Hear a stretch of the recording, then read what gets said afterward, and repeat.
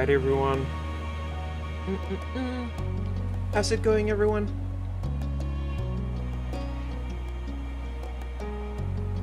Can you even hear me? Huh. Who knows? There we go.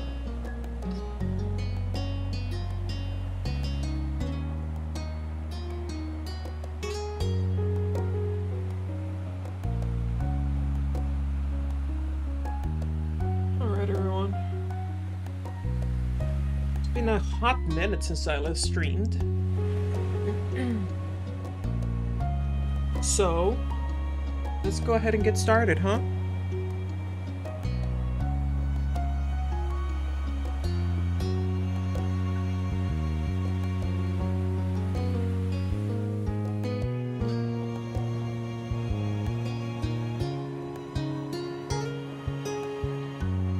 Distracted. Oh my god.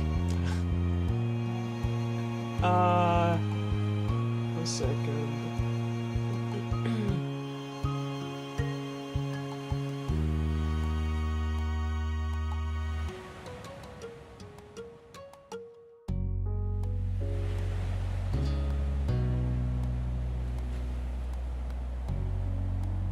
Okay.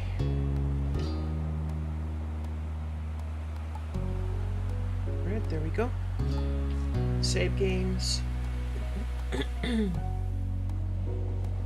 What are we up to? 8 or 9? Ooh, definitely 9. Probably 10 actually. 11. Alright,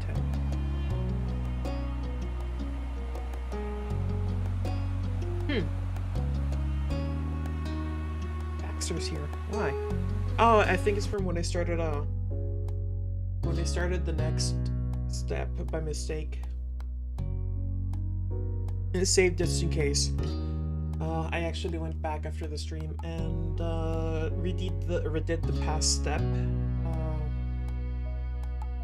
decision by decision, until I got the same ending as it did the last time.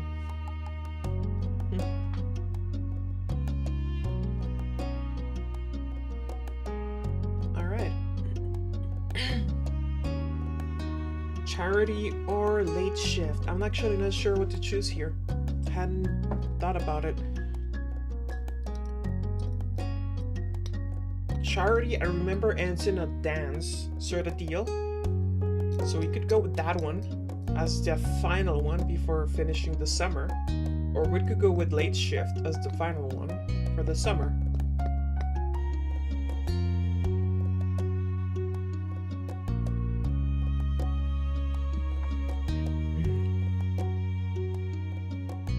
Difficult.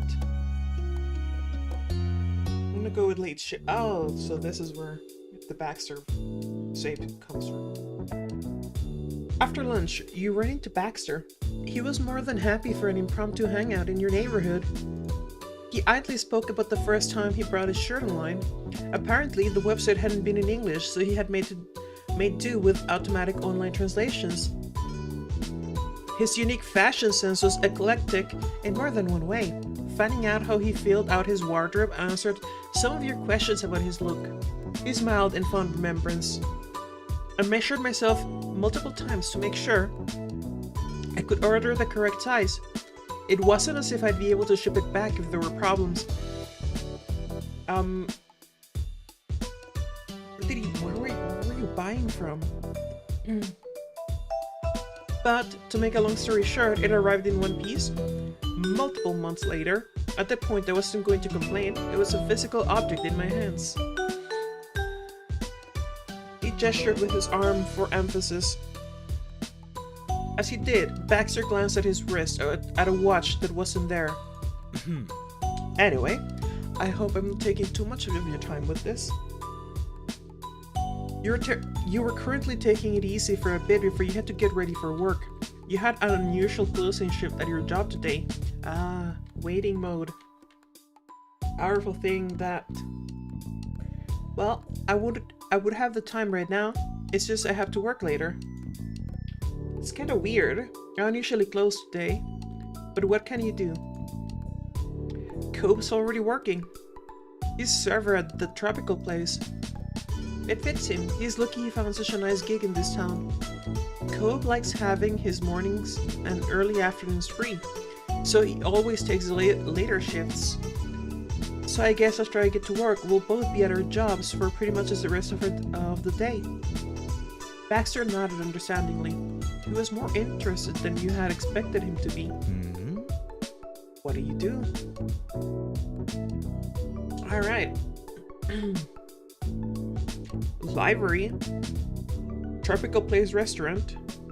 Mall kiosk that sells phone cases. I'm not gonna lie. Not gonna lie.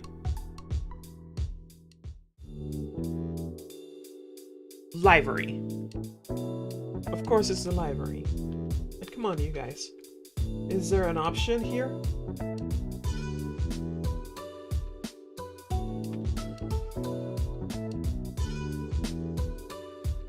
He grinned, as if you had just said you had an exciting career as a movie star. Interesting. Well. Now that I know where and when you work. Okay. Now that I know when and where you work, does that mean I should avoid visiting the place at that time? Or should I conveniently happen to bump into you during your shift? He chuckled at his directness. He really could be straightforward at times. I wouldn't mind seeing you there. I'd absolutely love having a distraction during the shift. Doesn't matter to me, you show up if you want. I'm gonna be pretty busy working at whether you said nothing. Oh. Honestly, I'm gonna go with this one. You doubted he would make himself a bother. It could even be fun. It tilted his head with excitement in his eyes. That I might have another stop to make it on my outing this evening. Thanks, Baxter. I gotta get going. Good luck, Curry. He waved at you as you peeled off towards your house. You reached your front door and gave Baxter one final nod before you went inside.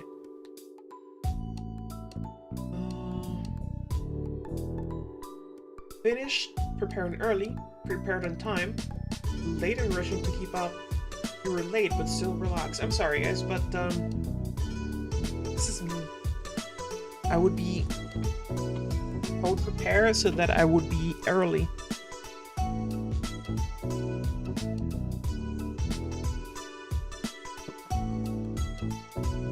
It didn't take long for you to change into your uniform.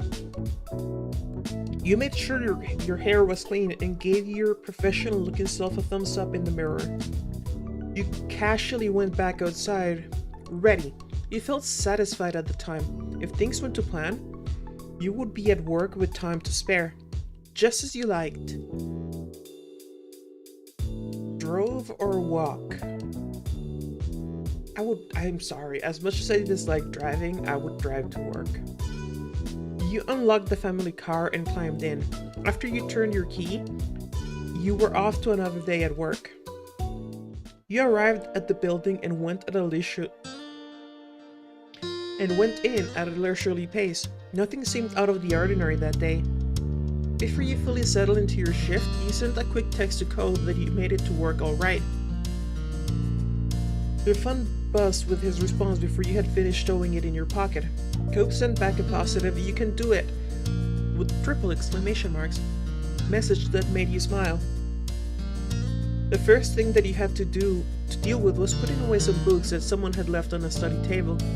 Most of them were about bugs, so you took them to the science section. Entomology. Cool. You wondered what the person had been researching as you looked at the titles. You slid each book back into its place. Maybe it was a science project on insects. You checked at the last book and smiled.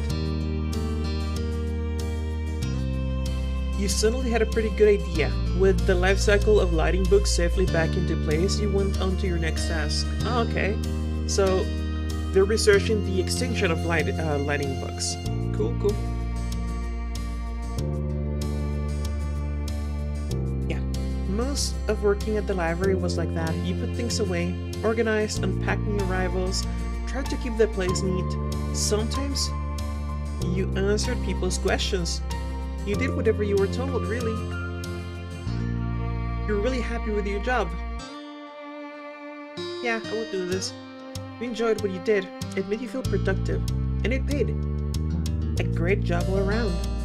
After time passed, you got really into your work zone. You rarely noticed the hours go by. During a slow moment, you heard a distinct and familiar voice. Excuse me? You turned your head and saw Baxter sauntering towards you. He really did turn up just to visit. Baxter, I was certainly wondering you were going to show. Look around. Take it all in. He grinned with a tilt of his head. Is this a good time? Yeah, I'm not too busy right now. Excellent. Okay. Voice excellent, huh? You saw his eyes search the place, clearly never having been before. You were both standing in the sci-fi section, surrounded by colorful spines with authors' names in large white print. Baxter gave them a cursory glance. I wonder if I can check something out, despite not being someone who actually lives in this town. I've never been to a local library like this. I've only visited school libraries and privately owned ones. Really? I'm flattered that seeing me was worth breaking your no public library streak. This makes you sound really spoiled. Just need to start going to local libraries more often. So not 3. 1 or 2, I'm thinking.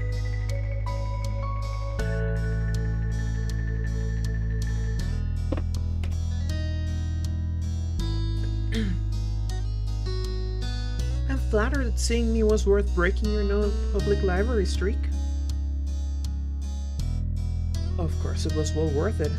Though you'd never answered my question. Am I able to get something to read for the summer? Or am I barred from borrowing? You can, as long as you get a library card and return the book before you move back. He looked genuinely excited as he flashed a smile at you. Then there is only one thing to do. Would you mind helping me get set up? With that, you slid back into customer service mode. He raised an eyebrow at your cheery expression. That won't be a problem at all, sir. Not bad. Sir, that works for me. You and Baxter spent a little more time together chatting about what he should get. Eventually, a decision was made, when he was off to explore more of the town. Then, he was off to explore more of the town. Funny enough, this is super weird to me. I've never, ever in my life ended a sentence with a sir. Ever. Never have. And barring some extreme changes somewhere, some way,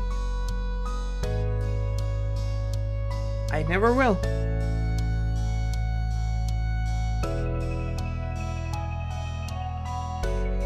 Now that it's a different one, but let's not talk about that. Not bad. You were glad he came by. It was a nice break from real customers, but you had to get back to your usual tasks. You checked the clock set high on the side wall. With how late it was time for your meal break. You breathed a sigh of relief and left your station. You found a quiet place to eat that was out of earshot for most people, and pulled out your phone. You typed out a text to Cobb to let him know you were having dinner. You took your first bite of the meal and Cobb replied with an okay. Your phone came to life again as he let you know that he'd already taken his long break, but he still had a short one he could take. With him on break as well, he asked if he could call. You were happy for the chance to talk. You'd been wanting to spend some time with him. He was made aware of that and sent back one more text, a thumbs up. Then you got a call. You accepted it as soon as you saw it was Cobb. Hey. Hi, Corey. Hi. The day's been going by really quickly. Definitely. It felt like barely any time had passed since this morning. All in all, the week itself had been going by fast. Cobb laughed quietly. You should have seen it. When I got my shift earlier, There's a huge fight going on with the schedule. I just try to stay out of it. I'm lucky no one else wants to close. It's not something I've got to defend. Some shifts are way too competitive. If you're in a restaurant and you're having to defend the closing shift, something's wrong. Especially a touristy restaurant that's tropical, something's wrong. Because maybe it's just me and I have but the closing shift is usually the one that people fight. Because that's the one where the most people go. Oh, maybe I'm wrong. Maybe that's just bars. He shook his head at the memory. You wonder how the shift had been sorted out in the end. He didn't bother to elaborate further on his workplace drama. I hope nothing's going on with you. This isn't normally when you'd be working. It's fine, I make sure to almost always have a good schedule. I was open to a change of pace. I got stuck with a bad deal, but I had no choice. I'm getting through it, and it's nothing. Well, that last one sounds terribly passive-aggressive. Even if it's likely not the intention. No. I'm gonna go with the first one though. I make sure it's fine. I make sure to almost always have a good schedule. You figured that like Kobe, you probably didn't go for some of the especially desirable shifts. He made a small hum of acknowledgement. At least we're in the same boat. Though, it's not equivalent that the last time we were in the same boat, huh? Yep. Baxter showed up here earlier. Wow. Well, oh no. It's just too bad I miss him. Super busy with my own work, I guess. It's a shame. I find it fucking hilarious that Cope does not like Baxter. Or at least is not super enthused about him. Because he's intimidated by Baxter. That's what I believe, by the way, that he's intimidated by Baxter. Because he was hitting on him. His tone was joking, at least mostly. You shook your head and tried to hide your grin. The conversation drifted off as Cove grew quiet. I can't stay on too much longer. It's busy. You imagine he was looking at some kind of clock the same way you had earlier. Cove sighed. The two of you had only started to talk, and yet it was somehow over. Bye. Bye. The word was flat. He was down about leaving. There was a second of silence before he pulled himself together. We'll have more time later. Right? Bye. You let him go and finish up your meal on your own. Just as you were clearing up, your phone vibrated. Cove had found time to sneak you a quick text. Just a few more hours until closing. You smiled as you finished your break. It was time to get back to work. No, I should have walked. Maybe you could get a ride from Cove. Customers continued to trickle in even though it was getting closer to closing time. Before you could jump back into work, you felt your phone buzz in your pocket. It had to be a text message, but there was a way you could check it now. Your phone buzzed again, making your hand twitch. Wanted to check it. Still, it would have to wait. Shaking the distraction off, you quickly fell back into the rhythm of things. There were still plenty of tasks that had to be done. You were filing some papers when you noticed something when you noticed movement out of the corner of your eye. Glancing up, you saw someone stopping at the counter. Excuse me. Do you have any tissues back here? Back there? Yes, we do. I can go grab that in just a second. Turning back to what you were doing, you started at a faster pace. When you were almost done, there was a loud thump on the counter. Someone had unceremoniously dumped a stack of books, presumably expecting you to put them away. You tried to spot the culprit, but there wasn't anyone inside other than the person from before. They must have not even stopped for a moment to see if you were available to take them. Ultimately, it didn't matter. The books did, and with a frown you started collecting them all into your arms. When those were out of the way, The quiet sound of fingers tapping brought your attention back to the person waiting for you off to the side. Your face warmed. The last few minutes pushed them completely out of your mind. They were in need of...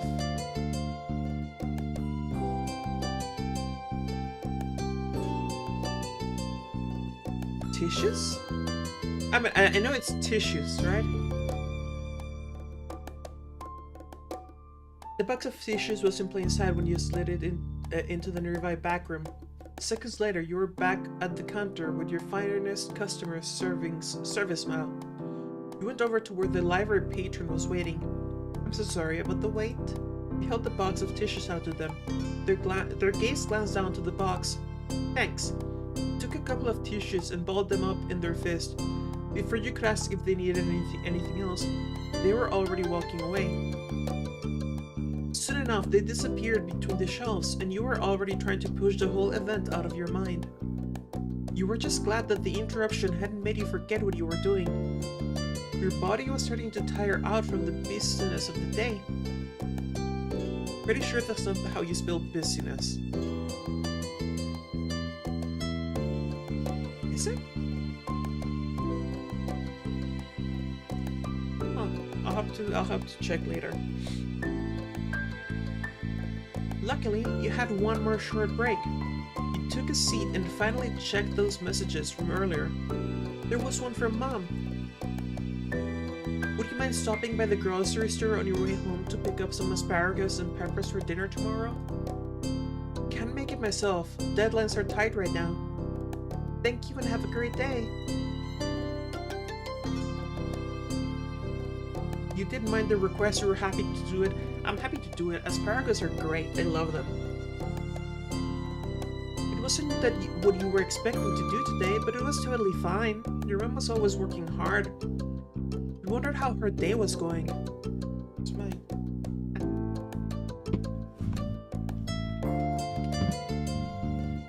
Oh, yeah. There. No. There. Oh, I missed.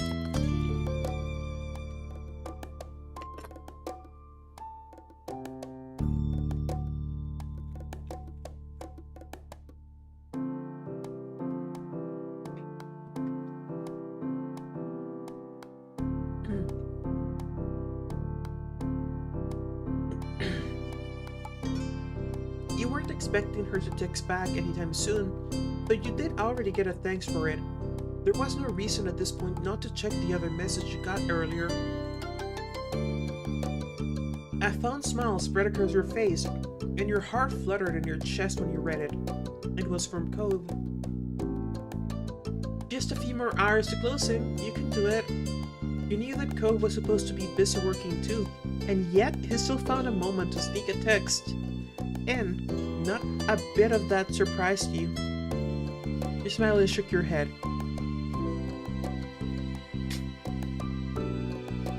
Not planning on answering him.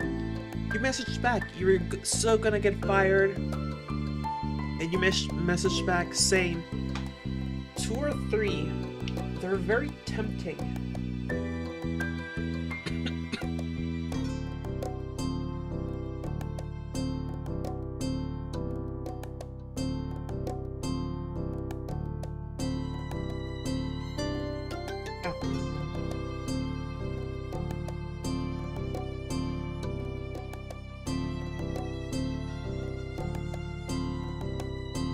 Was it?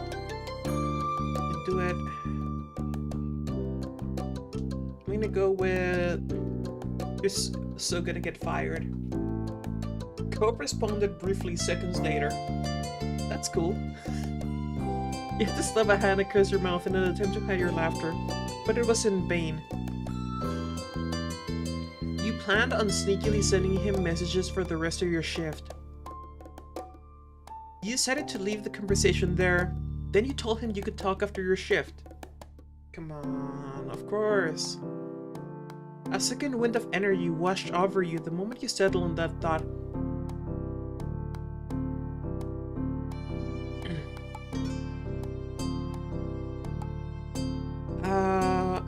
It wasn't model employee behavior, but every once in a while. It was good for the soul behavior. Honestly, if it gives you a second wind of energy, it's fucking go for it. As long as you actually keep doing your job, I really don't get the problem. There was no doubt in your mind that Cope felt the same, and that he would be your co-conspirator in breaking the rules. He knew how to be a troublemaker. For another minute, you stretched your arms high over your head and imagined how nice falling into bed later was going to be. You sighed. Hopefully your shift would go by in the blink of an eye. Jump back into the rhythm of things. A genuine smile ignited each and every time you got an alert from your phone in your pocket. Until your face started to hurt. Not that you minded. Whenever there was a moment to steal a glance and send a message back, you took it. Somehow, you managed to get through the rest of your shift without getting caught. The last of the customers had finally exited the building. It was time to close. I'm sorry, but if you're somehow getting caught texting at a library, you're doing something wrong. I'm sorry.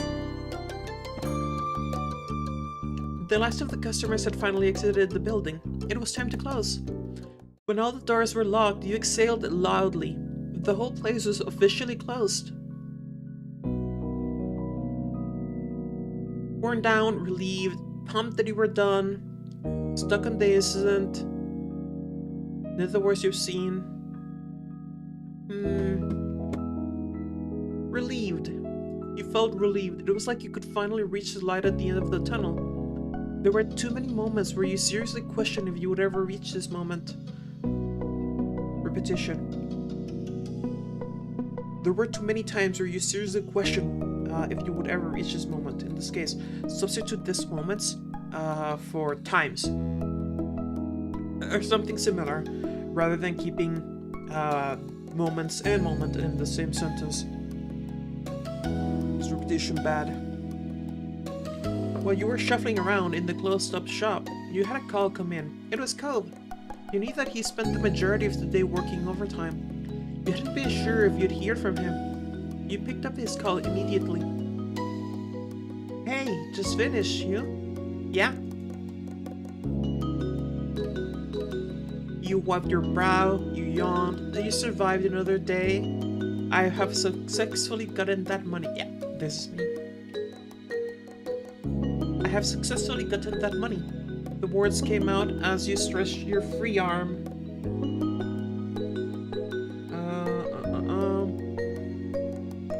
Over your head. Faintly, over the phone, you could hear the unmistakable sound of Cobb's chuckle.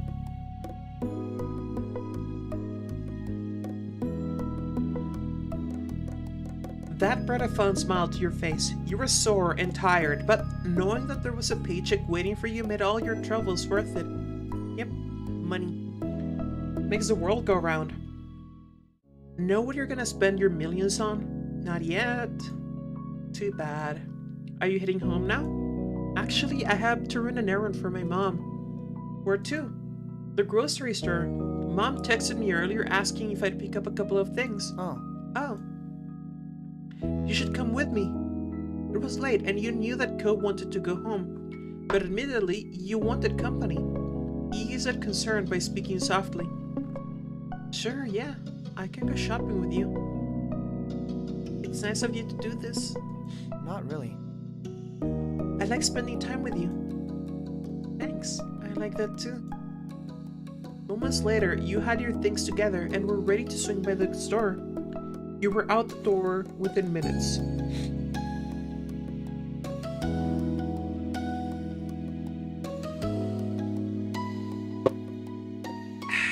Delicious coffee.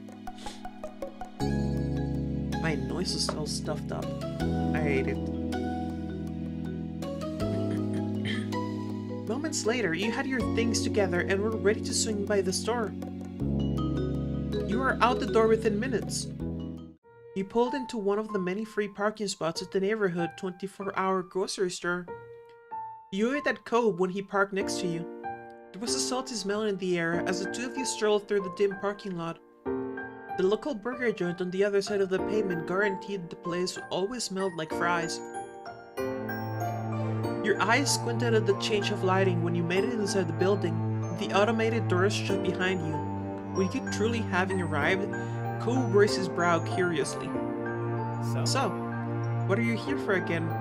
What are we here for again? Oh my god, look at Cove in his uniform. He has a fucking waiter apron. The name tag. He looks great. Asparagus and peppers. It's for something my moms are making tomorrow. That's good. This'll be a short trip. Uh-huh. You at least scanned the front row for a basket you could use. A full cart wasn't necessary. You felt responsible, having your parents rely on you. You were looking forward to dinner tomorrow. It was overwhelming how much you had to take care of. You couldn't stand the thought of making it longer. That was all there was to it. 2 or 3. Those are the ones that I want. Since it has peppers, not a big fan of peppers. Now chili peppers, sure, but regular bell peppers, nah. They didn't specify one way or the other. I'm gonna go with this one. You make sure the ingredients you selected were divine, because you were already looking forward to tomorrow's dinner. You spotted the basket and caught a glimpse of yourself while looking down to pick one up. You know, it feels funny to be in some other store while in a uniform from a different place.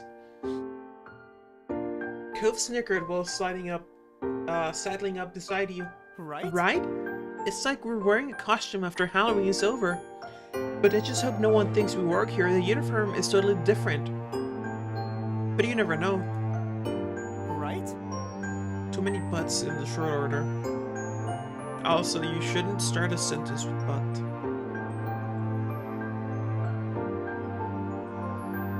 It's like we're wearing a costume after Halloween's over, comma, but I just hope no one thinks we work here. Actually, no. Just take out the but. You don't need the but. That but is superfluous. It's like we're wearing a costume after Halloween is over. I just hope no one thinks we work here. The uniform is totally different, but you never know. Yep, take out this but. That's it. You don't need it. It's superfluous as hell.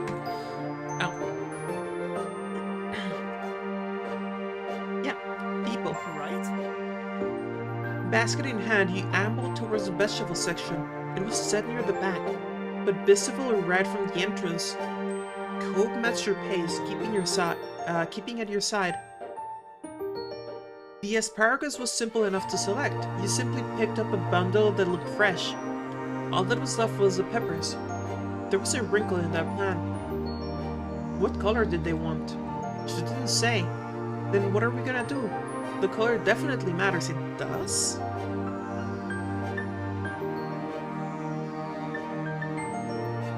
No, it doesn't matter.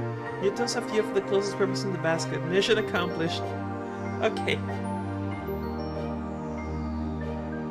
I'll text mom, left it out, and say to make the call. I don't know, what do you think? Oh. Oh, okay. Right, so my paranoia would be like, no, I need to call. I need to call, so I have to figure it out. I had to know. Otherwise, people will be mad at me for getting the wrong kind. Even though it's their fault for not telling me which. But one of every color. I sure have something she can use that way. I'll text her. You tried to fish out your phone while balancing the basket. Cove held a hand out to take it, and you accepted the help. With both hands free, you were able to type out a brief message to ask about pepper cloves. I'm sorry. You need more than one hand to do that? Huh. When you stared at... Then you stared, waiting at the screen. Cove hovered nearby to peek over your shoulder. The replying icon appeared, and you felt Cove lean in even closer. Just the regular green ones is what she sent back. Alright, that's easy.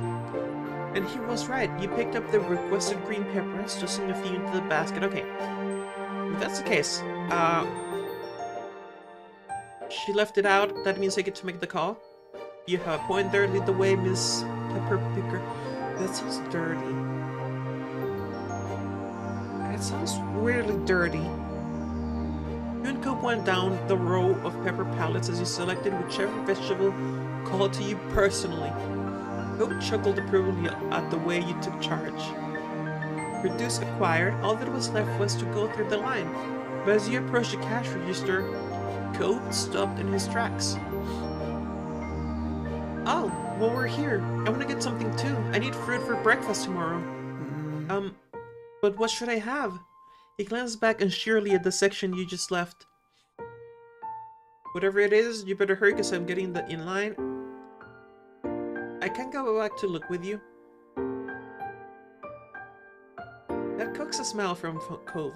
His tension eased. Sorry. Thanks, Curry. I'm sorry. It's fine. We'll take a little more time to do this. Cope gratefully led you back to the fruit stands. He left his eyes wander across all the options, seriously considering his decision.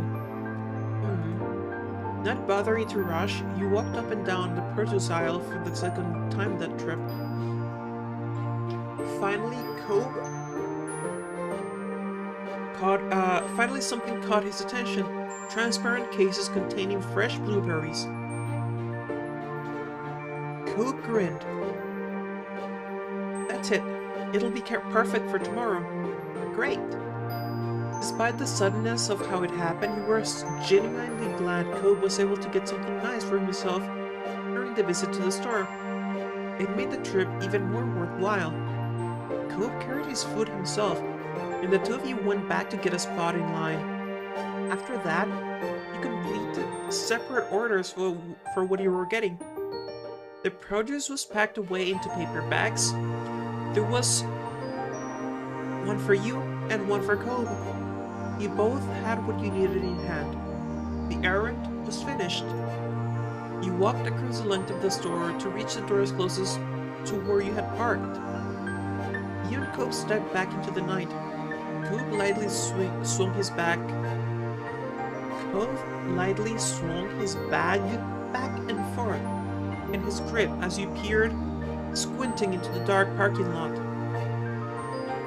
He smiled slightly, a gentle expression on his lips.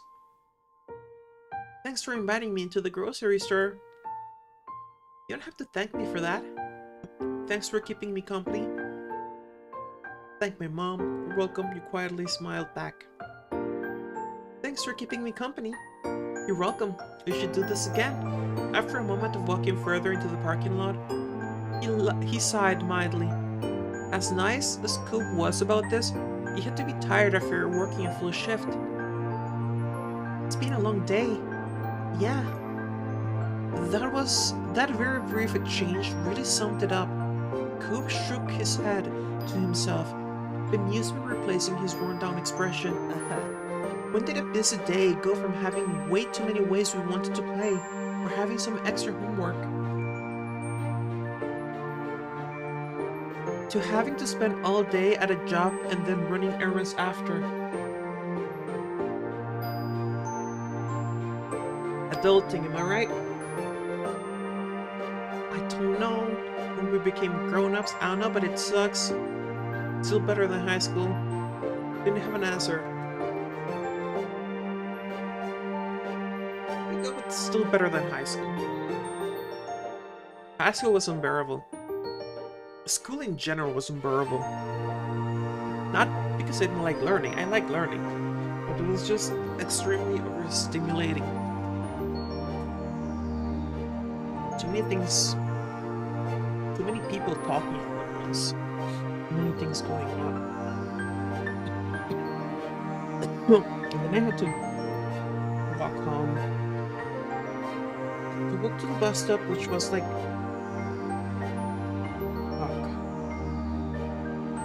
20 minutes away, 30 minutes away from the school, and then take a bus, which was like another hour, 30 minutes to an hour, and then walk another 20-30 minutes to get home. I was not happy. Cope's eyes narrowed as his mouth opened slightly. He was having a thought. I think. Your mom's needs this stuff for tomorrow's dinner. Not tonight, right? Uh-huh. And nothing's frozen, so you don't need to get it home urgently or anything. Would you want to go across the parking lot to that fast food place? We could get something. You know it's still open, doesn't matter how late it is. It might be nice. He perked up at the suggestion. It sounded like fun. He started speed walking towards it. Cope had to jog after you until he caught up. Okay, I spotted a mistake here. The mistake was that you go to your car, you drop your stuff in the car, close it, lock it, and then you go to get your burger and fries. Cope had to jog for you until he caught up. He chuckled and then raised his bag of groceries. Maybe we should deal with these first? Oh, right. There we go, Cope. Good. Let's drop the groceries off, then we can go. You agreed, and Cope strolled over to the cars, buoyed at the thought of something to look forward to. He placed his bag in the back of his car and then walked over while you finished putting up your groceries. With the groceries taken care of, it was a short walk to the burger joint. There were 3 cars lined up in the drive-thru, which wasn't too bad. You had to go all the way around the building to get into the front entrance, but soon you were under another set of bright fluorescent lights. Luckily, there wasn't a line inside the building, so you stepped right up to the counter. Glanced over at the menu. You remember eating here before with Cope, back when Kira had taken you both years ago. The menu looked pretty much the same from what you could remember. I'm sorry, you mean to tell me that you have only eaten at this fast food restaurants once in your entire 18 years of life? In this town? That's kind of impressive. Good for the moms. That's some real high quality cooking there.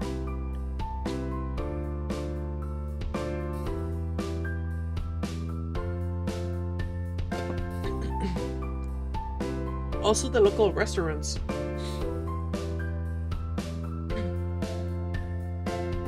It was missing the mozzarella sticks, but most of the other items were familiar.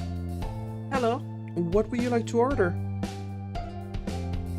Yes, hello. I would like one of everything on your dessert menu. You burst out laughing. You gave him an "Are you serious?" look. Okay, so here we have a bit of an issue. You gave him a "Are you serious?" look. Now, by the way this works, as far as I know it, generally speaking, it's vowel sounds go with an, and consonant sounds go with an a. Ergo, you gave him an "Are you serious?" look. You gave him an impatient look, right?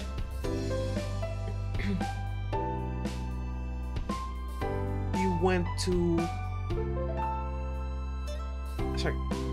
You have an engineering degree, etc., etc. In this case, "are you?" It's a vowel sound, so it should be gave him an "Are you serious?" look. But hey, maybe I'm wrong. Stole my order. Good idea. Kept the straight phrase. It didn't surprise you. You stole my order. He brushed a hand against the back of his head and his polite smile for the employee bent. Mom rubbed off the meat. I know this is innocent, but the internet has rotted my brain so much that my brain instantly went to looter places, tabooer places than this was likely intended to be. He was reminiscing on that visit too. After the cashier made sure Cope was being serious, it was your time to order. You got... Okay, first, you burst out laughing. gave him an "Are you serious" look. Hey, you stole my idea. My order. Okay.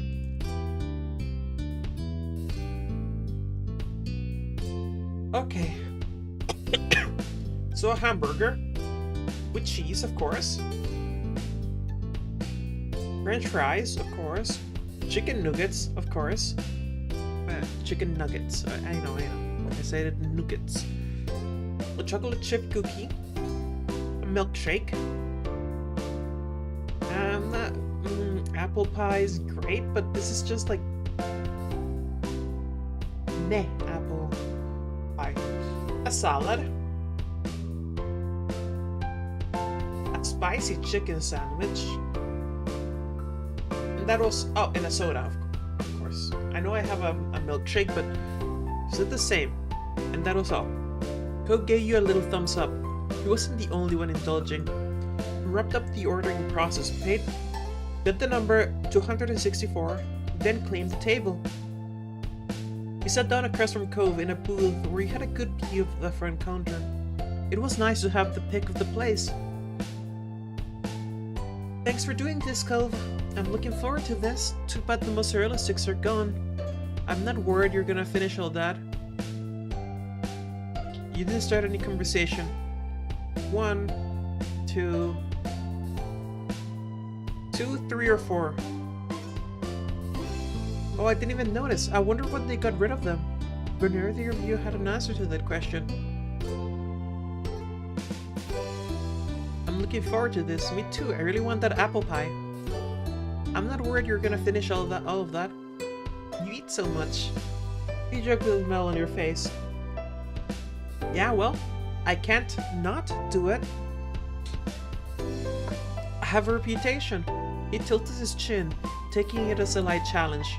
Then you took out your phone to text your mom about your delay home. You didn't want them to worry. Cope watched you for pulling out his phone as well, maybe for the same reason you did. When the updates were sent, it was back to being just you and your neighbor once more. He offered you a small smile. I miss you, you know? Even if you weren't ever really gone. It's been less time than I'm accustomed to. Cope tapped his fists on the table. Definitively.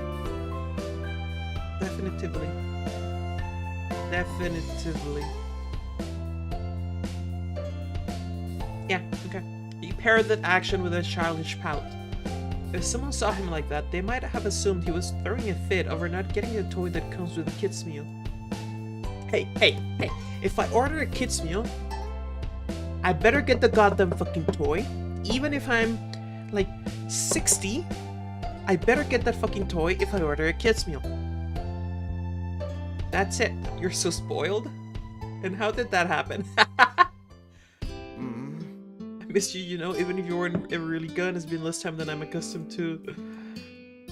I'm really glad we're doing this. He beamed at you sincerely, a ray of sunshine in this late-night food trip. When the number was called, Cope hopped up from his seat before you could react. I've got it, save our spot. You shook your head no. I'm helping get that. Okay. You're so spoiled, and how did that happen? He beamed at you sincerely, a ray of sunshine. Okay. You're really cute. I am. Thanks.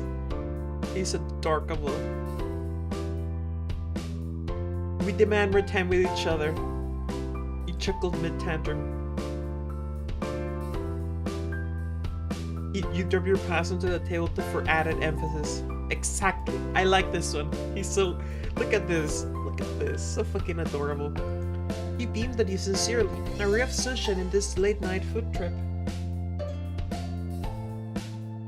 When the number was called, Cope hopped up from his seat before you could react. Don't worry. I've got it. Save our spot. I'm helping get that. Alright, I guess we probably don't have to worry about someone taking our seats. He drew a glance across the empty restaurant with a smirk. He snickered as you both walked over to the counter together. There were 2 trays sitting on the counter. Cope grabbed the one that was mostly his dessert items, leaving space for you to reach the other.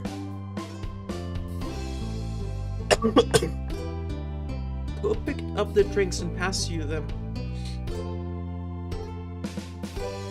And passed you them. Is that correct? And passed you them.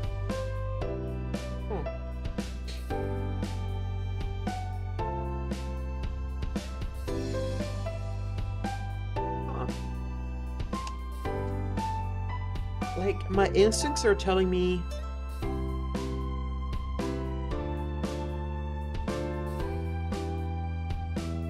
that this is technically not wrong, but I hate it. Which could also mean that it is wrong, and I hate it because it is wrong. An alternate way to put this would be, Cope picked up the drinks and passed them to you. Then he grabbed the tray with food.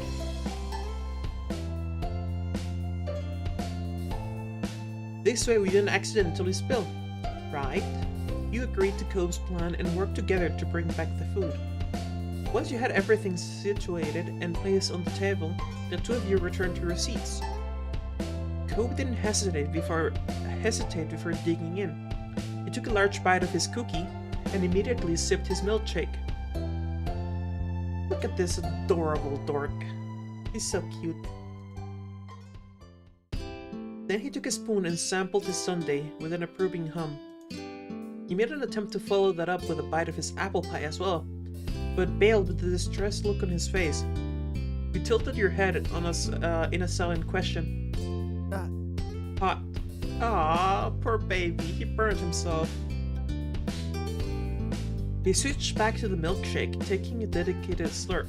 Cope sighed at the cool relief it brought. You also started to taste yours. It really wasn't bad. In only a minute, Cope's cookie was gone.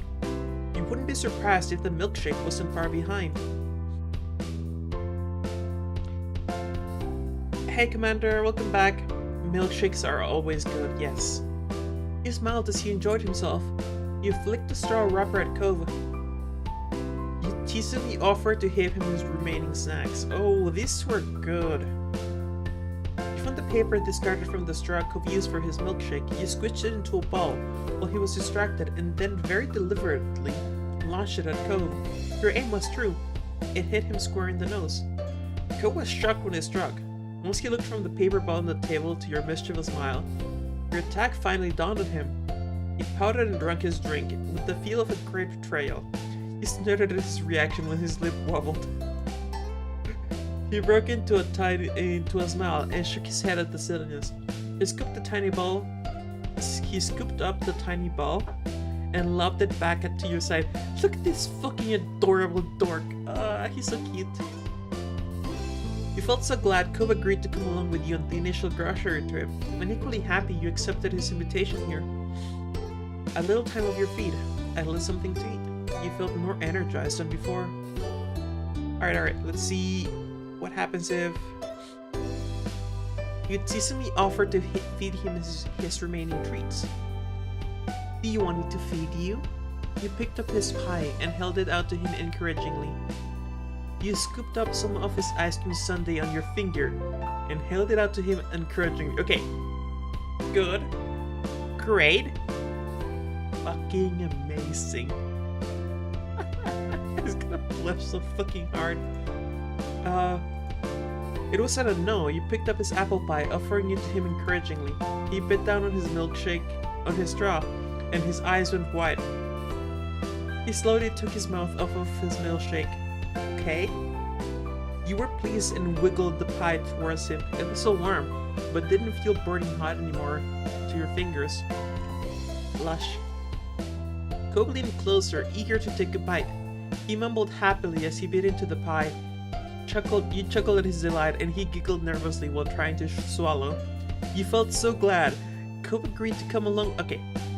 So now, you scooped up some of his ice cream sundae on your finger and held it out to him encouragingly.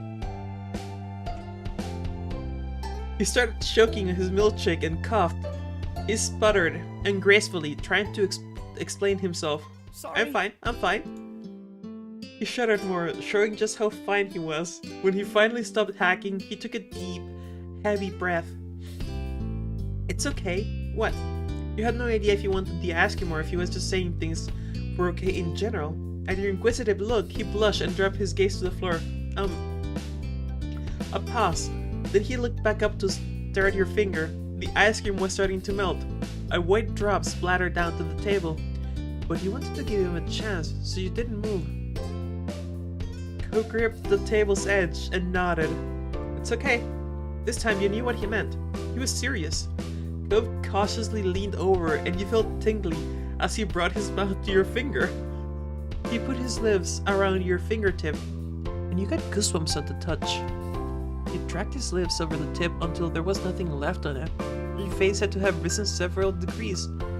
You would probably need something cold of your own after this. What? Oh shit. Okay. Okay. Great. When he let go, Ko looked up at you. His own cheeks flushed. He had a trembling smile. Was that good? He then abruptly smacked his hand on the tabletop and turned his head to the side. I mean, that was good. The sundae was good. Thank you. Ah, you subby little bastard. That's okay, don't worry. Ara. You can call me mommy if you like.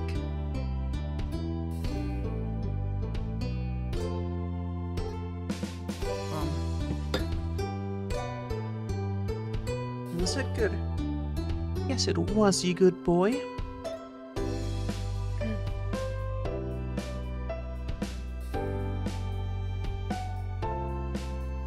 You cackled, amazed at Kobe's reaction. Oh my god. He robotically grabbed his milkshake and started drinking it, his eyes anywhere but on you. After a few large gulps, he started to calm down and gave you a shaky grin. It helped settle you.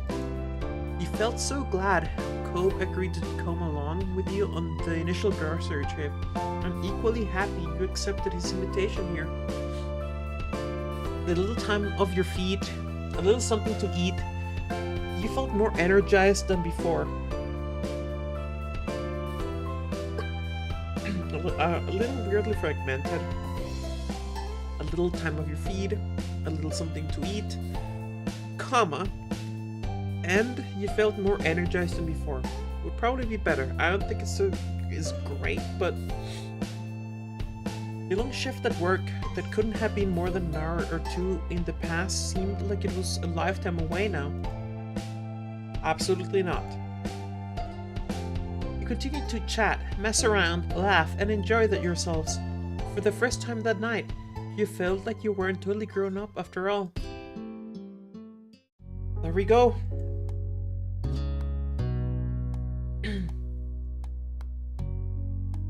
One more step. Charity. Will pushed himself to his feet from where he had been bent down in the sand, stretching out his back and groaning softly. A tired breath slipped past his lips as he wiped his brow, looking out over the shore. It looks great. You stood beside him, joining in the surveying of the sand that almost seemed to sparkle beneath the midday sun.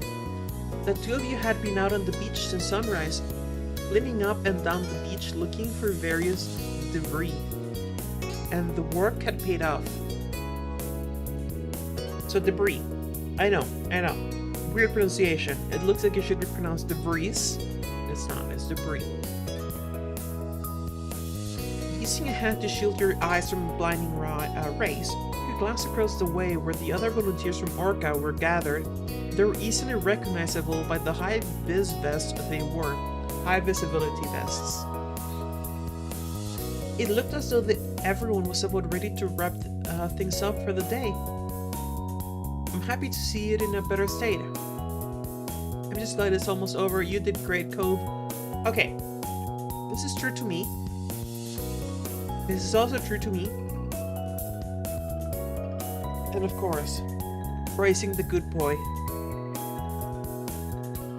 I don't think I can take another minute of dragging myself across this beach. I like it. It's nice being near the fresh ocean air.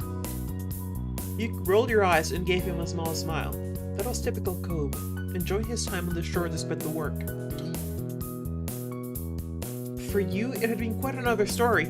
You struggled to get through the labor this morning, but at least you knew you would soon be moving on to other things. Cobb placed his hands on his hips, a pleased grin pulling at the corners of his mouth, as he admired the work you'd both done. You had begun to realize during your time volunteering for the organization how seriously Cobb took his service. It was easy to see that it was something important to him. You felt equally as invested, and always gave it your best efforts. You enjoyed the work, but mostly wanted to have a good time. Miranda was right. You volunteered because it was a good reference. You didn't want to be there, but you didn't know how to turn it down. I don't like any of these. Where's the part where you didn't like to be there, but you did it because you wanted to spend more time with Cobb? That would probably be about the only reason I would do something like this.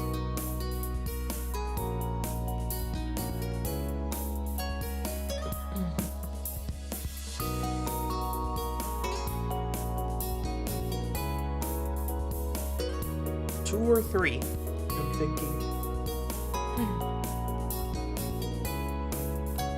Let's go with two. Being part of an organization like Orca meant you got to meet different people and go to all sorts of places you might not have had the chance to usually. Not bad. We did a nice job today. It's been a good year so far. It's crazy to think that it's already time to push the big event. You let out a big breath, thinking of the formal dinner that Orca organized every year.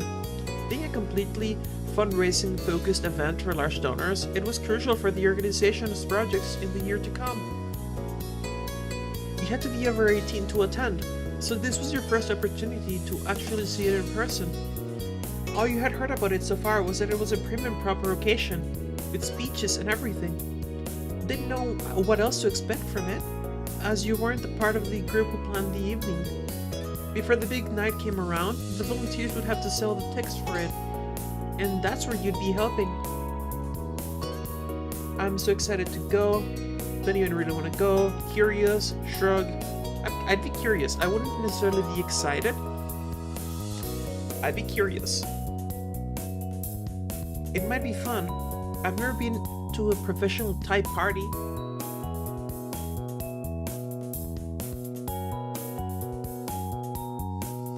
Cobb nodded, though he still seemed reluctant. I just don't feel excited about attending a super formal meal. With proper etiquette and stuff, you know? By the way, for the longest time, I saw etiquette, or rather, I heard etiquette, and because it's pronounced so weirdly, etiquette, it sounds like it's pronounced with a D, right? I thought it was written with a D. Apparently not. I mean, I learned that a few years ago, but still. He threw his arms out to the side, making a bit of a show at how ridiculous it seemed to him. I got sun all over my room and only one nice shirt, and I go barefoot pretty much whenever I can. I'm gonna be so out of place. Right, I bet you'd rather stay out here. I don't have to worry about manners. You can make it work for one night. Doing something that fancy will make it fun. Yep, you'll definitely seem out of place there. He didn't say anything. Hey Tricky, welcome back. We did the late shift. That was fun. Especially if you actually did decide to show up barefoot. You know that your head at Cobb's feet, covered in sand, and he laughed lightly. Right? Wouldn't that be a sight? Alright, let's see for... I don't want to have to worry about manners. That's what I'd say, by the way. What if they have more than one fork like in movies and I have to pick the right one? What am I supposed to do then? You groaned at the thought, dragging your feet through the sand while Cobb chuckled at the thought. A small beeping noise came from Cobb's pant pocket, and he pulled it out and glanced at the screen. Huh? It's the organizers. They've sent a text to the group. Time to call that a day here. Finally, let's move on. Cope tucked his cell away eagerly, turning to you. Let's head over and drop the trash bags off at the trucks. Then we can drive back and join the ticket team. We've gotta be there pretty soon to relieve them. With a stretch of shore this long, the plan was to switch places with the other team who had been pushing the tickets for the fundraising dinner halfway through. It would be a full day of work, but it was Orca's largest event of the year, and all hands were on deck to make sure it was a success. So, okay, I cannot be the only one, right? I cannot be the only one that when they hear all hands on deck, right? When they see it, when they are in the present of the expression all hands on deck, they hear all hands on deck. I'm not the only one, right? I'm not the only one whose expression isn't all hands on deck, it's all hands on deck, right? I cannot be the only one. Maybe it is, maybe it's an Imperium thing. Like, Imperium, one of the largest player blocks, alliance blocks, coalitions in EVE Online.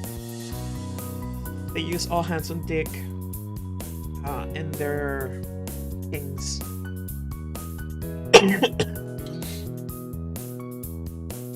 Here is your hand for a hand 5. The history nerd in you only sees the naval aspect, so hey, come on. Doesn't it just make perfect sense? All hands on deck. High 5, nudge your shoulder against Cope. Started pushing Cope in the back to move forward, you ran off. You started to walk. Galloped down the wide open shore, sparing a quick glance back over your shoulder to make sure Cope was following. He was. Alright. Pushing him. Time to go! He resisted, letting his weight against your hands and digging his feet in the sand. With a burst of laughter, you pulled away quickly, and he almost fell backwards into the sand. Hey! Joining with the laughter, while stumbling to catch himself. You collected the trash bags spread along the way together, heading across the beach to hoist them into the trucks, before heading off to the next job. Cope slipped his warm hand into yours, and you intertwined your fingers, strolling back to the car, side by side. I have no idea how I ended up in this conversation, but it's funny and interesting. Ah, well, you're welcome, Trekkie.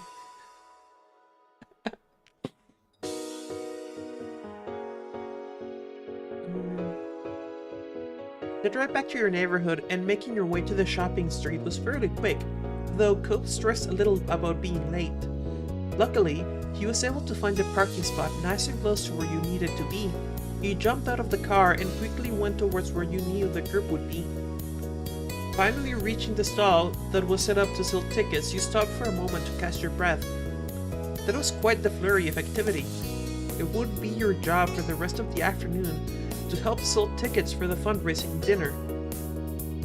And looking around the street, you saw that there were plenty of potential buyers out today. That would hopefully help to move the tickets along. The stall itself was simple, a portable table with a few plush sea animals as decorations and a banner stuck across the front. There were 2 volunteers who were already packing up and getting ready to head off to the beach. They gave both of you a friendly smile as you arrived.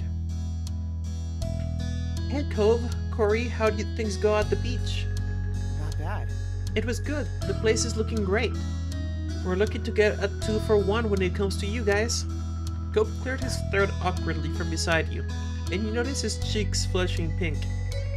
Here we go again. You laughed it off. That's right, that's us. You felt your own cheeks get hotter. Their teasing rubbed you the wrong way, you shrugged it off.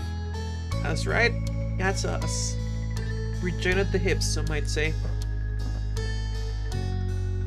The volunteers chuckled and packed up the last of their stuff, and Cope seemed to relax a little more. They made room for you and Cope behind the table, while they circled around to the front of it. Thanks for coming in for a shift. We'd better make this quick so we can head off to the next place. No problem. What do you need us to do? You mumbled a reply, content to sit back and let Cope deal with the handover. One of the volunteers handed you a clipboard with all the details needed to sell tickets, while the other tossed a set of keys to Cobb, which she caught with ease. Those are for the money box and supply kit. Make sure to keep them on you at all times.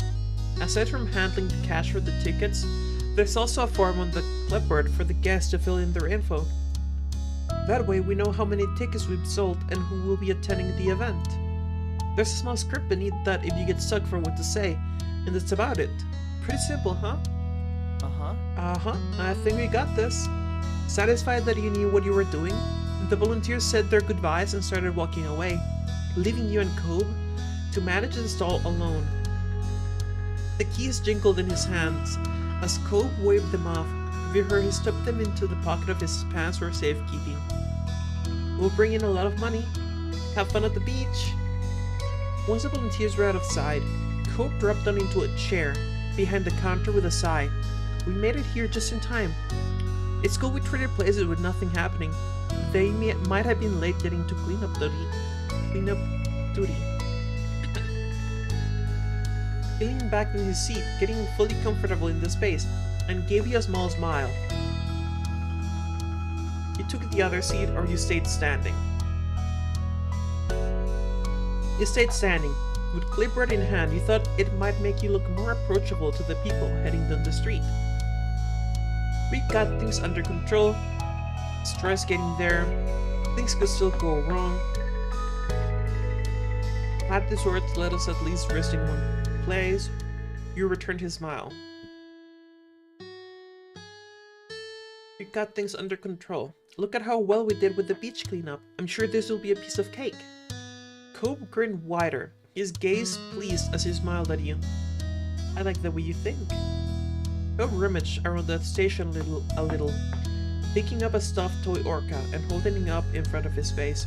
You had to admit that it was pretty cute, with its big, bulging eyes and oversized flippers. Setting it back down on top of the table, Cobb moved on to check out the rest of the stall, finding a cooler stashed beneath the table.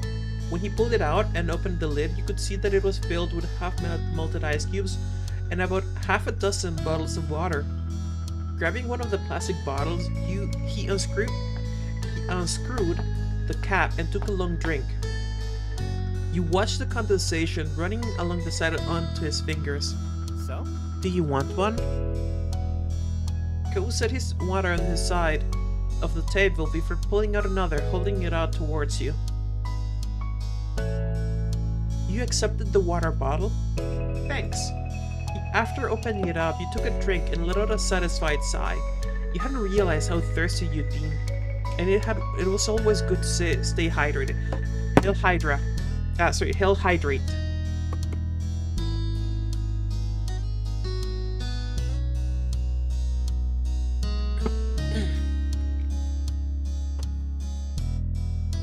Oh, Tricky, you missed it. So, remember the fast food place that we went to with the mom, where they bought every single item of the menu? It's okay if you don't remember it, because the important part is that we went again, right? Cobb bought everything on the dessert menu. I bought nuggets, cheeseburger, spicy chicken sandwich, fries, milkshake, soda, and something else, I think. But the important part is that we fed Cobb ice cream with our finger.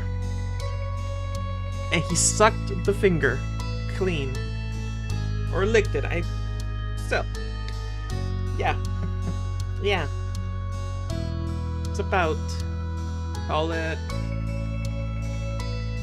what, 20 minutes ago? 10, 15, I don't know. After opening it up, okay. Two of you got settled in easily, and you took the chance to look over the paperwork on the clipboard. Cobb joined you, leaning over your shoulder to get a better look. Seems like pretty standard stuff. He muttered, and you nodded quietly. It had okay, so if he muttered. Seems like pretty standard stuff. He muttered, and you nodded quietly. It had general info about the event and the work you needed to do at the stall, as well as the amount of tickets sold thus far, and the number remaining. Cope tapped his finger on the counter as he read quietly over the notes, muttering a few things now and then that you didn't fully hear. He seemed content to be there, and you were sure that the afternoon would pass by quickly. When he glanced out towards the crowd and made a small sound, you followed his line of sight to see that a potential supporter was on their way over to the booth.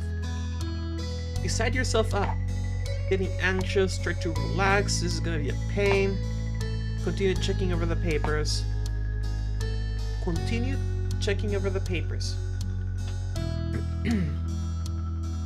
Hi, how are you doing today? Hope greeted the person as he approached, and you were glad he had stopped in instead of making you do it. You were glad he had stepped in instead of making you do it. You were much more content with working in the background, and so designated yourself the task of taking guest details down instead. Time passed as the two of you manned the stall, and as people approach, your sales pitch would either have them asking for a ticket, or two, or heading off and mumbling maybe next time. All in all, you managed to sell a decent amount of tickets, and you could tell that Cope was happy with the outcome.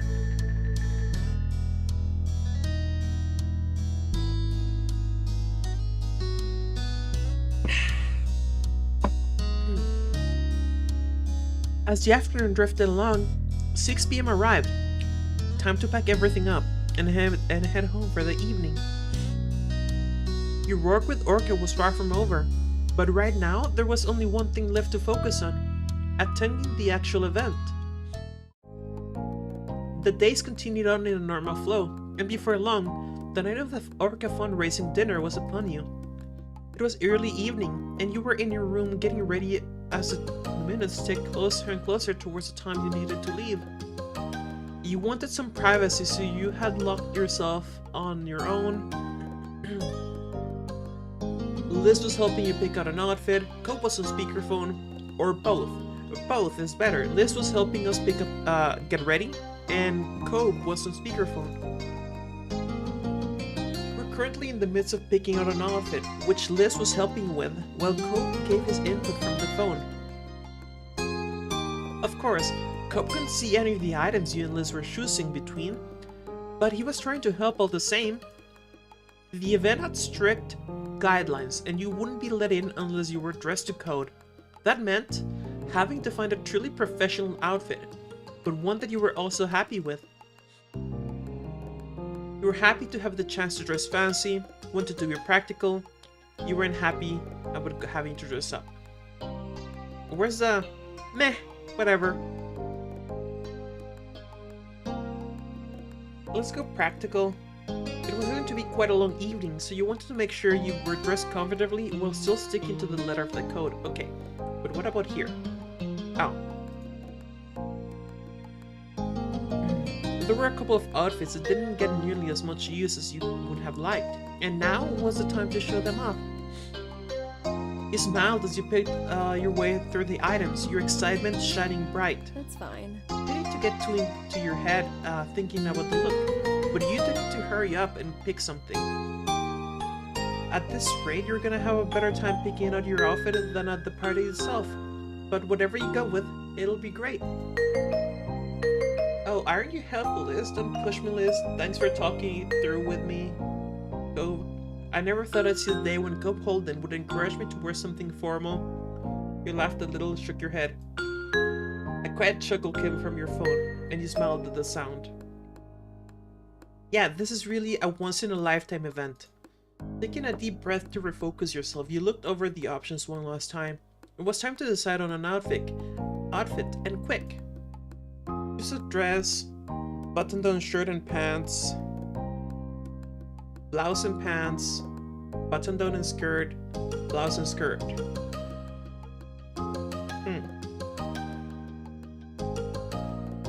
Tough. I'm gonna have to go with dress.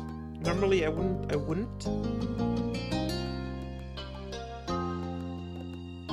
But I'm not happy with the other ones for this type of event. Liz nodded in approval, clapping her hands together, satisfied. Good. Finally, we're making some progress. That's That sounds like it'll be totally fine. I'm wearing just a shirt with buttons and slacks, personally. Standing in front of your mirror, you quietly assessed your outfit. You thought about adding an accessory or two. It needed a little something extra to finish it all off. Rummaging through the rest of your wardrobe, you picked out what you needed to complete your outfit. There it is. There it is.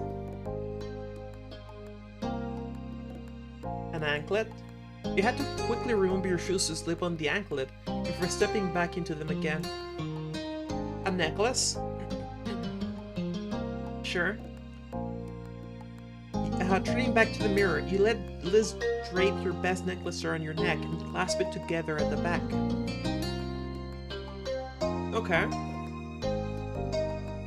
A pair of earrings, of course. You heard to put on a pair of earrings to match your outfit, aware that time was running short. Okay. A belt. Most dresses don't need them. A ring, a shawl, a tie, a button vest, a bracelet, or a watch. A watch. Grabbing your watch from your bedside table, you fastened it around your wrist and quickly checked the time. It was almost time to go. Alright, last one. Bracelet, or a shawl, or a ring.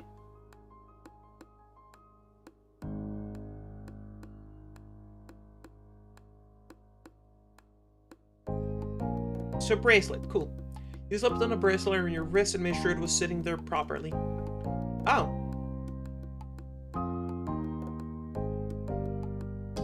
Okay, and that was everything. And with that, you decided to apply makeup. You asked Liz if you could have put on makeup for you. Yeah, Liz, leaning up in front of the mirror again, you spoke over your shoulder. Do you think you could help me with some makeup for tonight? Absolutely. I'll show you everything I know. You're welcome for that. Thank you. With that, Liz really got into gear. She worked deftly to apply all the details without holding you up too long, all while keeping you informed on what was happening to your face. Oh? You're really going all in, aren't you? Of course. Finally, you were dressed. It had all come together. Okay, just gonna change my shirt and then I'll be at the car. See you in a minute. When you looked at Liz again, she had a goofy smile pulling at her lips. You look very nice, Corey. Thank you. You twisted irony in your outfit excitedly. I do look good, don't I? Now you're talking like our moms. You blushed and smiled at the compliment. You stuck out your tongue and scrunched your nose. When did Liz get so matronly? Her eyebrows dipped at the statement, and she smirked, with arms folded. They did raise me. She had a point there. Liz wiped the pretend tear away with her fingers, niffling dramatically. Oh, precious Corey, you're really all grown up. It happened in the blink of an eye when I wasn't even looking. Now you're really starting to sound like our parents. Is anyone else hearing things? In what regard?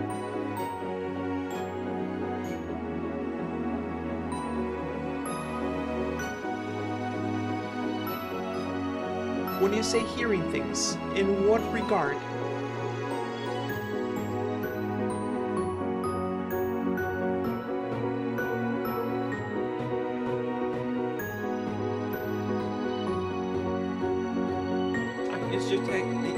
It's just your tech issues? Okay.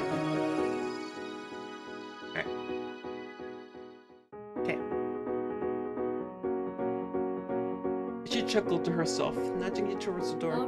Alright, time to get downstairs. You're very official, though still kind of baby boyfriend.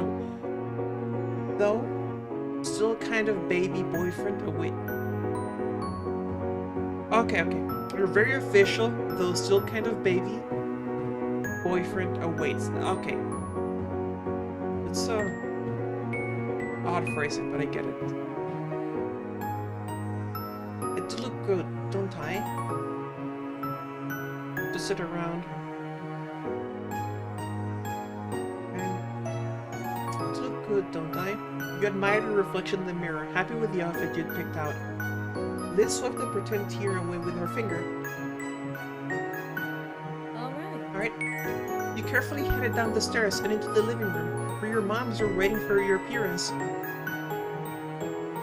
As you entered, they both stood from the couch and came over to you, smiling proudly.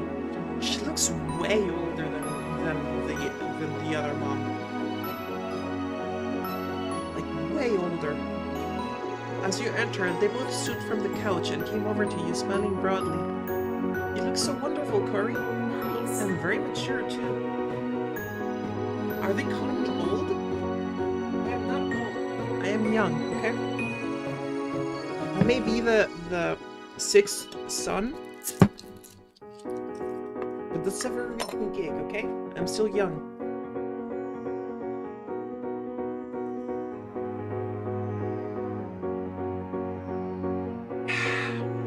Delicious. I know, right?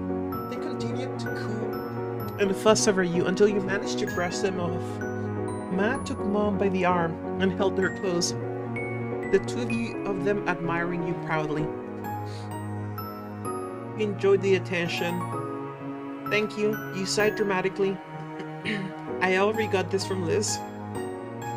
I need it from you too. You have to get used to it one day, Corey. You're the baby of the family forever, after all. No. You don't know about Lizzie, right? She might not be into dudes, but we know that we are into Cove, and that means that at some point there might be a little Cove or little Corey in the family, at which point we will no longer be the babies of the family. Okay? Okay?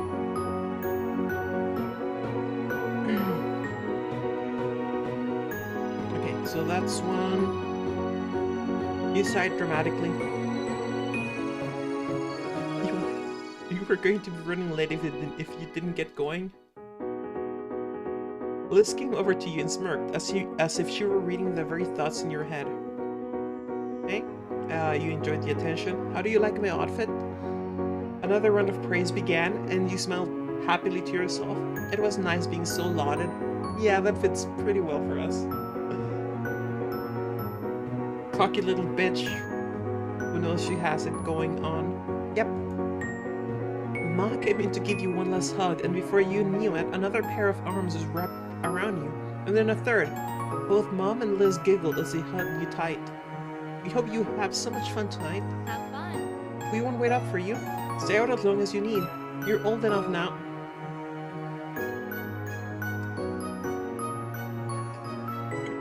Maybe it's just me. Maybe it's just me.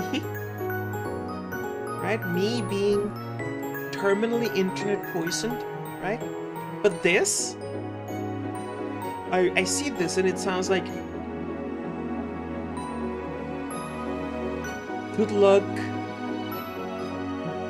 you know, good luck deflowering Port Cove, right? I don't know, maybe it's just my internet poison mind.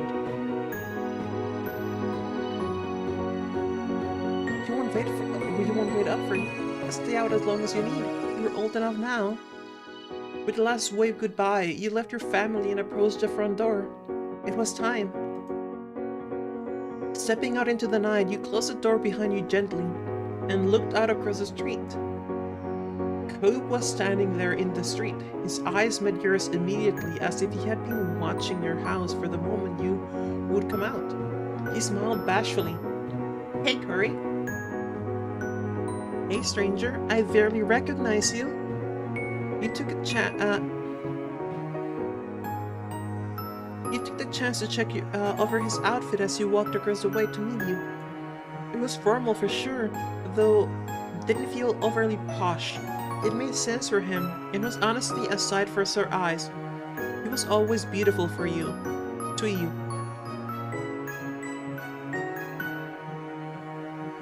With a growing smile, he stepped closer, his cheeks reddening all the way down to his neck. Thank you. Thank you for coming with me and for dressing really nicely for this. Your outfit is just perfect. His gaze traveled downwards to take in your full form, and he leaned in only inches away from your face to whisper in your ear, his warm breath tickling your skin. I like the ankle bracelet. And that's where we went with it. That's why we went for it. Your cheeks went hot, and you bit down on your lip to keep from smiling too much. I ordered for you. I thought you might appreciate it, and it's a special night. He smiled at you softly, the corners of his eyes crinkling as he brought his face even closer, to the point where the tips of your noses were touching. You're always so nice to me. He raised a hand and lightly trailed his fingers on your side, his touch tingling your skin through the fabric of your dress.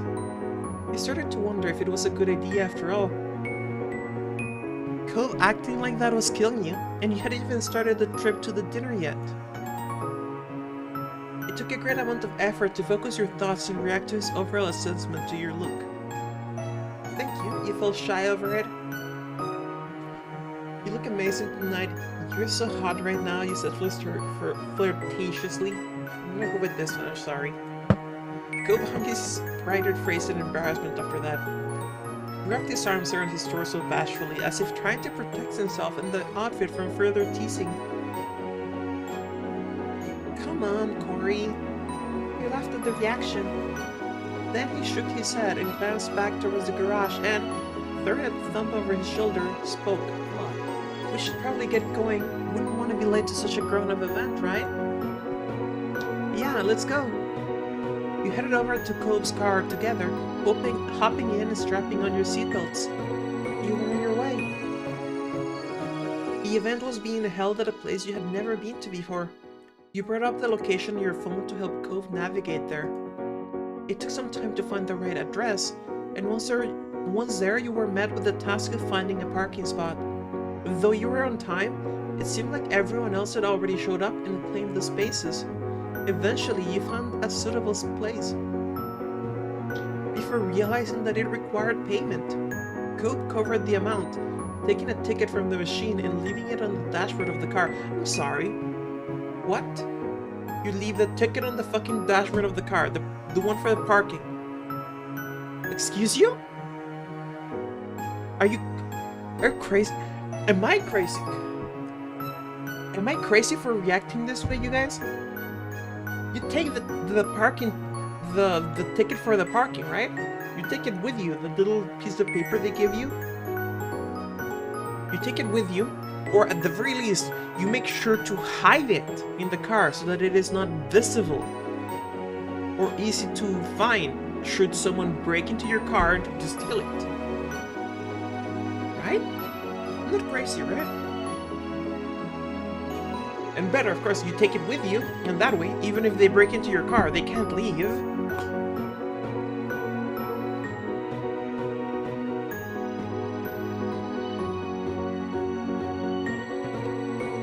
And sir, I'm not being unreasonable, right? This is perfectly reasonable, right? Leaving it on the dashboard.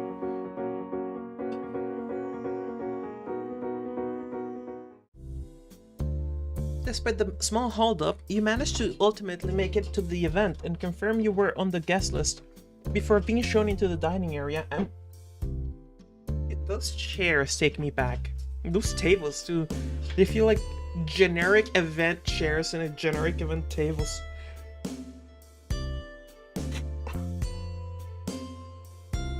Okay. Cove whistled low as you looked around, taking in the extravagance of the room. Chandeliers hung from the ceiling, and the entire place was decked out with beautiful oceanic displays. Those ginormous fish tanks to the sides are amazing. You were stunned yourself. It was extremely high class, even more so than you had already expected. Which is saying something, because you guys, remember, at the very least, we are country club kids. So for something to be extravagant enough that it surpasses expectations for a country club kid, That's extravagant.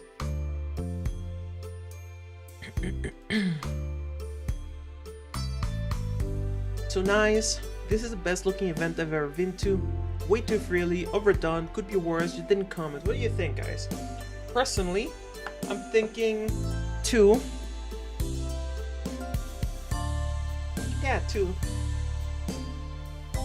You only say 3 or 4 if they fucked it up, right? Because yeah, sure, if it's very fancy and expensive looking or whatever, that's fine. You can do that and still pull it off, right? It just takes skill. But if you make it overdone and don't have the skill to make it look natural, then yeah, it's gonna suck. But there's no information clarifying what kind of too much or best looking this is. It's up to you. So I'm gonna go with 2. This is the best looking event I've ever been to.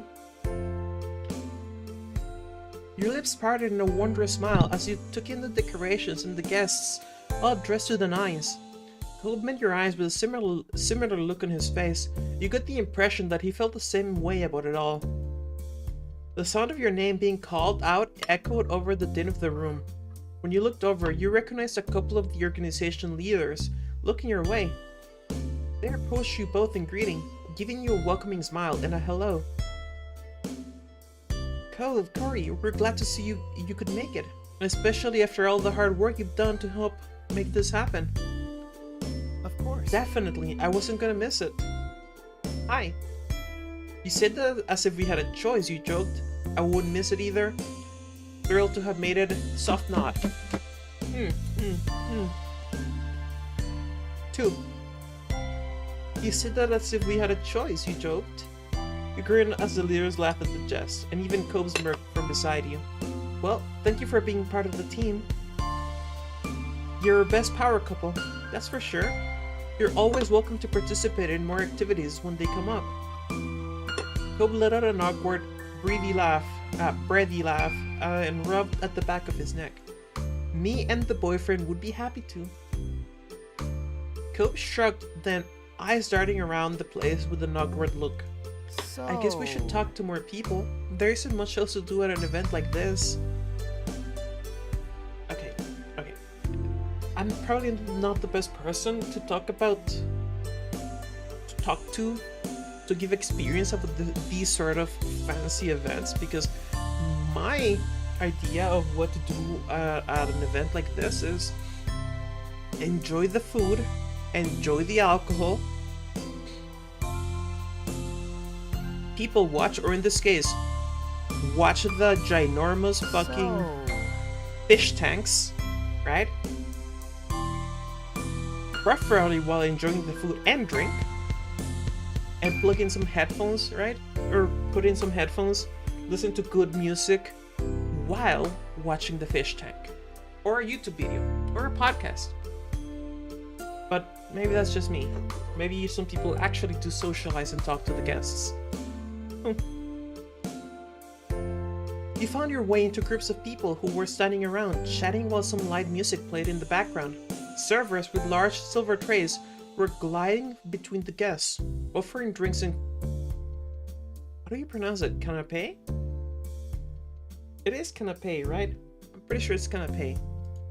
Kolb approached various people as you wound your way through the guests.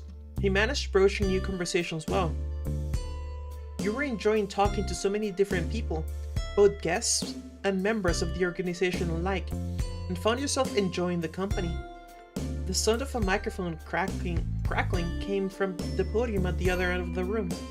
Someone who you assumed must be the host for the evening was asking everyone to sit down in preparation for the meal and speeches. You and Kolb looked at for your table, finding it easily enough by the little name cards that were placed delicately beside the napkins. A few others joined you at the table, though they weren't anyone that you recognized. The host was still speaking as people were settling, starting off the speeches by giving a welcome to everyone attending.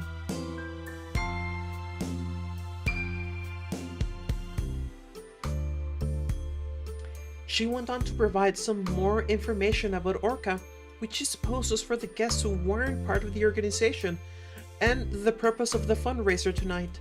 Orca's goals, as she explained it, were to aid in the conservation and restoration of oceans and beaches. There were many people who had helped to make the group as successful as it was. When she read off a list of several volunteers who worked on making the event happen, Cove's name was one of the first to come up. His chest puffed out in pride at that. Your name then came up a little further down the list. You were smiling from ear to ear at the mention. As she continued on to thank the large donors for the event, you checked over at Cove. He was still grinning happily to himself and tapping his fingers over the tops of his knees, pretty pleased to have been mentioned by name. You laughed quietly at his reaction. You rolled his eyes. You were excited for him. You could relate. Keep focused. What are 3, guys? What do you think? I'm cool with both.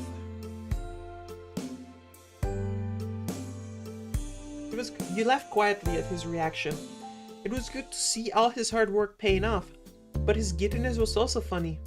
While the host continued speaking, multiple servers dressed in black were setting the first course of the menu in front of guests. One of the servers set down a plate in front of you, and you thanked them quietly, before looking over the dish with interest.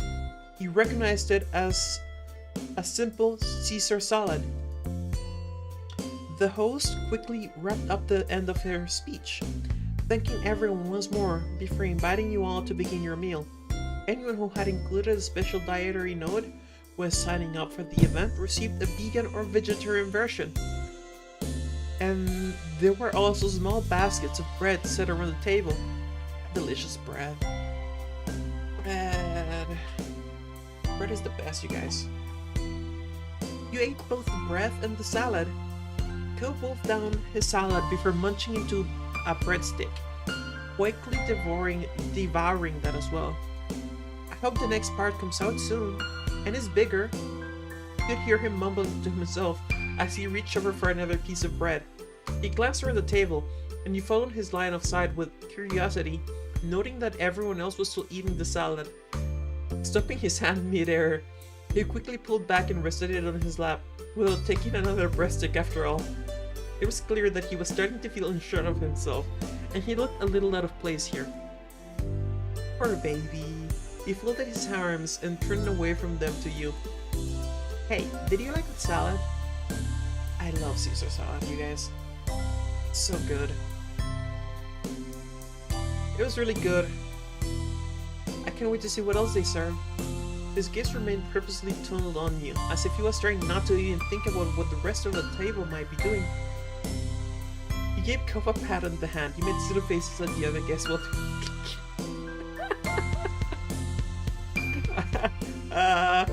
oh my god, it's even worse. You discreetly flipped the other guests off. While everyone else looking down at their plates, you took the chance to stick out your middle finger their way. Cove snorted with laughter before abruptly slapping the hand over his mouth. Okay, I wouldn't actually do that. You picked up a breadstick and gave it to Cove. It's okay. Oh, thank you. Cove spoke gently as he took the bread from your hand, looking choked up by your reassurance. So fucking adorable. He munched away on it happily, seemingly much more at ease. It wasn't much longer until the main course was arriving, and the various chicken, steak, and veggie dishes were being served throughout the room. An array of scents wafted through the room, making your mouth water. You had chosen the chicken, the steak. Chicken or steak? Because, like, even bad chicken is still pretty good, right? But bad steak? Bad steak is hard to recover from, right? Because if it's overcooked, then it's trash now. If you overcook the steak, okay, it's not trash, but it's terrible. You might as well eat beef jerky instead of eating the overcooked steak. You know, keep going and finish it up.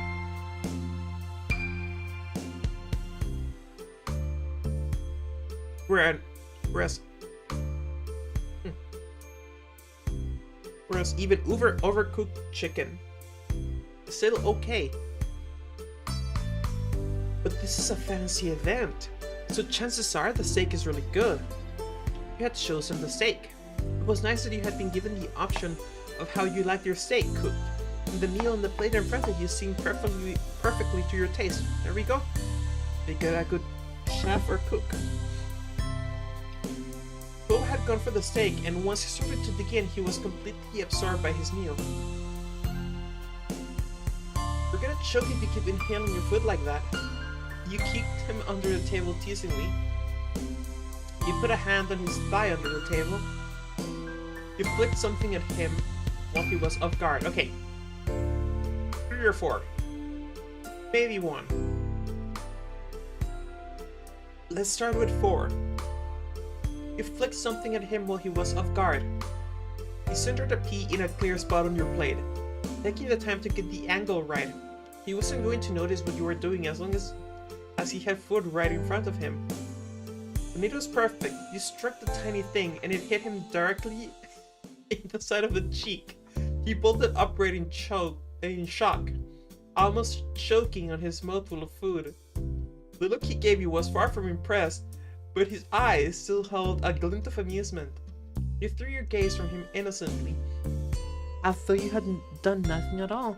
When you peeked to see if you had got enough scot-free, he rolled his eyes and returned to his meal. You chuckled lightly beneath your breath, and he did the same, thoroughly entertained. Dinner eventually ended, and last of all was dessert, a lemon sorbet that had been partially dyed blue. The mix of white with bold streaks of blue made the lit scoop look like a ball of roaring ocean waves. Okay, so it looks like this is over. Let's try. You put a hand on his thigh under the table. Oh, actually hit him first. The tips of your toes knocked against his chin discreetly, but enough for him to really feel it. He bolted upright in shock. Okay, so same thing. Okay. You're gonna choke. He returned it without even looking up from the dish. Most of the people here can do CPR, so it'll be fine. Okay, that's good. That's a good comeback. Okay, I'm impressed. But, I gotta say, CPR is not the correct thing to do if someone is choking. Guys, if someone is choking, trying CPR on them is probably not going to do much besides cracking their ribs or even breaking them. Okay? You don't do CPR on someone who is choking. You do CPR on someone who is not breathing or whose heart is not beating. Or both. For someone who is choking, you do a Heimlich. The Heimlich maneuver, for anyone who is not familiar with the Heimlich, you put your hands in a fist, okay? Hands, fist, right? And then you position your hands on the solar plexus. That is to say, right about under the rib cage, right? You feel your rib cage and where it terminates, and you start feeling belly. There, you put your hands in a fist, right? And then you push into the spot on the other person, because you're doing a Heimlich to the other person.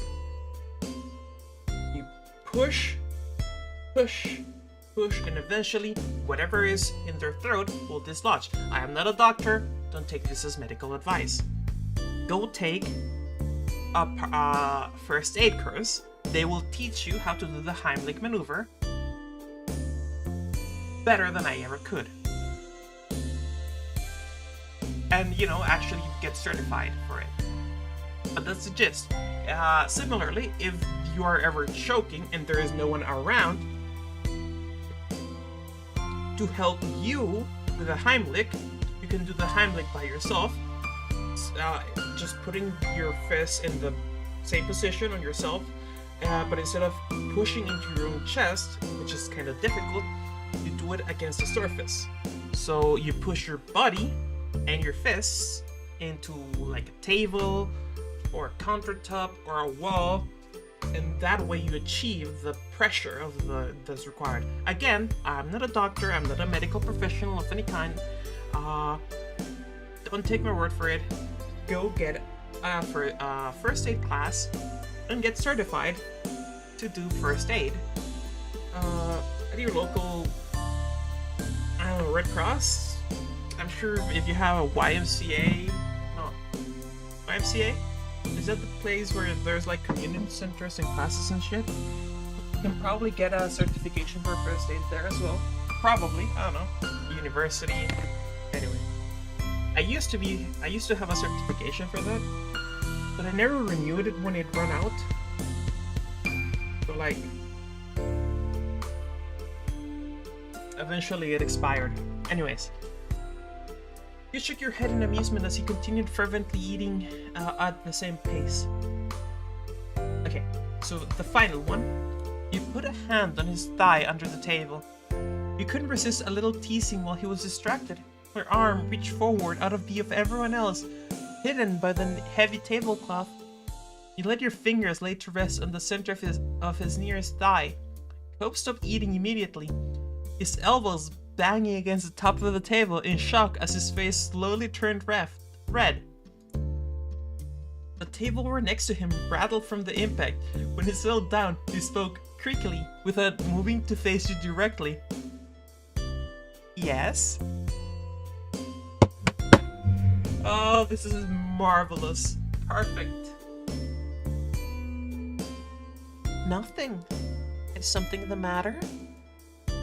His flustered frown deepened. Oh my god, he's so fucking cute. Look at this, look at this, look at this. Ah. Corey, you should probably. Co's voice trailed off quietly, and you got the impression that he was about to ask you to stop, but he didn't really want you to. You are going to be the dad of that poor boy? I know, it's wonderful. You kept your hand where it was for a little longer, giving his leg a gentle squeeze until he cleared his throat and leaned in closer to you. You probably shouldn't keep doing that right now. Fine. Okay. It was a shame it had to end, but you were content with how long he had let you keep your hand where it was. When you returned your hand to your own lap, Hope let out a small sigh of relief and continued eating again, though at a slower pace as he was still distracted from the event. It was too bad he wasn't as receptive to that now as he was back in his bedroom earlier that summer. I forget something. Oh well. Dinner eventually ended, and last of all was dessert. A lemon sorbet that had been partially dyed blue. The mix of white with bold streaks of blue made the little scoop look like a ball of roaring ocean waves. The effect was very pretty, but the serving size was small. Perhaps it was a price to pay for artistry. You turned to Cobb to find him poting a little at the sides of it. Digging into the dessert, it took him only a few bites to polish it off. Again, the other people around the table had barely even begun eating. Slow. And they would never make it as competitive either with that speed. And an impressed air settled over him as he sat back in his chair, sipping at his water unhappily. Oh my god, he's so fucking cute. You should appreciate what you got. You laughed at his moping. You're such a big baby. We can get more dessert later. You cleared your throat. These are all great. Everyone had the exact same amount, you know? He looked at you sheepishly, embarrassed to have been caught sulking over such a thing. He fumbled for a defense. I mean, it was just really good, that's all. And now it's gone. But I'm okay. With a slight grin, he shrugged to show off that he was really fine. Would you like a bite of mine? Okay. Actually, be right back. I need to go to an idol meeting. One moment.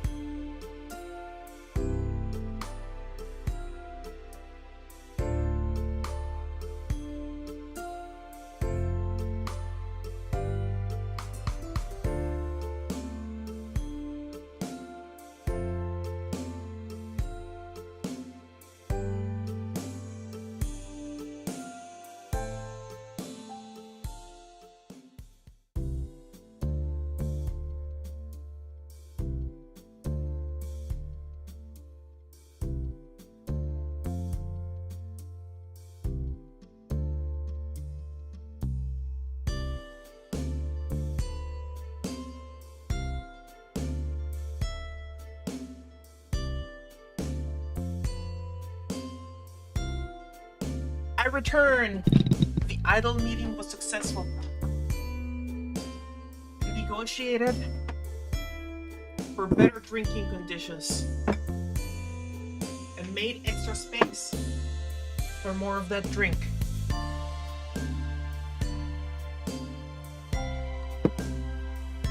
Anyway, you're such a big baby. You patted him in the arm, laughing quietly. He looked up at you sheepishly. Embarrassed. Alright, same thing. You laughed at his moping. Are you seriously upset about your dessert not being large enough? Okay. And we can get more. You gave him an encouraging smile. Okay. I'm going to go with... You laughed at his moping. Are you really upset? He looked up at you sheepishly, embarrassed to having really caught sulking over such a thing. He fumbled for a defense. I mean, It was just really good, that's all, and now it's gone. But I'm okay. With a slight grin, he shrugged to show that he was really fine. Would you like a bite of mine, or do you want my dessert? A bite. You scooped up a spoonful of your sorbet and offered it to him, holding a hand beneath it to avoid any drips. His eyes widened as he eyed the dessert hungrily, surprised by the offer. Recovering quickly, he leaned forward over the table, lifting out of the chair a little as he ate the treat from your spoon. As he sat back, humming happily with his mouth full, you couldn't help but smile at the sight. Cope swallowed the foul ocean and let out a satisfied sigh, even though it wasn't that much more. The simple fact that he had gotten more hit the spot. How cute. I know, right? He's fucking adorable. thanks. Thanks, Corey. You're welcome. You thought back to the way he used to be so terrified of sampling food that was yours, and now he hardly batted an eye. It was always amazing when you were struck with how he'd grown, and how he'd stayed the same. Another person from Orchid got up on stage to make a speech as everyone was nearing the end of their meal. They spoke mostly about the individual projects that the organization was working on, and their plans for the near future, as well as encouraging anyone who was interested to consider volunteering. Cope bent forward over the table with his chin balanced on a hand, listening attentively to the words. As they came to a conclusion, and everyone gave them a round of applause, Cope caught your eye and smiled. You wondered what would happen now. And then the lights dimmed. A couple of spotlights came on, projecting a water light effect around the room. The guests gushed over the ambience, and you looked around with the wide eyes at the ripples in the walls. The DJ that had previously been playing some soft mood music in the background announced that the floor was open for dancing, slowly turning the volume up so it drifted through the space. When you glanced at Cope, his eyebrows had shut up, and he mumbled quietly, I didn't know there would be dancing. I guess it makes sense now that I think about it. He gave an awkward laugh as you both watched as people rose from their seats. It was clear now that many of the donors were couples. A small crowd had started to form on the dance floor, and the DJ played a romantic song to get everyone started off. Cope let his gaze float over the small sea of guests who were moving onto the floor, his hands twisted in his lap as his lips pulled into a tight line, and then with a breath and the lift of his hand, he turned to you. Well, Wanna dance with me? Of course. I was just about to ask the same thing. Of course I do, or I was just about. I was just about to ask the same thing. He let a stuttering laugh, relieved. Oh, that's good. Accepting Cope's outstretched hand, you rose from your seats together and stepped out onto the floor. When you had found a spot for yourself amongst the other guests, you turned and faced him, standing close. Cope gave you a small smile. As you looked up at him, he seemed a little nervous. I don't know how to dance, not for real. He admitted with a light squeeze of your hand and a sheepish look. gave him a reassuring grin, and nudged a little closer to him still. It's okay, I know. With his familiar face full of affection, he let go of you and raised his arms to slide both of his hands behind your neck. You wrapped your arms around him in response. Together, you gently swayed to the music, moving your feet in time to the delicate beat. It was nice just being here like this, in each other's arms. You didn't have to worry about whether you knew the right steps or not. There was always a way to make it work between the two of you. Cobb leaned his head in nearer to yours, his forehead so close to yours that they almost touched. His breath was warm as he let out a contented sigh, tickling your skin. You really do look so good tonight. You're such a beautiful woman. You clean up pretty well yourself. He chuckled softly as you took a second to admire him, running your eyes down the front of his chest. Have you had a nice time? I hope you did. Yes, I have. I came here with you, so yeah. I was having a pretty bad time until right now. Well, I've had worse nights. You leaned in and kissed him. Tour 5. Tour 5. What do you think, guys? Tour 5.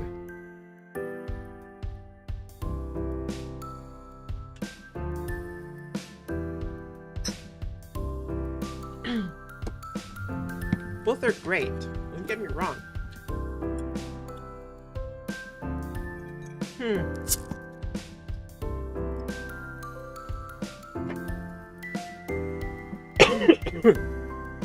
Let's start with this.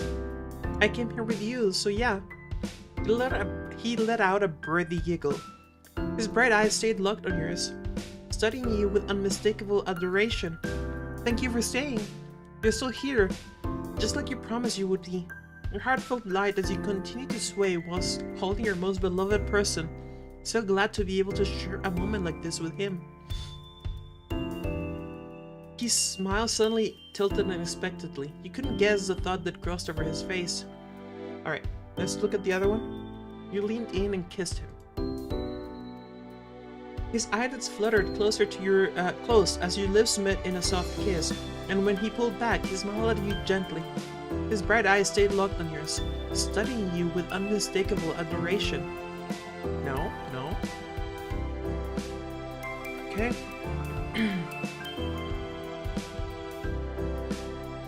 Hey, Corey.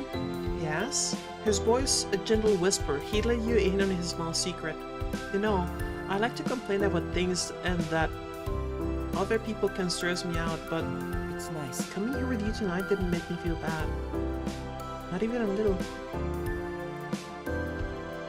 Your lips sprouted at the words, old memories rushing back to the surface of your mind. Those of your very first formal party together, the summer soiree at the country club. In an instant, you were 13 years old again, sitting on a grassy hill in a dark golf course with your neighbor.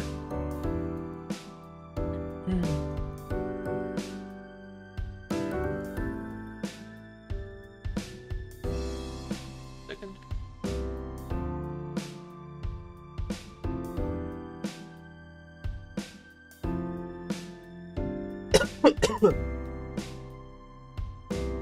It was an experience you could never forget, where it felt as though there was no one else in the world, and where he made you feel like there was no one else in the world you wanted to be with more.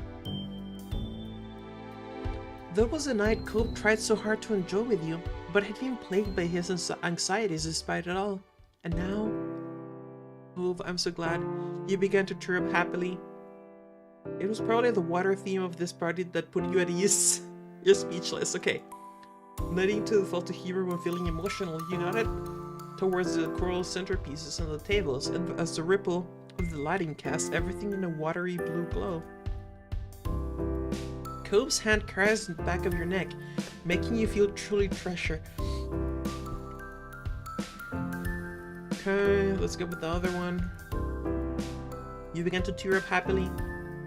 Then feeling quietly, you gave him a watery smile, fearing you would choke up with emotion if you tried to speak. Okay.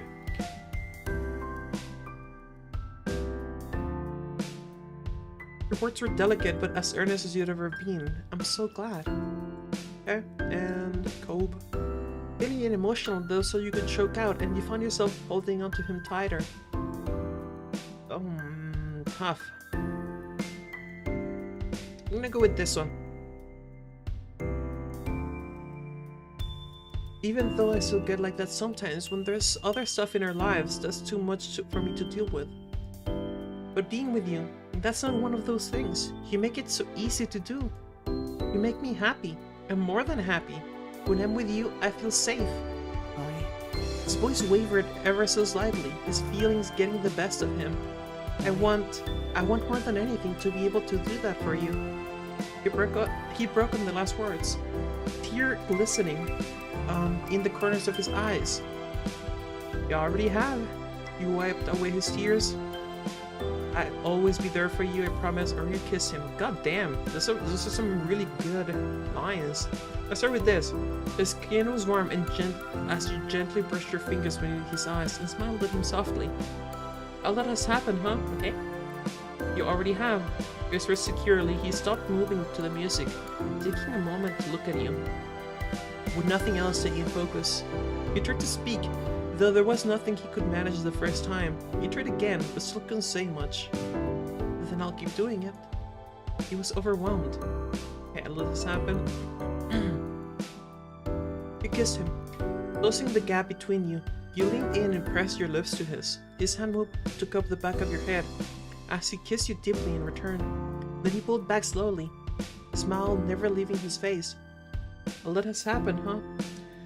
Honestly, I preferred this one. Let's try this one first. Use securely. You already have. He was overwhelmed. I'll let us happen, huh? You nodded faintly. You weren't sure if he meant just today, this summer, or your entire time knowing each other. But it didn't really matter. It was true either way. Thinking back on the years that you and Kobe had been neighbors, it was difficult to even try to reflect on it all at once. I'm so glad. I'm glad we ended up here. He gave you a soft look, and you beamed, knowing that could also mean many things. But from his tone, you were certain he didn't only mean here at this event. It was more than that. There's nowhere else I'd rather be. So am I. I think we have to tell your dad thanks. You're amazing. You couldn't even speak. You chuckled happily, the two of you, and the long adventure you'd been on.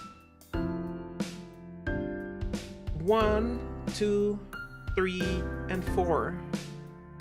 Oh, we have to tell your dad thanks, probably. Okay. You're amazing. Okay. So am I. Yup. There's nowhere else I'd rather be. Fully and completely, you loved him. Fully and completely, you did. His smile widened and he pressed his body against yours, resting his head into the crook of your neck, stroking the back of your head with his fingers. See, unfortunately, we have to break a little bit of the immersion here.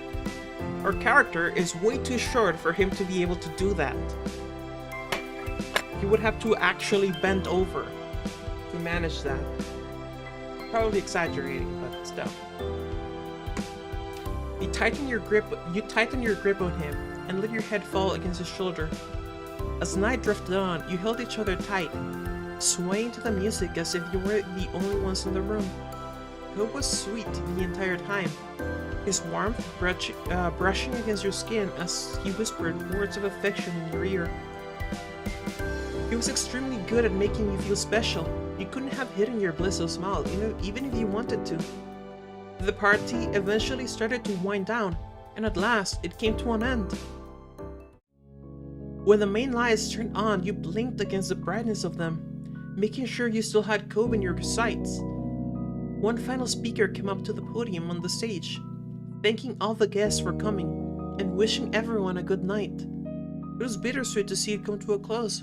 Your time with Kobe here was precious. At least the memories could be brought with you. The dream, it hurt, I know, right? Giving the space one more look, you walk together with Cope out to the parking lot. The other guests were doing the same, so you got stuck in a bit of a crowd. Though Cope was so tall, you could always see him, and it was easy enough not to get separated. The parking lot itself was quite big, and even more noticeable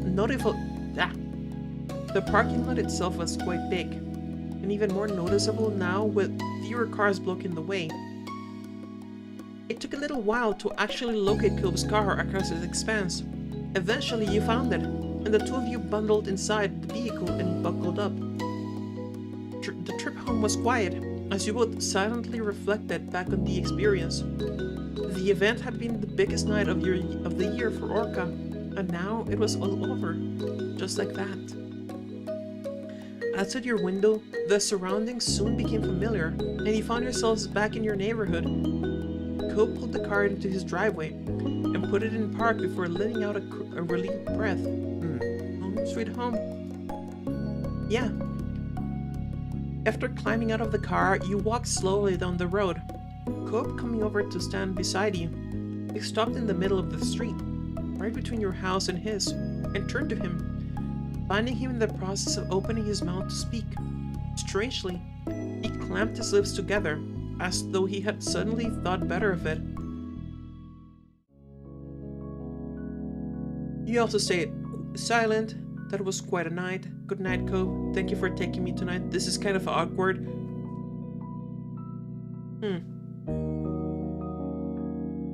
You also stayed silent. There was an initial atmosphere hanging about. It was hard to know what to say. You kissed him goodnight. You stepped in for a hug. You ruffled his hair, ran a nudge, patted him on the arm, and waved goodbye. So, like, from the most romantic to friend zone, essentially. Cool. You kissed him goodnight. Needing to be close again before the night ended, you pressed your lips against his in a gentle little kiss.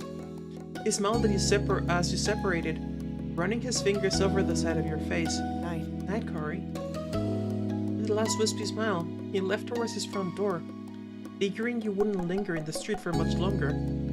Here's the remainder of the road and did the same. When you reached your house, you pulled out your keys and stuck them in the door, trying your best to be silent about it. Opening the door a crack, you turned back and looked at Cope from over your shoulder. Your eyebrows lifted in surprise to see he was doing the same, holding his front door open, but waiting for you to go inside before he did. He shared an amused smile before you both stepped into your own houses, locking the door behind you. It was quite late, so everyone else was already asleep. As quiet as a mouse, you tiptoed up to your room and changed out of your formal clothes into your pajamas. Now that you were finally home, you were exhausted. You brushed your teeth and got ready for bed in darkness, before crawling under the covers and letting out a heavy breath. It was so strange to think about how that was it. The build-up to the event had felt like so much. Now it was completely behind you. Your mind was busy with rapid yet muddled thoughts as you faded closer and closer to sleep. Is he gonna knock on the window? As unconsciousness crept up on you, you felt more content. It was a big deal, but there would be more in the future. You could accept what it had been, and you could dream about what you'd get to experience next.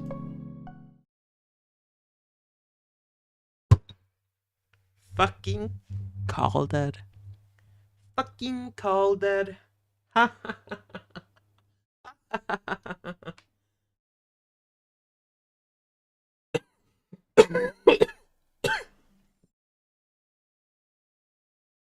And then you were taken away from dreams, right back into reality by a sound. Our eyebrows pinched together, fully unprepared to be part of the waking world again. The day was over, and it had been an eventful one. But you heard another noise. It was a tapping. Your eyes flew open. The window. There was a tapping that came from your window. Cope Holden. You slowly forced yourself to get up. You went over to let the guy in. You rushed over to him. You tumbled out of bed, taking your blanket with you. You left it on the floor when you scampered over to the window.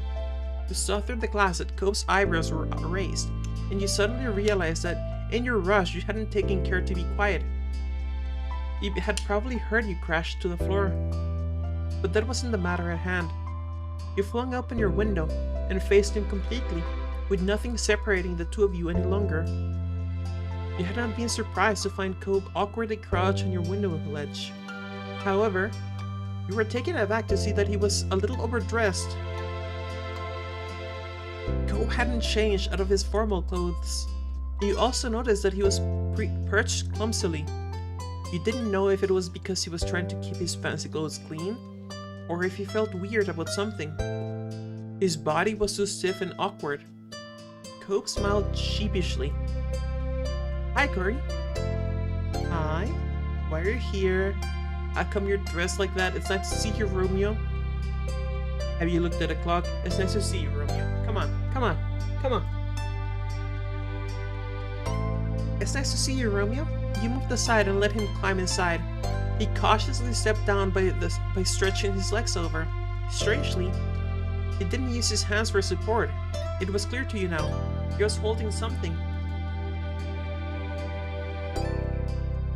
When he was safely on his feet, he briefly checked out his clothes, twisting around to see the back of his pants. He caught you looking and shrugged. I did go home after the event, but I knew I wasn't gonna be able to settle down, so I just walked back out. I needed fresh air and time away from everything. He paused for a moment and raised his clasped together hands where you could see them. But then something happened and, well, so I have something I want to show you. Cope grinned like a child and gently unfurled his fingers, not being able to keep you in suspense for even a minute. Carefully sitting aside was a tiny yellow light. It blinked off and then on again. A firefly. Delicately, he moved his hand closer so you could see the creature better. They're back. Plus his eyes is now faintly illuminated by his insect companion. Remember the first time I caught one? I always will. I could barely manage anything because of that neon pink cast I was stuck with all summer. You were so stunned by what was happening but couldn't help snickering when Cope did. It was thanks to you that I finally held a firefly in my own hand. You're welcome, Cope. You look so fucking adorable. Honestly, I didn't think I'd see them this year. I don't know why, it's just they were kind of late. I guess I've been worrying about a lot of stuff lately. You could tell that the firefly genuinely lifted his spirits. He seemed at peace, and he wanted to share that with you. I'm not crying, you are? No, I'm not crying, you are, Commander. You're crying, not me. The fact that his first thought after discovering the fireflies was to come over and celebrate the joy with you made you suddenly feel very cherished. Cope opened his eyes, but he looked away, not meeting yours. It's nice. It's really nice, I think. Even if the fireflies disappear for a while, it doesn't mean they're really gone. They'll come back. I can see them again. Wait a decade or two, I'm pretty sure they're gonna be gone, period. He smiled. Technically, fireflies aren't even gone. They're just eggs and larvae. You waited for him to continue. I'm sorry, guys. I need to do technically. Fireflies aren't even gone. They're just eggs and larvae. He laughed and shook his head, amused. You gestured for him to go on, and he nodded. Cope looked at your face. His smile now fragile. It makes me think about the two of us. We're together. Then we say goodbye, and then we're together again, day after day, year after year, and even if our time apart gets longer, that doesn't make it forever. Corey, I'll always be there, whenever you want to see me. You were so in love with him, there was nothing else you could think then, and he needed to know. You were so happy to be with him, and he needed to know that. You quietly said his name. Let's go with number 1. You were so in love with him, there was nothing else you could think then, and he needed to know. Your heart started to pound in your ears, and all you could hear was blood rushing. You looked at Cove and found yourself fixated. The only thing you were aware of was your rapid pulse and him. It was as if your entire relationship was playing over in your mind, every step that led you here. Everything from the first night you met, to how you started as little kids who were good friends and grew even closer, to the first time you saw fireflies together, to the first time you snuck into your room, and then every other moment you shared. All of it came back to you. I can do that one better. I can do that one better. Give me a moment. Have a bit of a stuffed nose. Sorry about that. He'll hydrate. You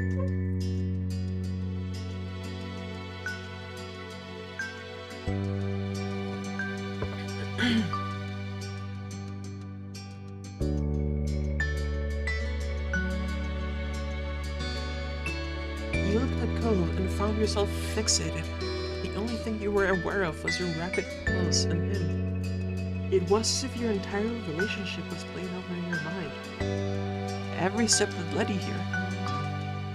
Everything from the first night you met, to how you started as little kids who were good friends and grew even closer. The first time you saw fireflies together, to the first time he snuck in your room, and then to every other moment you shared. All of it came back to you. Kofi's expression had turned curious as you left him waiting, wordless.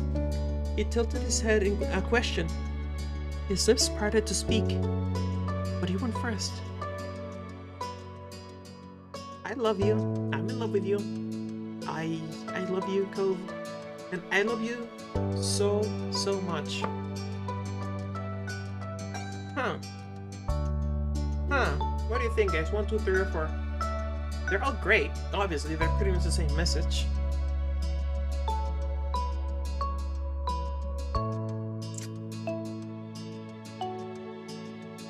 Let's approach this from the standpoint of the language, right? Number 1 is brief. It's simple. It's short, right? By virtue of this, it's in general a pretty strong message. Simple. I love you. No room for misinterpretation. No room for gilding the lily. No room for anything. It's just straightforward, direct. I'm in love with you. Now here, that's a good one. But it does sound like it's a first-time confession, right? I'm in love with you.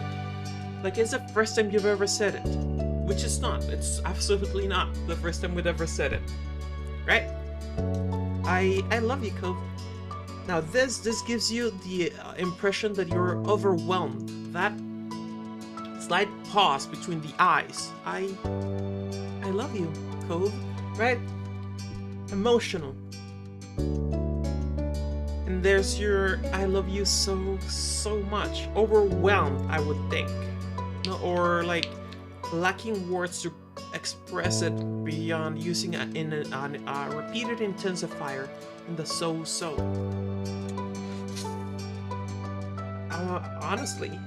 Honestly, I think the simple I love you. With your confession, the world stopped for a second. Cove froze. Then, as if your words were... Okay, I can do this one better.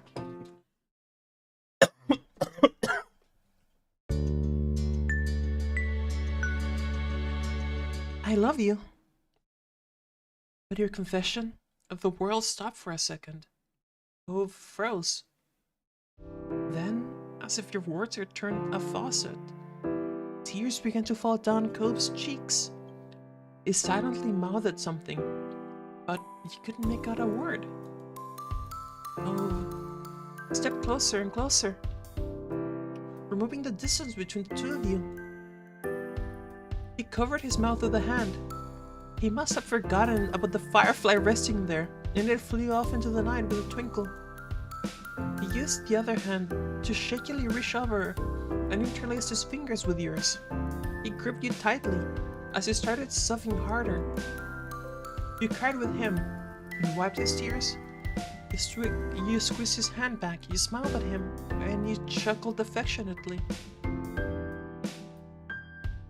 Finally, you think, I'm pretty sure they said the I love you before. I'm pretty sure. Still, it's a pretty sweet scene.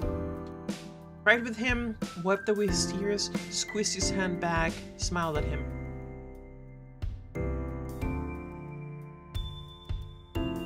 I'm gonna honestly, I think one is the most fitting here. It's a very emotional scene. You cried with him.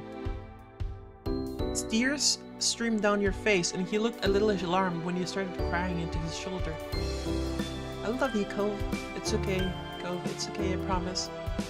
Yeah, I had a feeling it would go like this. Can you tell me how you feel? And you weren't able to speak. This is pretty nice, right? Removing his hand from his mouth, and you see to hold the back of your head. Sweet. You brought your face to him, bending his neck down to be closer to your level, and your foreheads brushed together. His voice trembled, it cracked, and it shook. This was raw, straight from Cove's heart. I love you.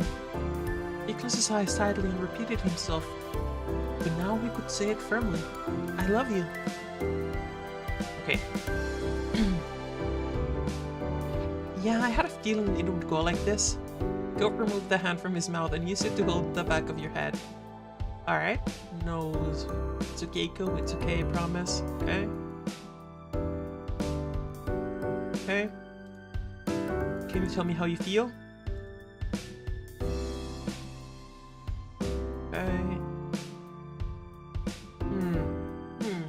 Direct again, I think. I love you, Cove.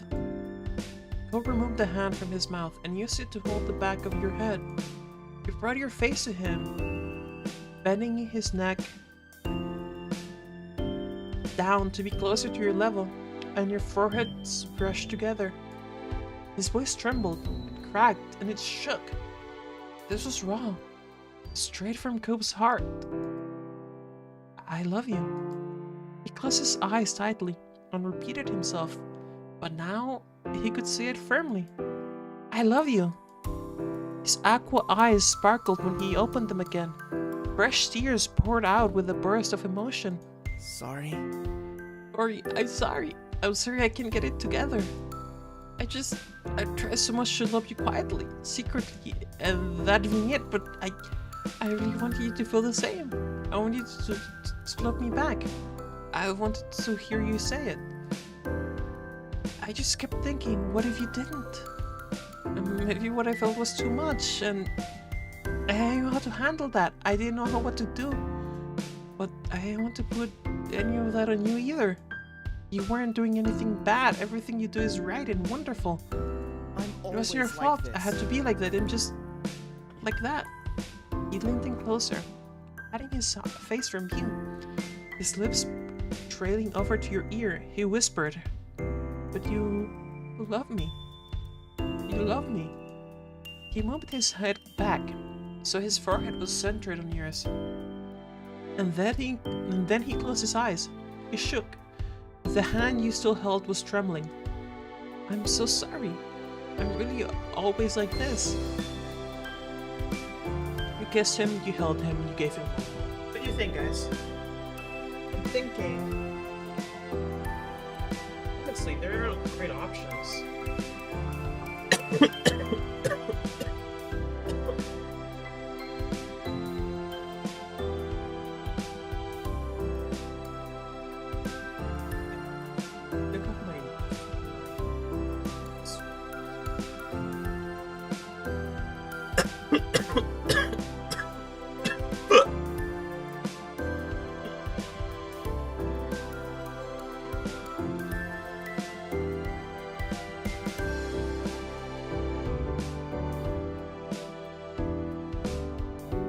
Held him. You pulled him against you tightly. He leaned into your touch desperately. You could feel goosebumps on his skin, and when you had rested your chin on his shoulder, you saw that the little hairs on the back of his neck stood up. Cobb managed to bring a fragile smile onto his face. He was still shaking, but there was something decided about him now. I love you, Corey. I love you. He repeated it more, as if to make up for all the times he didn't let himself say it before. As he spoke, his tears dried up and his breathing became more even. The reaffirmation helped him calm down. Thank you for telling me. Cole's smile was bolder, even as his voice wavered and he ducked his head with childish shyness. He clearly fought against getting emotional again. His watery eyes, his mussed hair, the tears still drying on his cheeks. You loved him so much. I needed to tell you. Okay, I'm gonna go ahead and quickly backtrack because I want to see. You kissed him. You pulled him into you, kissing his lips. He returned it desperately. Coop managed to bring a fragile smile to his face. He was still shaking, but there was something decided about him now. I love you. I love you. Okay. I need to tell you, you've always been lucky, haven't you? I'm so happy to have done it. You're welcome. You're welcome. It's... At this point, they might have included the I know here. Right? Am I out of line here? Shouldn't there be an I know? You know, pull that the good old Han Solo response to the I love you.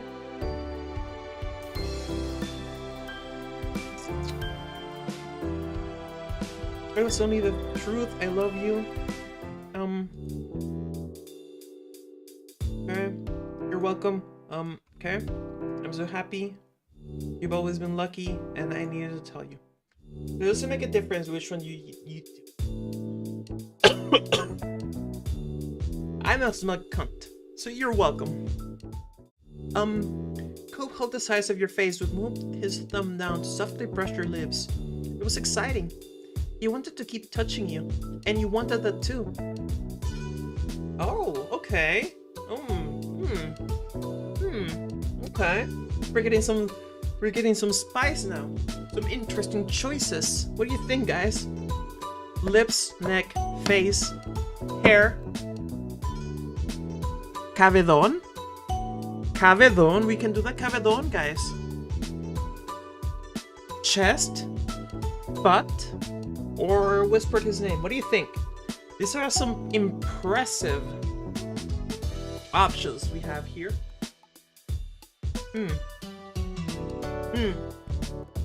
Okay.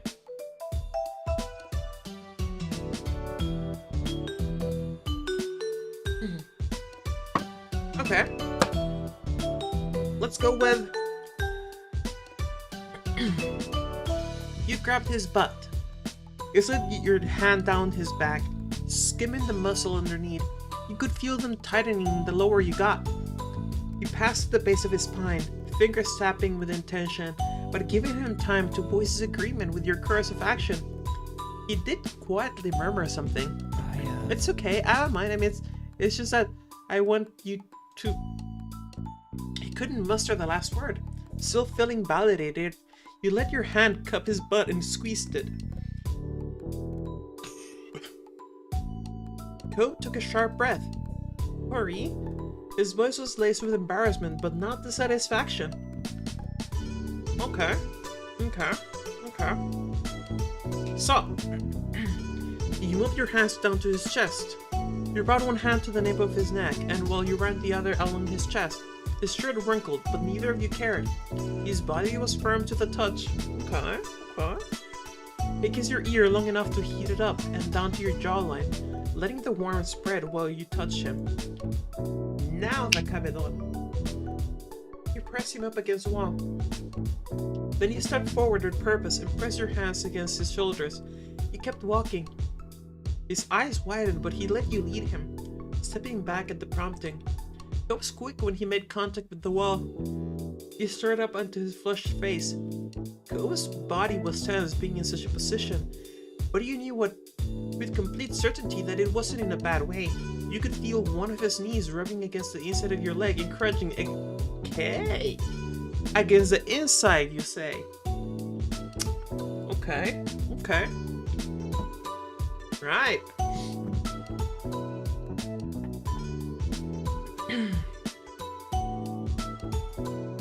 Let's go with next. You nestled up against him. You could hear his breathing pick up. You kissed across the exposed part of his neck. He made a quick gasp and let it out as a long sigh. When you busied yourself over his neck, he reached down to stroke your thighs slowly. Hi. Let's go for the lips. You began to pull Cope into a kiss, and he welcomed it. Both of his hands cradled your head gently. He was full of sweetness for you, and eagerly you took it. You only separated when you needed air.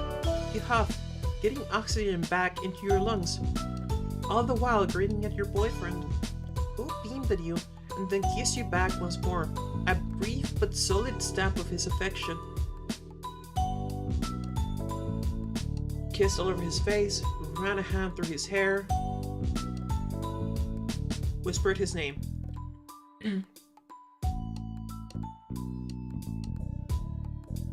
Kissed all over his face, you moved your face over his cheek and gave it a nice smooch. You smiled and then planted another one on the tip of his nose. You kissed across his forehead, moved on to gently brush your lips against his eyelids, and then the corners of his mouth. He made small pleased noises, and wrapped his arms around your lower back. He pressed himself even closer against you. Then Cope carefully rested his hands on your shoulders and looked away. He took a few deep breaths as he kept you there. You could tell he was as worked up as he could manage for tonight. That was alright. You were feeling rather satisfied too. Okay. That was clearly the last one, so I'm gonna go with the name. Who whispered his name? Cove. You said it hushed, on your breath, and then brought your lips to his ear, and repeated yourself longingly. Cove. A shiver went through him, and his grip on you tightened. He had to with the way his knees almost buckled. Then Cope carefully rested his hands on your shoulders and looked away. He took a few deep breaths as he kept you there. You could tell he was as worked up as he could manage for tonight. That was alright. You were feeling rather satisfied too. He smiled a little and tried to slow your racing heart. You couldn't help thinking about how happy you were to be with him, how you were certain you wanted to spend your life with him, and you told him as much. Of course, number 3, come on. I hope we get to spend our lives together. Cope's expression crumpled again. He wasn't able to tamp down the newest wave of emotion. His eyes watered once more, and he took a few heavy breaths. I hope so too. We could always be we could be together always. Have a place of our own. And a kid, and kids, also pets, also a pet, and just the two of us.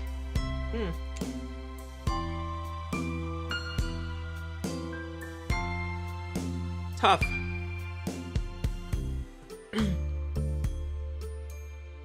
And a kid. Okay, you can get kids and pets. Do you think so? His eyes widened at the picture you were painting. Cope seemed more than a little overwhelmed. Being a dad, the idea of it intimidated him. I'm sure you'd be a great father, Cope. Cope wasn't able to find the words. Instead, he squeezed his eyes shut and nodded resolutely. Her heart lifted. He was anxious, but he wanted a family with you. You will be fine. Cope doesn't be a dick, pretty much, right? You felt warm being able to talk about this openly. You liked to imagine the life you could have together, and now you could do it with him. He rubbed at his scarred arm bashfully. You know, I thought having to grow up for real was gonna be so hard. I didn't know if I even could. But you... well, maybe it won't be that impossible. I mean, I better make sure it's not, huh? I'm looking forward to it. Finally, he was able to laugh softly. The tears were nothing but salty remnants on his cheeks. He brightened up as if finally able to process the absolute joy of tonight in full. He felt good too, and took a little more time together to simply exist in the new dynamics you had stepped into. Cope looked into your eyes with a soft, slightly shy expression. There was hope in his smile. Do you want to go to the hill with me? I bet there's still fireflies. Let's go, bitch. Cope brightened. He was practically bouncing at the thought of a secret excursion before he suddenly became bashful. So...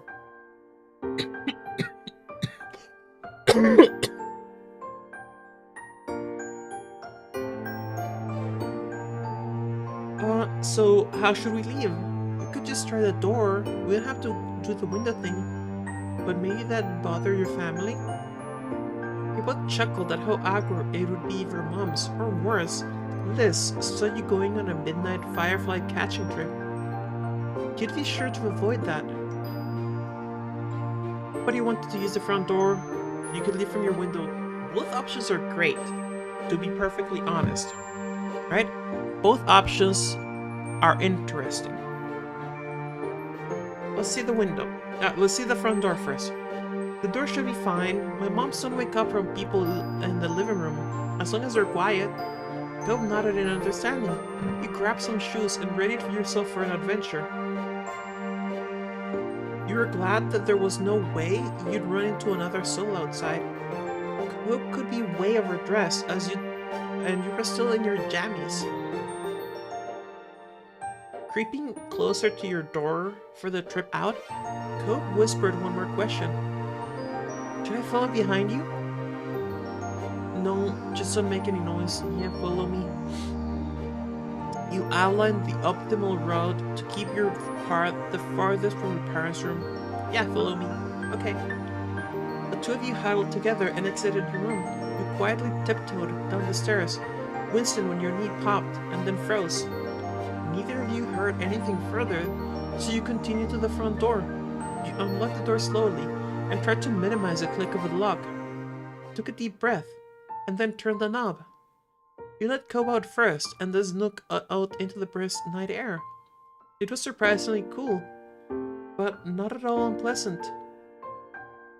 Alright, let's see the other one. So... You could leave from your window. Let's go through the window.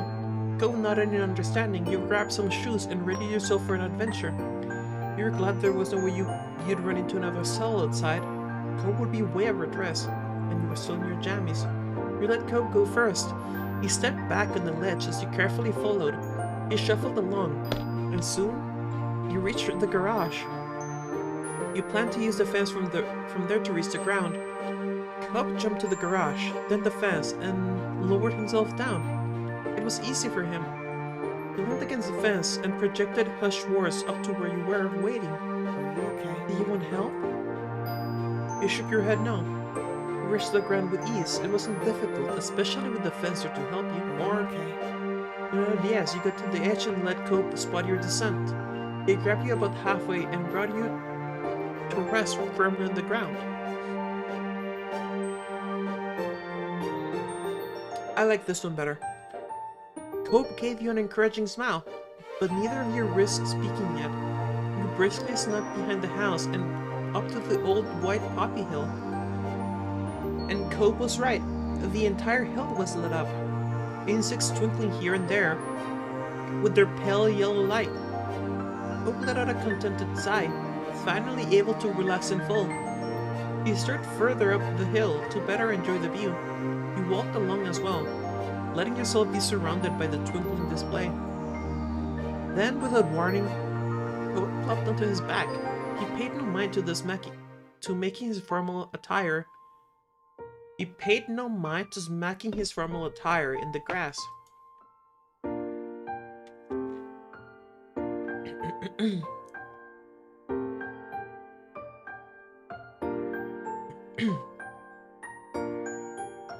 He He put an arm under his head and stretched the rest of his limbs out.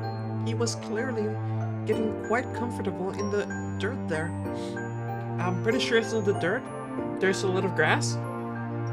Not the same thing. You kept standing, you sat down, you lay down on the grass. Where's the option to lay down on the cove? It's missing, come on. You sat down first and then fell back. You could see the stars when you looked up at the night sky. Then you snuggled against Cove. You wrapped an arm around Cove, enjoyed your space. Snuggled against Cove. He was warm in contrast to the chilly ground. Cove cuddled closer in town, tucking his arm up near your shoulders.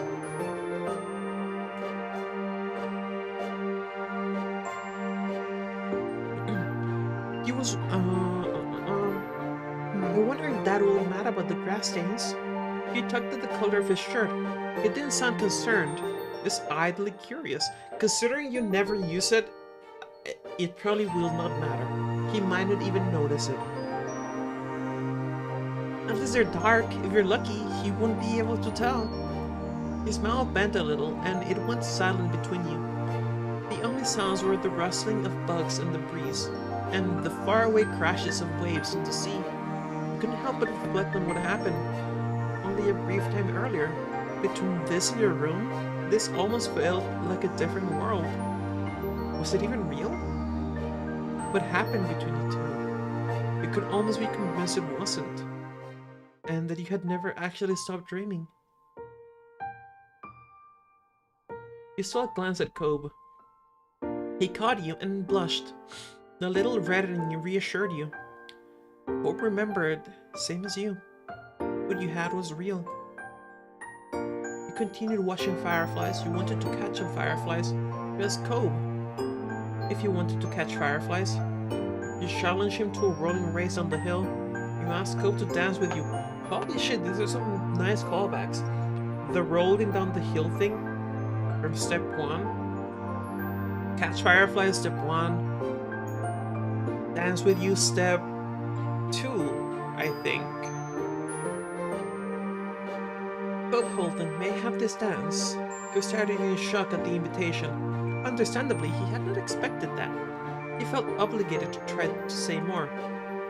I think I want to dance with you again before it's over. It makes sense. Look at how you're dressed. What else are you gonna do in those fancy clothes? He laughed lightly and shrugged his shoulders. What's the point? I think I want to dance with you again before it's over. His mouth fell open a little. You thought he recognized your voice. He had used the same on you many years ago. Okay, that's better. His eyebrows crinkled, and he smiled, speechless.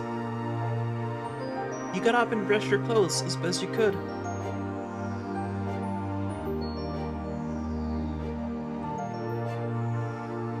A pesky blade of grass started to stay stuck to your leg. Cope did likewise, wiping his hands on his pants to clean them off. You faced across at each other, and suddenly the prospect of what you were doing became more real.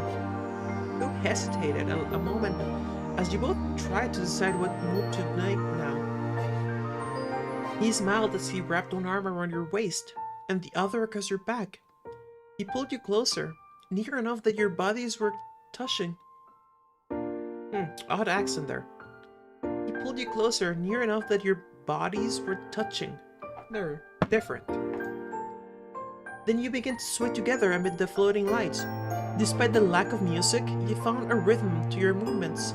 Back and forth, step to the side and slide. It was relaxed and freeing. Eyes never strayed from one another. For a time, you just existed in the moment, holding each other close and enjoying being together. The hour grew late, and the fireflies mostly dispersed, until only a few stragglers remained. Even they blinked out of sight, leaving you alone with Cove and your thoughts. Hope stole a second to release the words that had been filling his head during the quiet. I love you, Corey. He felt a great deal of happiness. Cope's expression was completely open, honest, and full of sincerity. He meant every word. He truly loved you. He felt a great deal of No matter how much it didn't seem real yet, it was. It felt as though this was a night that would never end. But you knew it would have to, all too soon. You were only grateful to have been a part of it. These were moments to truly treasure. You never let yourself forget them. G fucking G, boys and girls. G fucking G. Now, you want to have this DLC? That's okay. Now, drinks seems interesting because it sounds like it's like alcoholic drinks. But, either way. Guys, this is the farthest I've ever gotten on our life. I have never completed step 3. Because the DLC wasn't fully out when I started playing this. Right? And I didn't want to finish it without it. So I never actually hit and then summer ended on step 3. This is the first time in my life and my time playing this that I've done this. So tonight, for the first time ever, join me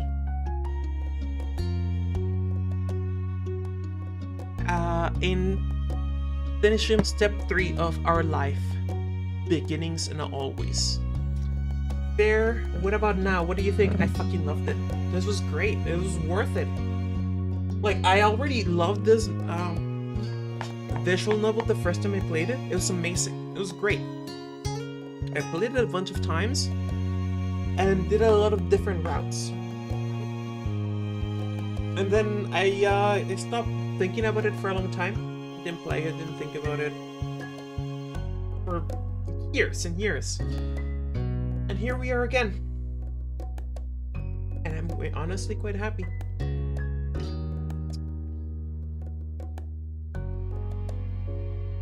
I'm really quite happy.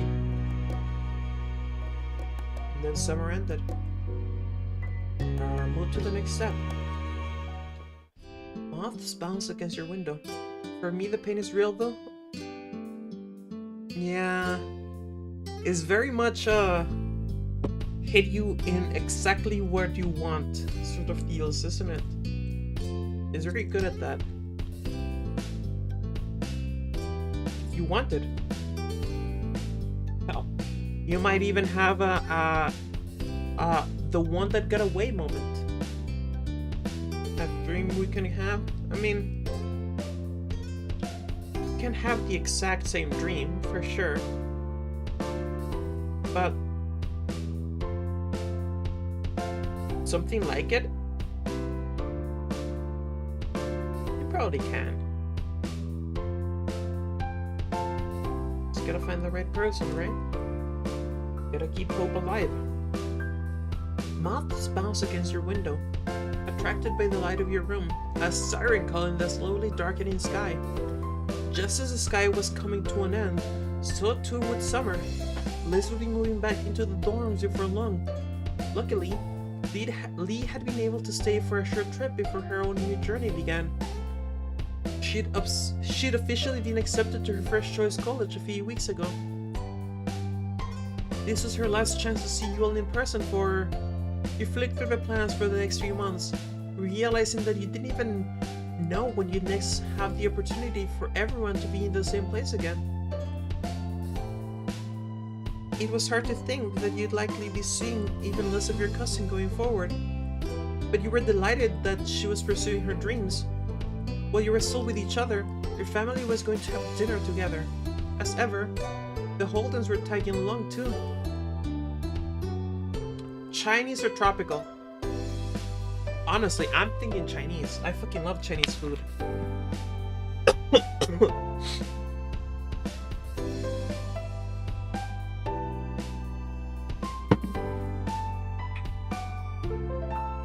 Delicious.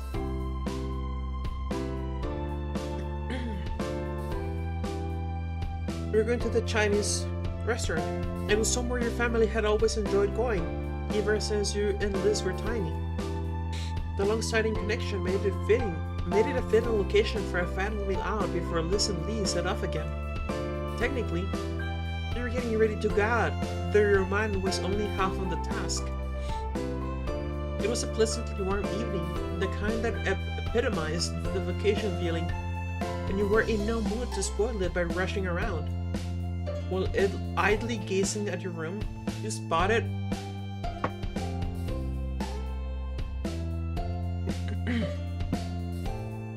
a small cluster of unopened envelopes that must have been left for you by a parent earlier.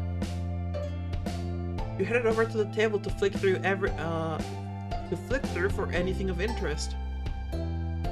As a child, any correspondence felt exciting due to its rarity. You recognize now that most of it was mundane, but you were checking any mail that you got more regularly of late. There was something you were expecting.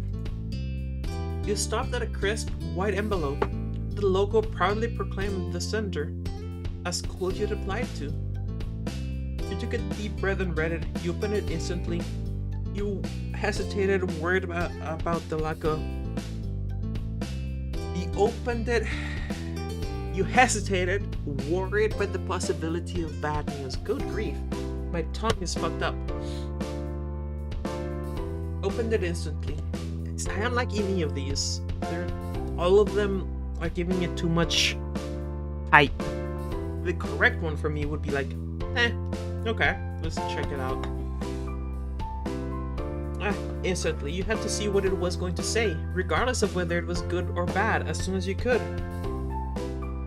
You pulled apart the glued flap on the front of the envelope and extracted the letter. Your eyes darted. Okay. You need a letter opener, or better yet, you need a knife. Guys, if you ever have the opportunity or the need, even for a cutting tool, right, or something like that, you need a knife, right? You need to go look somewhere, look at some different types of knives, you know, get a feel for what kind of knife you like, and then when you find the perfect knife, you buy it, right? And you get yourself your knifeu. Knifeu is your best friend. One of your best friends. You probably have more than one. Your eyes darted over the message, rushing past the pleasantries to get to the heart of the matter. The blood pounding in your ears deafened you to the world of tide that was contained within these letters. Your heart skidded to a halt as you read your verdict. You'd been accepted. You were ecstatic. Bouncing on the balls of your feet, you pressed the letter to your chest as your excitement bubbled over. You had to tell your family right away. Made an announcement. Give this news to yourself. You wanted Code to be the first to know. You wanted to keep these, okay. You wanted to keep this news to yourself, versus you want to keep these news to yourself for now. Now, let's take a look at the grammar of the sentence. Technically speaking, as far as I know, there is no singular form of the noun for news. It's news. It's an uncountable noun that is always in the plural. News. Right? Ergo, it is plural. While normally uncountable nouns are counted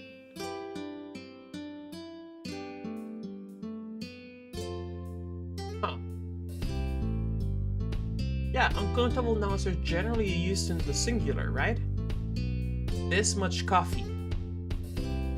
This much flour. Yeah. Generally used in the singular, but news should be in the plural, right? These news to yourself. I'll have to check that. I'm not actually sure. Give these news to yourself for now. Try your best to finish getting yourself ready for dinner. Dinner ahead. It was a strain. Mine had all. Nah, Cope, come on. You don't keep secrets from Cope.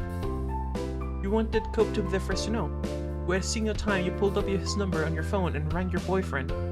You pressed your phone to your ear, waiting patiently for the door ringing to be replaced by Cope's voice. It took a few rings, but you were in luck.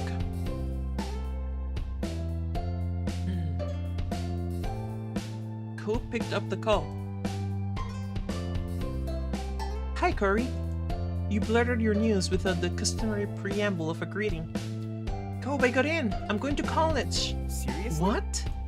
You heard him gasp before continuing, openly gushing about your good fortune. That's amazing. It's incredible. You did it.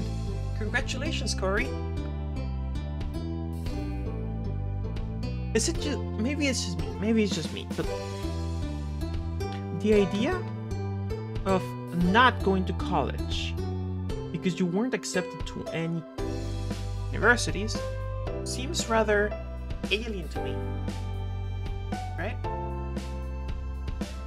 I won't exaggerate and say that I picked a great university to go to as my first pick. Right? As far as universities go, it's honestly rather average. Right? But I got into my first pick, no problem. And I got accepted to a few others that I didn't go to because I went to my favorite. But the idea of not going to college because you weren't accepted to any university is just... seems weird to me. Like... It's not that hard to, you know, to get at least one. Say yes? Well, maybe it's just... There was another pause as you and Cope both marveled over the announcement. No, seriously, this is really, really big, and you deserve it so much. I know it'll be good for you. Thanks. I just had to tell you right away, as soon as I knew. You heard Cope chuckle softly over the phone. Thanks. I appreciate it. You wanted to gush about the adventure lined up before you, a dream that you transformed into a plan. One that was soon to become your reality. But your hopes were temporarily dashed as Mom called up from downstairs. Hey. It's almost time to go. Corey, you ready? Oh. You covered your phone with your free hand and turned away from the device, not wanting to deafen Cope. The yell was intended to reach another floor of your house, not an ear that was virtually inches away. Coming! You brought your mouth back to the phone. I gotta go. I'll see you soon. I mean... Yeah, there's something I want to tell you too, but we can do that later. We're about to have dinner together. Let me guess, did he get accepted to the same university as we did? Or at least one close enough that the romance will continue together? Or is he going to propose? Because I gotta tell you, no shit for any of them. I mean... We're about to have dinner together. That piqued your curiosity, but you exchanged goodbyes and hung up. Hurriedly, you finished getting ready for dinner, acutely aware that time was against you. Despite that, you didn't regret the time you spent on the phone. It had all been worth it to speak to Cope. Now, you tell your family. You'd make an announcement for everyone else at dinner. He was the only one who you wanted to know for now. You tried your best to finish getting yourself ready for the dinner ahead. It was a strain. Your mind was had only half been on the task before. Now, with the news fresh in your mind, it was a struggle to concentrate on anything else. You kept having to recall your thoughts away from the future and back to the present. Time was against you. Mom soon called from downstairs that it was time to go. You had to check the time, sure that you had 10 or at least 5 minutes left, but you were wrong. You turned down the stairs, attempting to juggle your composure among the hurry and excitement. Your mom, who turned to greet you as you arrived, swapped silent, knowing looks. They couldn't possibly have figured out what happened, or so you hoped. As your moms, they were pretty good at telling things without being told.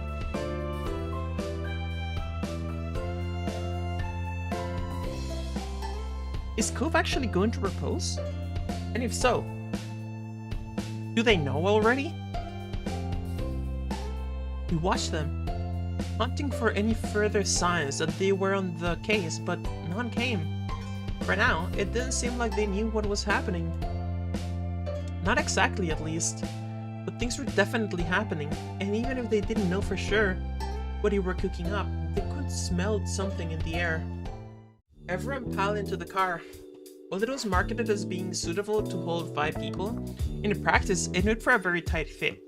Your mom sitting in the front were fine. You, Liz, and Lee were squished into the back. Lee in the middle, wedged between you and your sister, but Mom was an excellent timekeeper. Thanks to her efforts, you pulled up near the restaurant on time. The process of getting out of the car was slightly easier than squeezing into it, with much less coordination required to release seatbelts than to secure them. You gave Lee a hand as she clambered out from the middle seat, then headed into the building as a group. The waiter greeted you as you entered. Ma let him know how many of you there would be in total, and he went to arrange a table that met your needs. He returned promptly to guide you to your seats. You perched comfortably in your chair, your head held aloft as if buoyed by today's good fortune. Your family settled down around you, all cheerful and looking forward to the evening ahead. Your drinks order had just been taken when the Holdens came through the door. They were pointed in your direction, though with Mom waving an arm in the air, it was hardly necessary. Cove and Mr. Holden came to join you at the table. Where's Kira? I demand Kira! Come on. As greetings were being exchanged, Cove took a seat opposite you. It had been left empty by unspoken acknowledgement that you and Cove would be wanting to sit together. Mr. Holden sat beside him. Hi! It's great to see you. How'd you could make it? Hello everyone. You wouldn't believe how hungry I am. I see. You came to the right place then.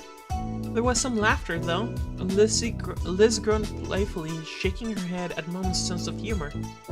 Through her mouth, she'd have complained, and Mom would have responded by making another comment. Liz had mellowed over the years, but she still made a show of despairing at Mom's jokes. Her reaction to them had become a joke in its own right. Menus were soon passed around, and a temporary hush fell over the tables as everyone read. It didn't last long, punctured by comments about what people had eaten here before and light chatter about what people were considering tonight.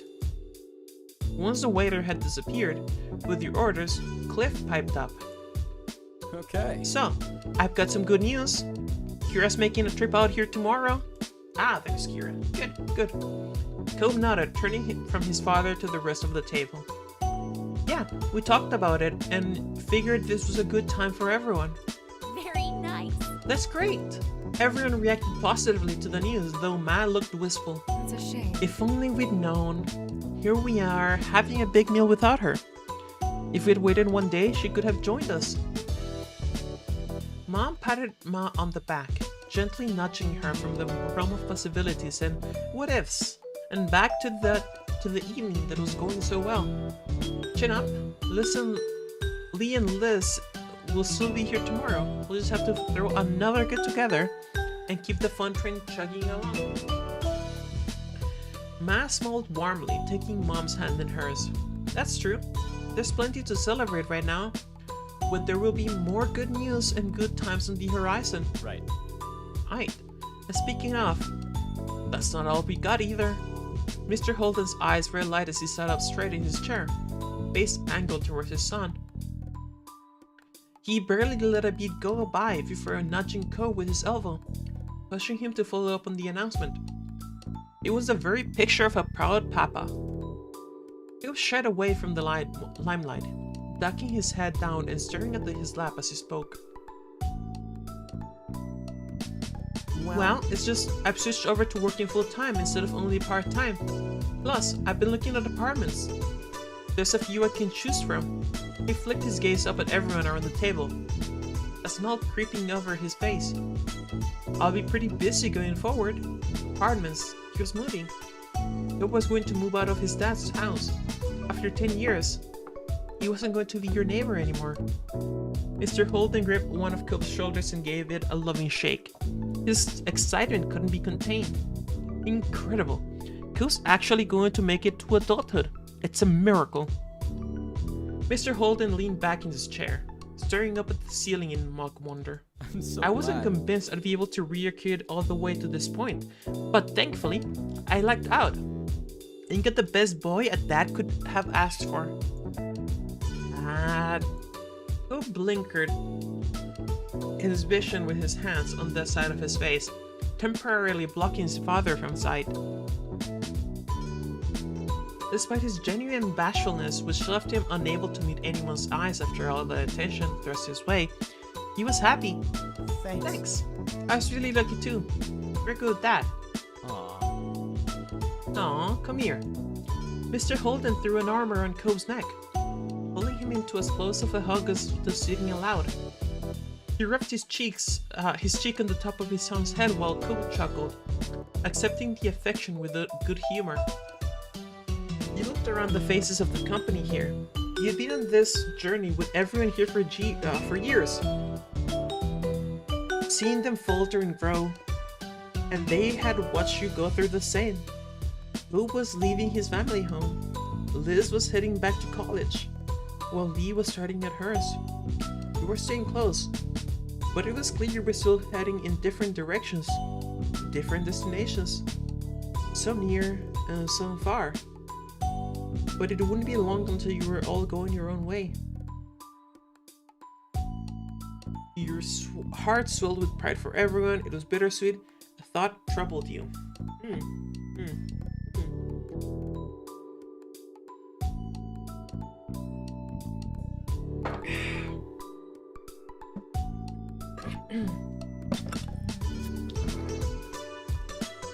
I'm thinking, let's go with this one. Your heart swelled with pride for everyone. You held your head aloft as you looked forward, literally and metaphorically. It was amazing how far you'd all come. You were sure that you would face each other, that you would face each day that came head on, knowing that you had people who cared about you and backing you up, even if it was from a distance. You couldn't wait to see what happened next. Cope brought some attention to himself with the clearing of his throat and a small interjection. I'm gonna stretch my leg while we're waiting for the food and everything. Sure. Sure thing, bud. With a tiny smile, he nodded at his dad. But the lightness to his expression faded when he moved to face you. Wanna come? Ooh, serious. He was attempting to be subtle, but there was very obviously something on his mind. Something he wanted to talk to you about alone. You watched him with concern as you rose from your seat. Yeah, I'll go. Take care. With those parting words, the two of you walked about the place. He was trying to get as far away from everyone else as possible, without actually exiting the building.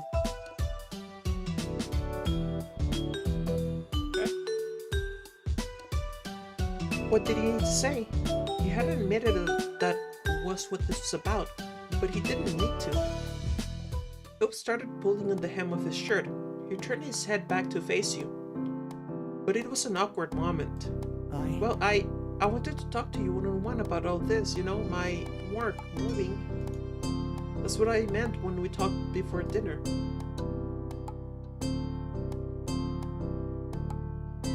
I mean, it was coming before, but now it's pretty much here. Yeah, it's exciting. Cope stopped picking at his shirt, and he seemed to respond well to that response. He was relieved you weren't upset about it. I'm glad you think so. But then he looked down, and his brows furrowed. He saw his hands shift away from his clothes, to instead rub at his arm. Are you looking forward to it? I am. I mean, Well, I'm trying to be. He ducked his head further, and you saw his face start to redden. But it's scary. What if I miss everything up for me, for us? Come on, you don't need to worry. You're going to do great things. You could never ruin what we have. So you're saying you're going to dress up as a future for Halloween?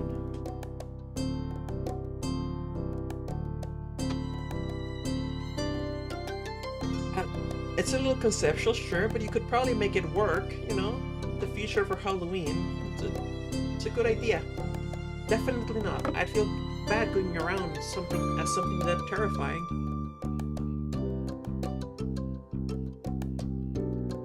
I will be right back, you guys.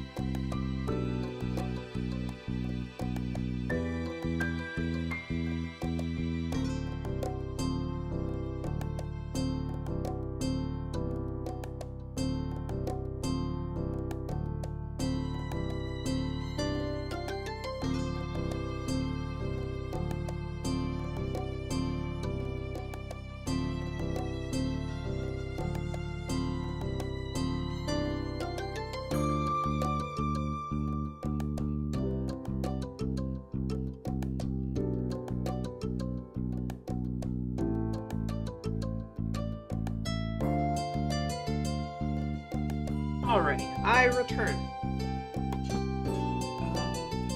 Hail Hydrate.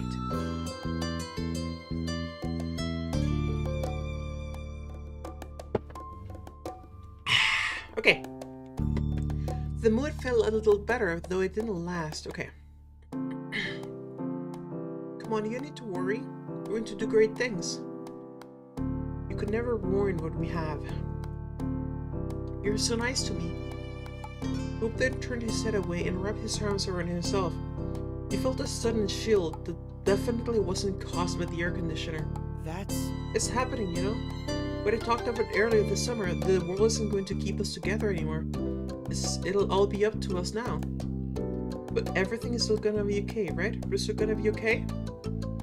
You remember the night of the Orca fundraiser when you admitted you loved Cove, and you wanted to be with him always. You seemed so confident about it then, but now that you were out on the brink. Worried, mad, or calm? Honestly, calm. Go back. Come on, you need to worry. Okay. It may be scary now, but it'll be worth it. I sure hope so. Ko then turned his head away and wrapped his arms around himself. He felt a sudden chill that definitely wasn't caused by the air conditioner. You kept calm.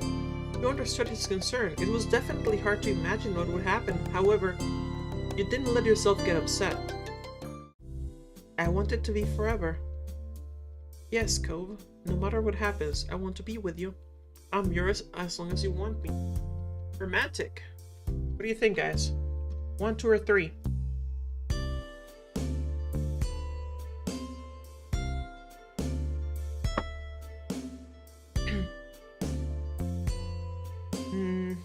I'll do it forever.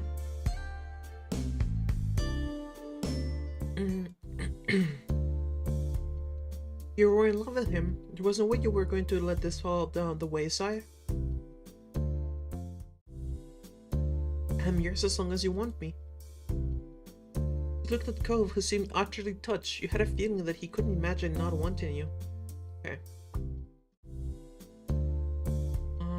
You thought about the future and how unsure it was. You couldn't know what was to come. However, there was something that you did know, and that was how much you cared about him. Cole laughed with a delicate smile on his face.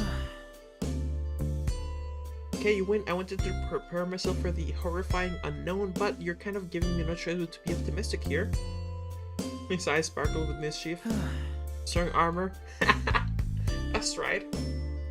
Oh no, I can't believe you're being forced to have hope about life. Oh, I'm happy to hear that. You're welcome. You snickered. You're welcome. Go, bro, he said. Okay, good. Let's see what else we have. Kept calm. I'm yours as long as you want me. There was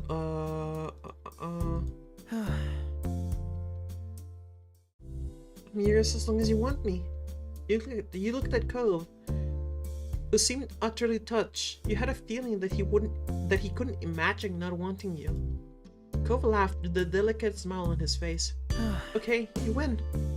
I wanted to prepare myself for the horrifying unknown, but you're kind of giving me no choice but to be optimistic here. His eyes sparkled with mischief. Strong armor? That's right. Oh no, I can't believe you're being forced to have hope about life. His lips twitched at your sarcasm. Right? I know, how am I gonna get past this?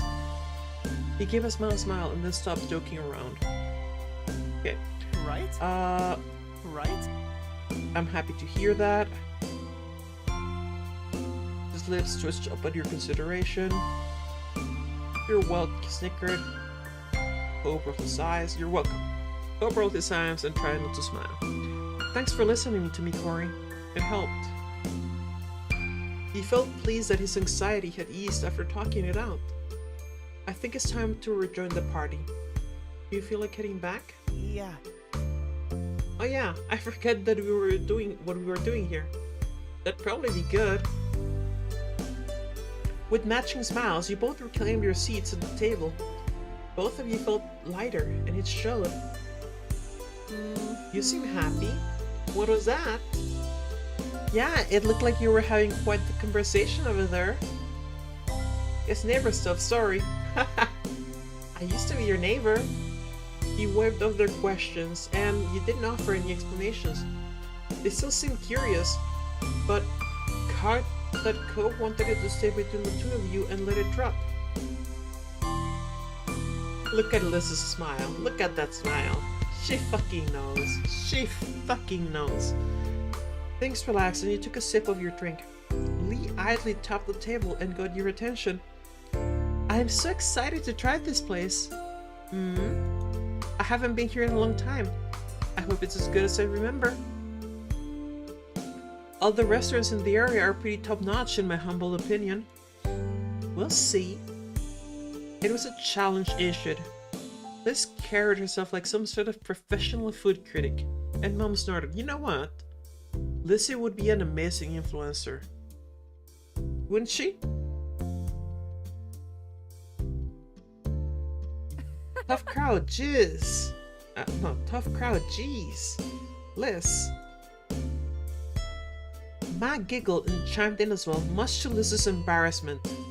That's right, Lizzie. Jeez. Oh, jeez, Louise. Jeez, rude. Be nice to Liz. Shook your head at all the silliness. What was your family like these? Gee. Hey, be nice to Liz. She doesn't even say that much anymore. Rude. He joked and looked like the very picture of someone absolutely scandalous. Liz shook her head in mock offense. I hardly say those words, either of those anymore. And jeez. Liz put a hand over her face in mock offense. She doesn't even say it that much anymore, so be nice to Liz. Everyone burst out laughing besides Liz, of course. She smirked. No one could ever accuse your family of being no fun. Night fell soon after everyone finished their meals, and before you knew it, you were standing in the parking lot, saying your goodbyes, and packing up the cars to go home. After the last of the chores were done, your family spent some more time together. You then had some extra time and decided to try calling Jeremy or relax on your excuse you? Why are these the two choices we get here? Why are we calling Jeremy? Tried to relax on their own. The rest of the night felt like it was going by in a blink of an eye, and somehow the time came for you to retire to your room to sleep. Okay, so just nothing else if you didn't call Jeremy, okay? It had been a while since you got his number from Shiloh, but you never actually attempted to reach out again so far. You thought this might be a good moment to go for it. You had absolutely no idea how this conversation would go. The furious boy you know was very different to the resigned teenager you've spoken to this summer. You waited for him to pick up, ready for whatever he sprung on you this time. Your first call ended, unanswered, but you at least expected that much. Jeremy certainly ignored the unknown number. You redialed, waiting for him to pick up. After another extended dial tone sequence, the sound was finally replaced with a slow yawn. Hello? Hi, it's Kari. What's up, Bulka? Been sleeping well? Hello, I hope I'm not bothering you. What's up, Bulka? Kori, you're actually doing this? Haven't you suffered enough? There was none of the fear which he'd rained down in the past, only bewilderment. I'm not suffering at all. I'm a glutton for punishment. You're so dramatic. I just wanted to see how you were doing. You ignored his questions. Sigh, why is this happening? Oh, wait, you knew that he knew what led to the skull? You didn't have to explain, and he proved it shortly after with a real sigh. Whatever. Did Shiloh ever explain his lying self? I just wanted to see how you were doing. Sigh, why is this happening? Whatever. Okay. It's so dramatic. Glutton for punishment. I'm not suffering at all. Oh, then maybe it's me who's suffering. You held back a laugh. At least that was consistent with the kid you'd known. The amazing ability to find the worst in anything. Sigh. Why is this happening? They knew that he knew what led to the skull. He didn't have to explain, and he proved that shortly after with a real sigh. Whatever.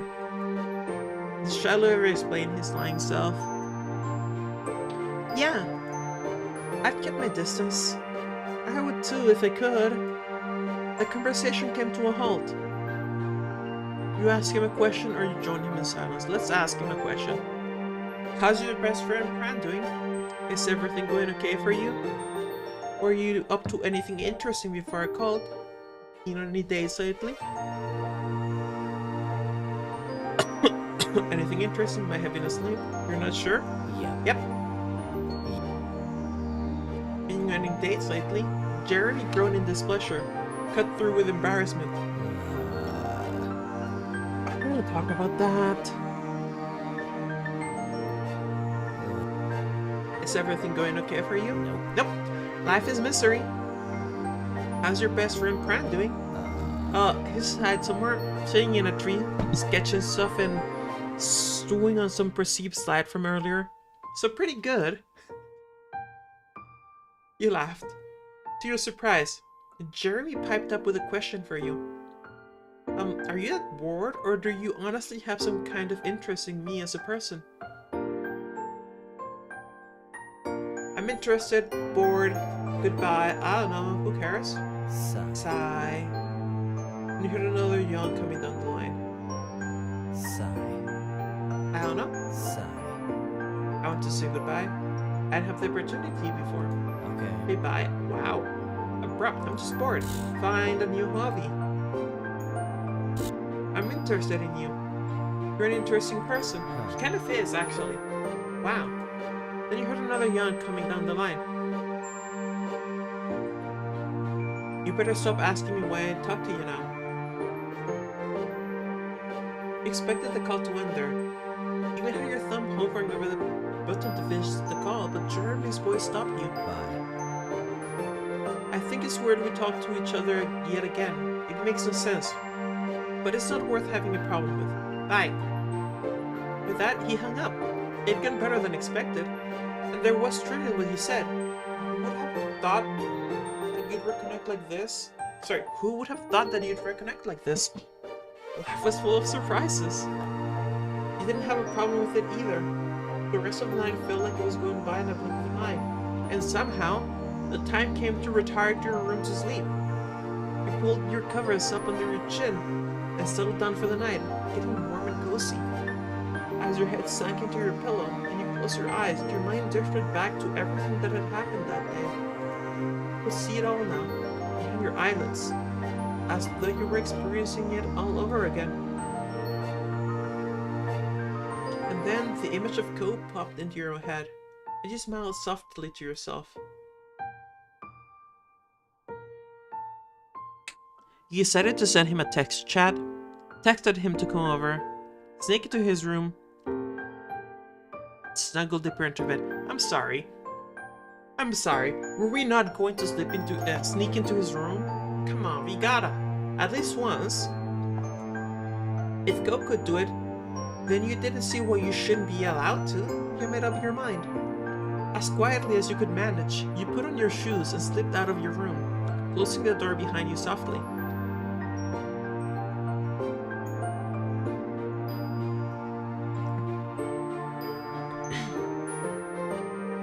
Heading slowly down, you took care not to make the floor creak. Especially the boards right by the bathroom. Those definitely squeaked. It sounds like they got a little humid or wet. Or moist. And the wood expanded. The stillness of the night made even the slightest sound seem so much louder to your ears, and you were very aware of your mom sleeping nearby. Upon reaching the bottom, you tiptoed towards the front door. Leaping out into the crisp night air, you shut the door and took a relieving breath. Excitement rising, you dashed across the street towards Cope's house. The road, too, was surreal at this hour. Familiar and yet strange, it might have been eerie at another time. But with how eager you were, you hardly cared. You attempted to find your way from the normal footpath to the side of the condo. The limited light was making it difficult. You knew for sure which window was Cope's, and lucky for you it was on the first floor. Unlike Cope, you wouldn't have to do any building scaling. All you needed to do now was make it safely over the fence and past the bushes without being caught or injured. Sneaking closer, you glanced over the hedges towards Cope's bedroom window, finding it cracked open. Perfect. You wouldn't have to knock and worry about him not answering. Hoisting yourself up with ease, cleared the fence and avoided the shrubs, then darted over to the window. You buzzed with a nervous excitement as you approached it in the dark, having successfully made it all the way here unseen. Lifting the window up so it was fully open, you pushed yourself halfway through, your legs dangling into the empty brush below. It was a little awkward as a small shelf was right in the way. You had to take care not to knock over a couple of plants, but you made it through with minimal noise. Once safely inside, you dusted yourself off and turned back to close the window gently. With only the soft glow of moonlight and Cope's fish tank there to see the way. You gave a small wave to the special fish you got to name, Cory. Then, turning your eyes through the dark, you crept towards Cope's bed, barely making out the sleeping figure beneath the covers. By the sound of his soft breathing, you could tell that he hadn't heard you come in. And a small smile tugged at your lips. You startled him with a loud noise, poked him until he woke up, nudged him gently, whispered his name, sat down on top of him, left him to sleep, and sat beside him. Those are all some amazing fucking options, not gonna lie. I'm gonna do all of them. Which one do we start with, guys? What do you think?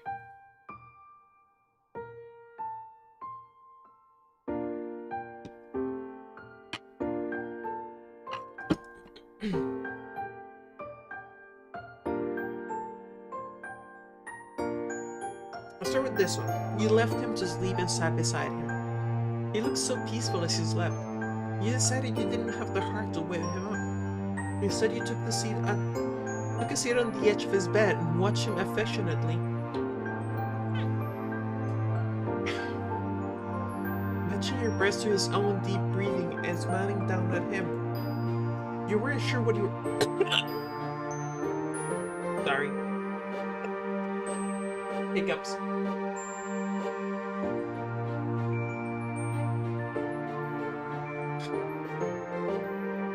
You weren't sure what you were doing, what you were going to do now that you were there, but you were happy to be near Cove all the same.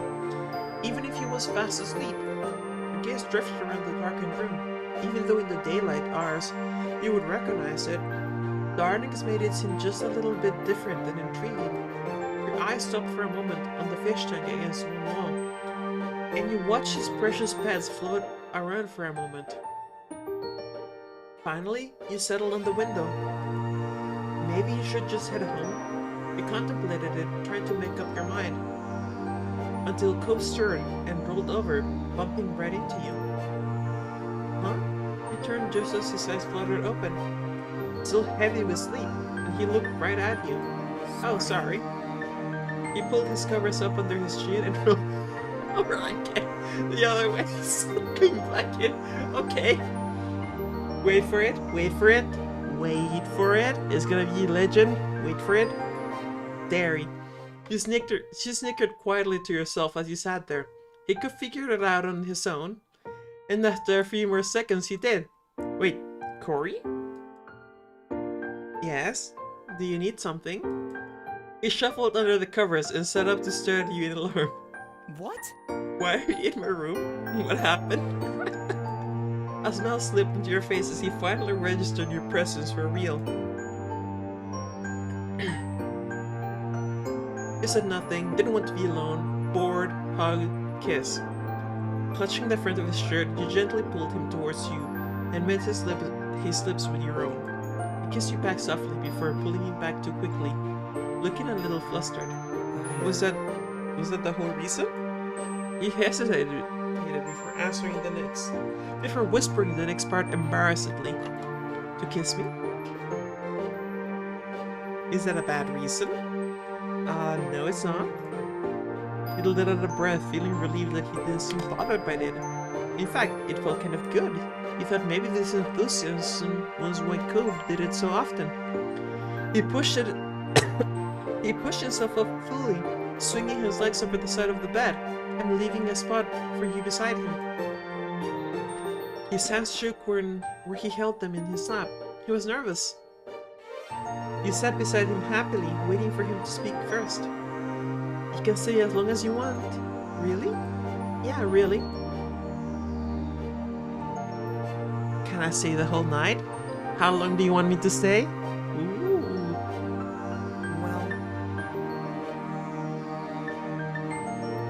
Well, to be honest, there aren't a lot of situations where leaving you is ever what I want. I guess only when I annoy you and you need space. He chuckled softly, doubting that would happen anytime soon. Okay, I won't go anywhere. His face lit up as he settled in even more. I've secretly slept over in your room before. It's fair you get to do it too. He snickered, feeling pleased with your decision to do this. Well, looks like you might be getting the floor yet again.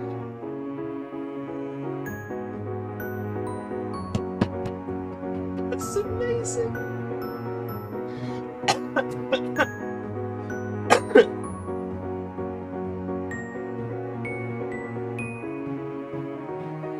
I guess. Guess so. Fine.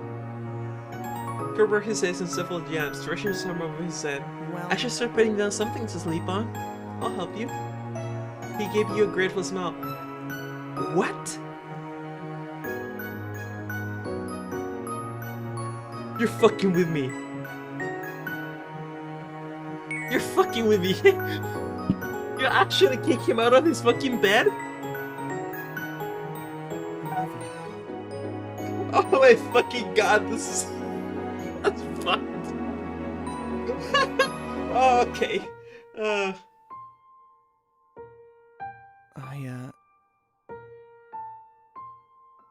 It's not the only reason. I should have known you to do this one of these days, it's only fair. Okay. No.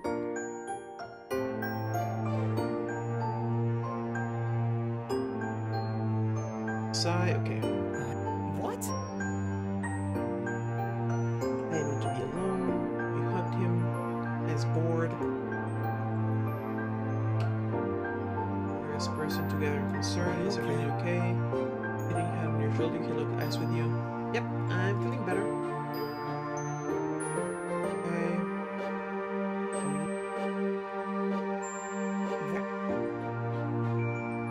Sorry.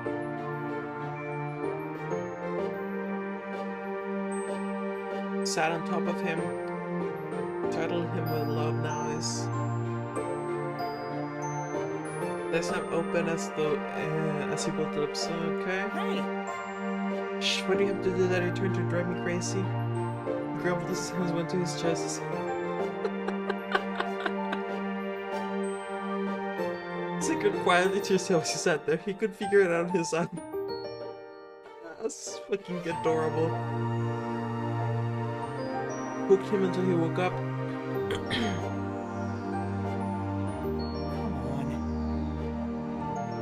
That's adorable. Just whispered his name. Cove. In the same way visitors this has Siri tried again. Cove. Wake up. Zippily blinked his eyes. Hey, I wanted to come over, is that alright? He let out a yawn. He moved towards you, waking up just enough to understand the question, but not the full context. A fine smile appeared in his face. What? Yeah, I want you here. He reached over for you, his arms wrapping around your neck.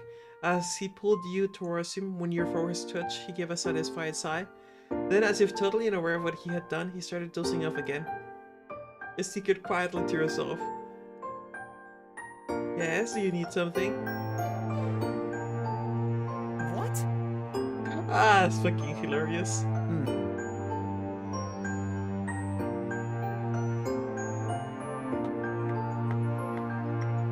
Okay, you sat on top of him. Chuckling quietly to yourself, you crawled over the bed towards him and sat yourself right on his chest. His eyes snapped open, and he attempted to bolt upright, but couldn't move an inch with your weight on top of him. Damn, the game is calling us fat, guys. I don't know how to feel about that. They're fucking tiny.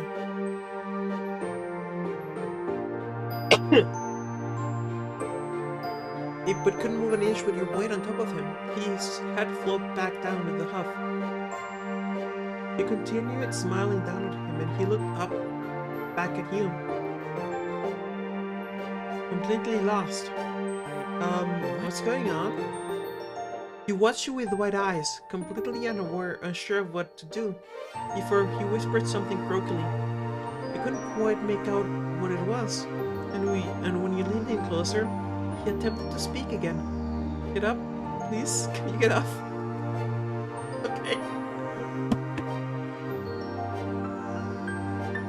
Poor Cove. Now that you had his attention, you scrambled off the bed and stood beside it. Cove took in a deep breath, clearly not happy with your brand of wake up, Carl. Rolled over and turned his back on you. He softly murmured to himself, already starting to doze off again. Why do you always have to sit and... Excuse you? Not once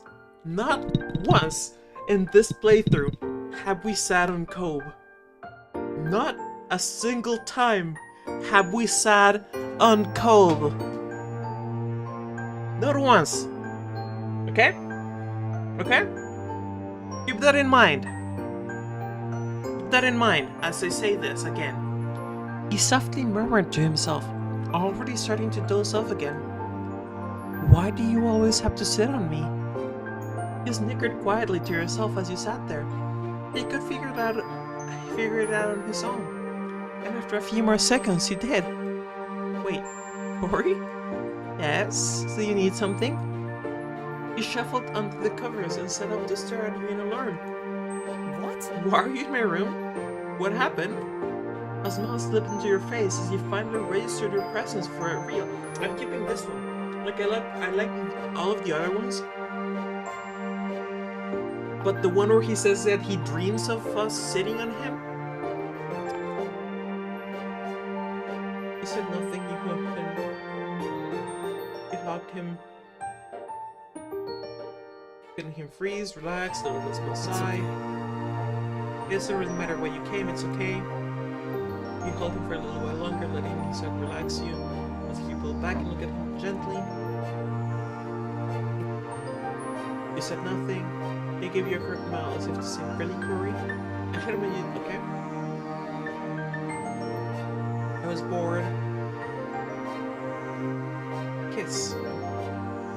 Clutching the front of his shirt, you gently pulled him towards you and met his lips with your own. Kissed you back softly before pulling back too quickly, looking a little flustered. Was that the whole reason? He hesitated before whispering the next part embarrassedly. To kiss me? Is that a bad reason? No, it's not. I should have known you'd do this one of these days. It's only fair. He let out a deep breath, feeling relieved that he didn't seem bothered by it. In fact, it felt kind of good. You thought maybe this enthusiasm was why Cove did it so often. He pushed himself up fully, swinging his legs over the side of the bed and leaving a spot for you beside him. His hands shook where he held them in his lap. He was nervous. You sat beside him happily, waiting for him to speak first. You can stay as long as you want. Really? Yeah, really. I stay the whole night? Of course. You smiled, feeling relieved that he agreed. Okay, how long do you want him to stay? Well, to be honest, there are a lot of situations where leaving you is ever what I want. I guess only when I annoy you and you need space. He chuckled softly, doubting that it would happen anytime soon. Okay, I won't go anywhere. His face lit up as he settled in even more. I've secretly slept over in your room before. It's fair you get to do it too. He snickered, feeling pleased with your decision to do this. Okay, but there's no way I'm letting you take the floor this time. Here we go again. You rolled your eyes and let out a soft laugh, which Cove returned as he rubbed at the back of his neck. No, seriously, you can have the bed. I want to share. Can you try to stay? I'll take the floor, I insist. I wouldn't mind if you took the bed. I appreciate you taking the floor, Cove. His eyes narrowed into slits of aquamarine. And you said, I wouldn't mind if you took the bed. He didn't want to argue about it, but he also didn't want to accept your offer. But you were firm about your decision. Your gazes stayed locked on each other until you had suddenly entered into some sort of staring competition, neither one of you willing to budge. As the mini battle of wills continued, you drifted closer until you could almost count every single one of his individual eyelashes. Hope stirred you down and you tilted your head, your chin higher, eyes locked on his. One of you would have to be the first to crack. You know, I'd be more comfortable on the floor than the bed. Get over it already. It's your house, so I'm not taking your bed. He pouted and pulled at the hem of his shirt unhappily. Come on. Or yeah, I just can't be sleeping in the bed if you're not too. That's it. I'm not gonna be the only one with a bed tonight. You raised an eyebrow and folded arms over your chest, giving him a questioning look. Does it mean you'd share it with me?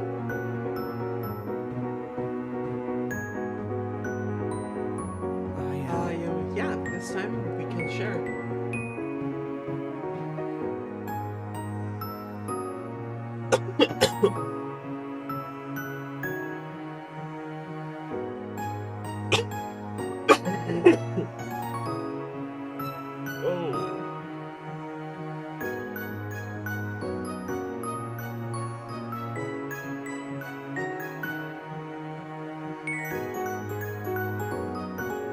Really? You'd actually stay and not leave to be on the floor?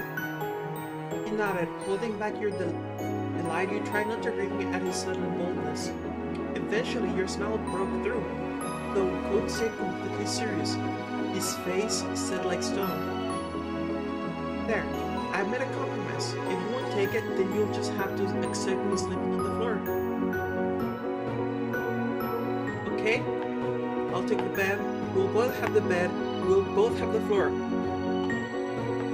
Huh? That's my compromise. He broke into laughter, all tension gone. Alright, deal. Cope rubbed at his eyes and stifled a yawn, stretching his arms above his head. This is kinda dumb, but we're doing it. So we should put stuff down to sleep on. Right, I'll help.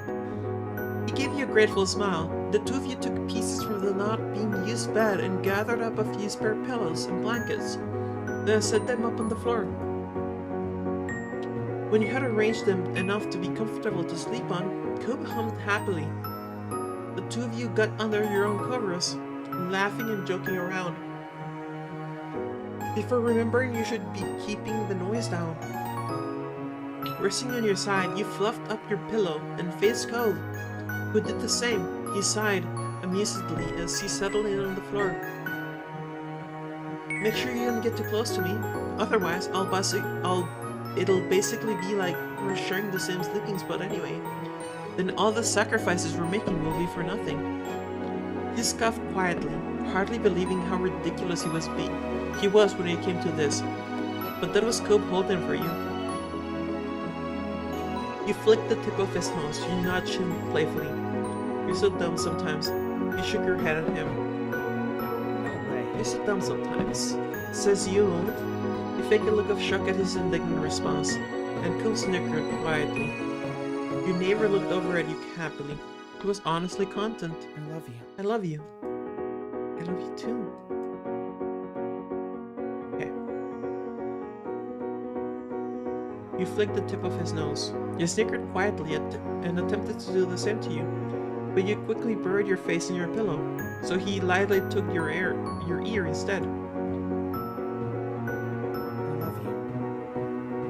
The night stretched on, and you continued giggling and chatting, turning out absolutely everything except this room and each other. You felt so light again, like you were 8 instead of 18, and the only big decisions you had to make were what you were going to have for breakfast in the morning. Soon enough, your eyes began to grow heavy, and the conversation slowly came to an end as you both fell into restful sleep, side by side. The next morning, you were lost in a comfortable dream, until a loud noise startled you awake, and your eyes flew open, wildly searching for the source of the sound. It's the dad. No, it's the mom.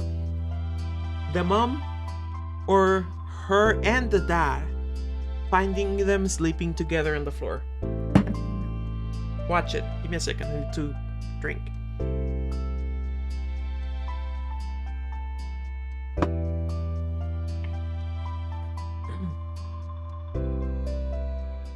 It was door opening abruptly, and in the frame stood Mr. Holden, smiling brightly.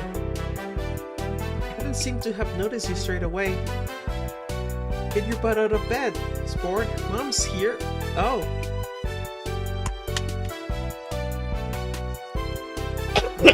Perfection. All of a sudden, the two of you made eye contact, and he froze where he stood, the smile slowly slipping from his face. Well, that's not what I usually walk into. I clearly should have knocked this morning. Your both wordlessly fell open. Yeah, you should have knocked. Of course, Cope would get away with sneaking into my room, and I'm the one who gets caught. Good morning, Mr. Holden. You pulled the blanket over your head. You screamed. You screamed. Loudly. Cope immediately bolted upright, looking around in the corner, concerned over your shout. Ah, fuck. Corey, you clamped your mouth shut tight.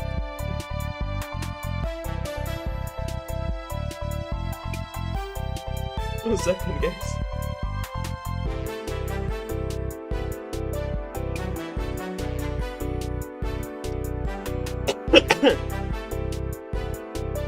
You clamped your mouth shut tight as Cope looked at you, and then followed your eyeline to find his dad watching the two of you in alarm.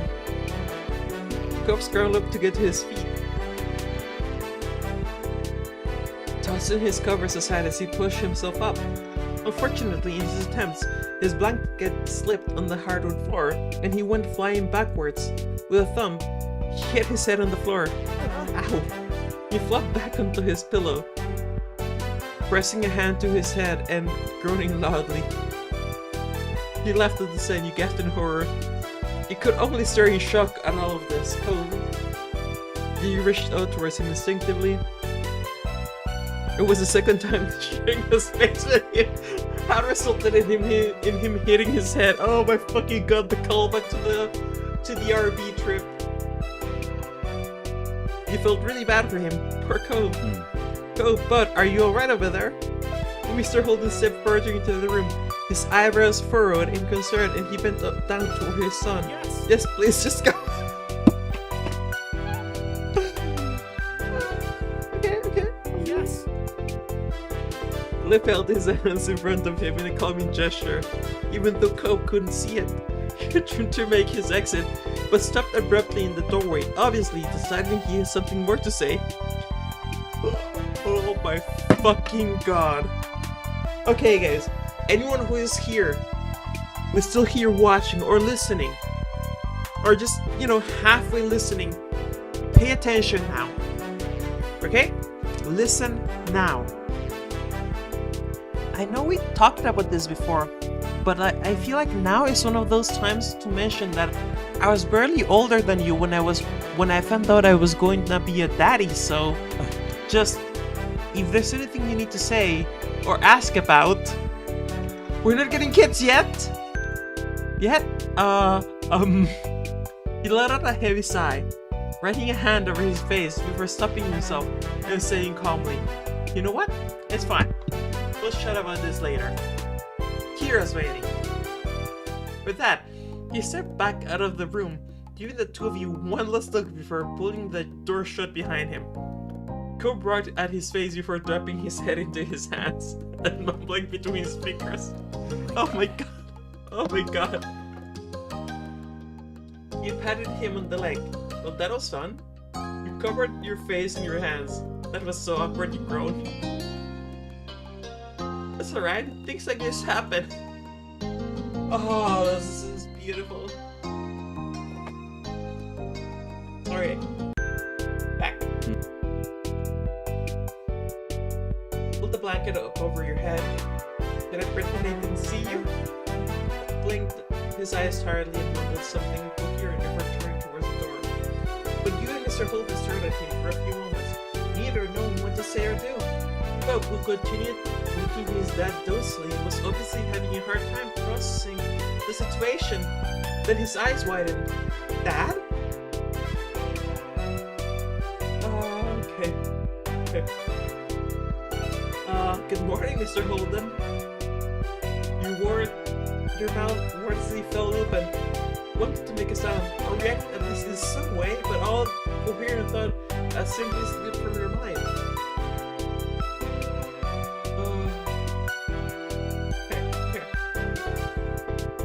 Yeah? You should have knocked. Cope immediately bolted upright, looking around in concern over your shout. Corey? You clamped your mouth shut tight. Okay. last one. No, not last one, second to last. Good morning, Mr. Holden. Morning, Corey. Cope blinked his eyes tiredly and mumbled something incoherent before turning towards the door. But you and Mr. Holden stared at him for a few moments. Okay, last one then. The final. Okay. Of course, Cope will get away with sneaking into my room for years. Years. And I'm the one who gets caught. On the first time. Should I pretend I didn't hear that? Cope blinked his eyes tiredly and mumbled something incoherent before turning towards the door. But you and Mr. Holden stared at him for a few moments, neither knowing what to say or do. Cope, who continued looking at his dad docilely, was obviously having a hard time trying to process the situation. Then, his eyes widened. Dad? Cope scrambled to get to his feet, tossing his covers aside as he pushed himself up. Unfortunately, in his attempts, his blanket slipped on the hardwood floor and he went flying backwards. With a thump, he hit his head on the floor. Ow! He flopped back down on his pillow, pressing a hand to his head, and groaning loudly. You laughed at the scene. You couldn't help the sound from breaking out, though when Cope showed you an appreciative look, you clamped your mouth shut. It was the second time that showing his face like this had resulted in him hitting his head. Somehow that made it even funnier. Okay. Starting shock. Oh. You gasped in horror. It looked like a pretty nasty bump on the head. You hope it wasn't too bad. Okay. Laugh. Come on. Somehow that made it even funnier. Oh, but are you alright over there? Mr. Holden stepped further into the room, his eyebrows furrowed in concern, and he bent down toward his son. Yes! Yes! Please, just go! Okay, I'll leave. Dave held his hands in front of him in a calming gesture, even though Cope couldn't see it. He turned to make his exit, but stopped abruptly in the doorway, obviously deciding he had something more to say. I know we've talked about this before, but I feel like now is one of those times to mention that I was barely older than you when I found out I was gonna be a daddy, so just if there's anything you need to say or ask about. We're not getting kids yet?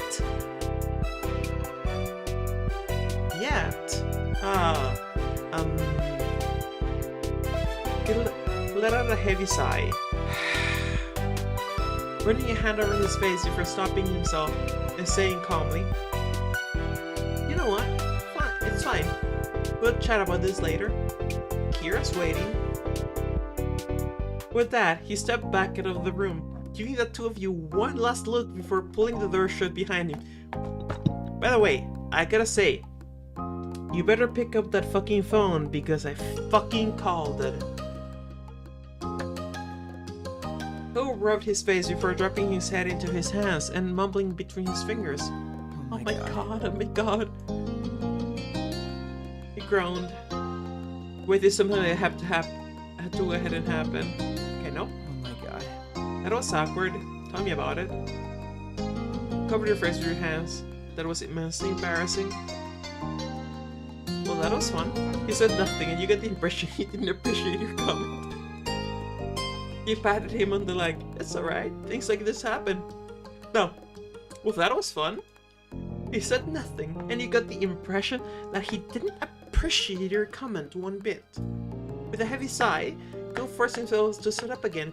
He frowned hard, staring over at the closed door. Sorry. I guess we can't just hide in here now. He gave you a sidelong glance, and despite his displeasure at the situation, a smile quirked his lips. It's nice. It's too bad. It had been really nice. I wish you could stay in here all day.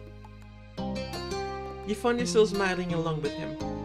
The two of you took a few minutes to get up properly, and get yourself as ready as possible.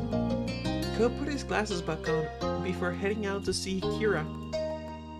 Kira was waiting patiently in the living room. She was in high spirits with her eyes set on the hallway. Her amused smile only widened when you and Cole froze. It didn't take long for the realization to sink in that the scene must have been loud enough for her to hear even from Kira. Ah, beautiful.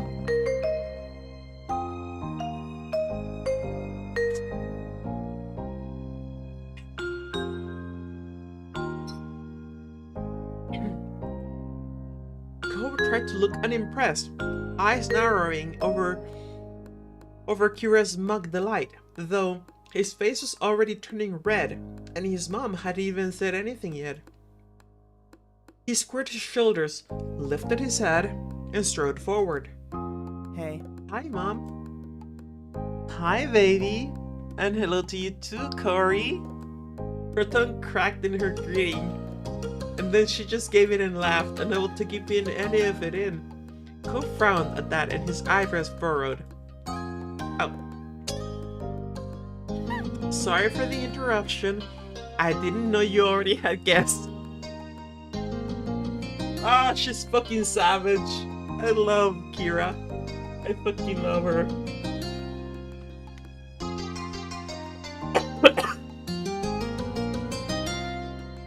His frowns bubbled as he became even more embarrassed by this comment. He couldn't muster up any words to defend himself. Well, it's not like anyone's surprised by this. I'm sorry, hi. You don't have to laugh, you didn't say anything. You were at an utter loss for words. She brought a hand up to cover her mouth, but you could still see her shoulders shake. Hi? As curiously, all you could do was really... okay. I'm sorry. Oh no, don't be. Well, it's not like anyone's surprised by this. Kira laughed even harder at this time. As it slowed, she brought a hand up to cover her mouth, but you both could still see her shoulders shake. Kyosu looked mortified, but he shot you a stern look. All you could do was smile. Kyo was still unable to say anything other than his teeth biting into the inside of his cheek. He stood there frozen. Kira studied you both for a moment. It's okay.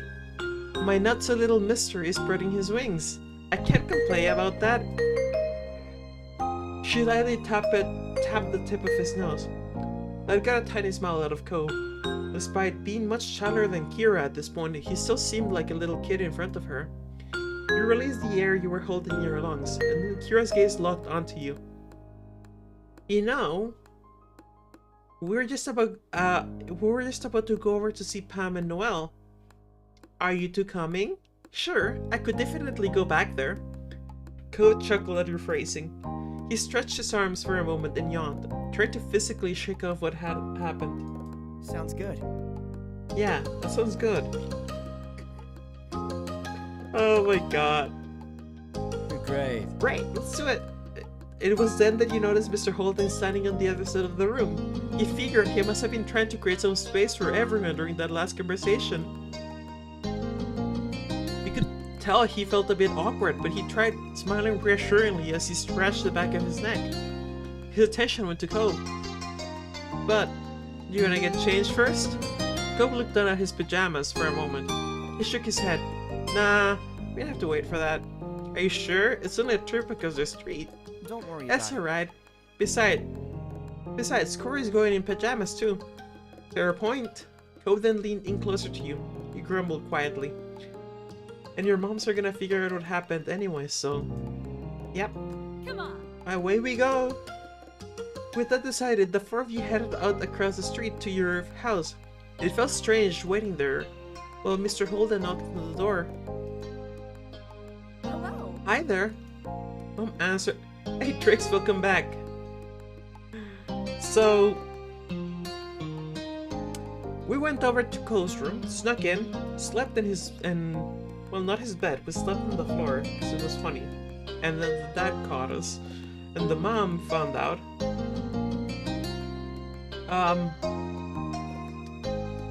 So the mom found out The dad was already knew. Now we're going to the other moms, and they're gonna find out. We both slept on the floor. It's a joke, cause like, so Co's family, in Co's family, guests sleep on the bed. In Corey's family, guests sleep on the floor. So Cobb always slept on the floor.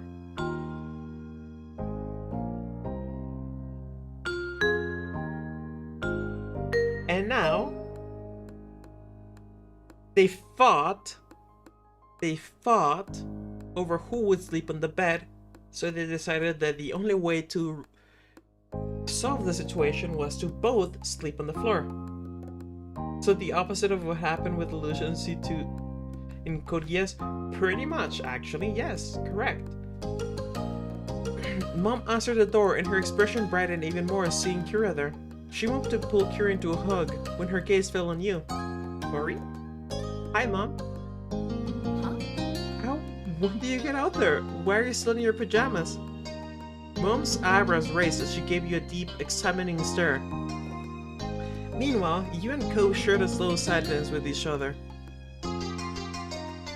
I know, she looks fucking she looks unhinged when she smiles. It's amazing.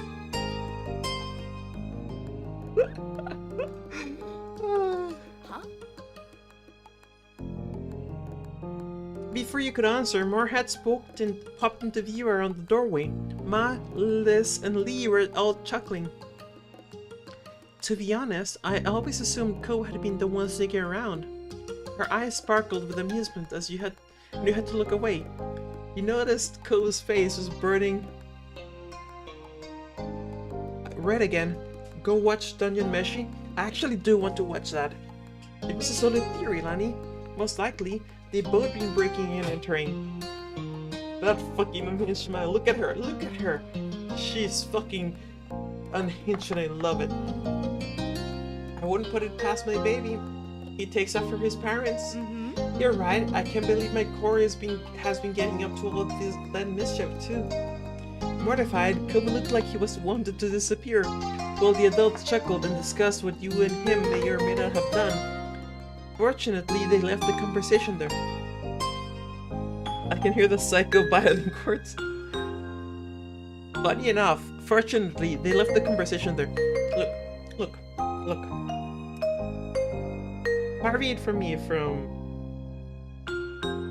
No, not far away from me at all.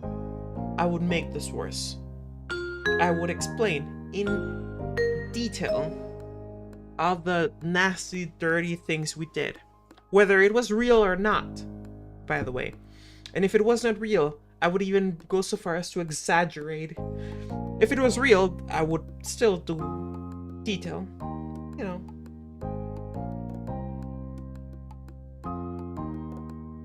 Enough of standing around out here. Come on in. Mom moved aside to usher the group in and guided them to the living room.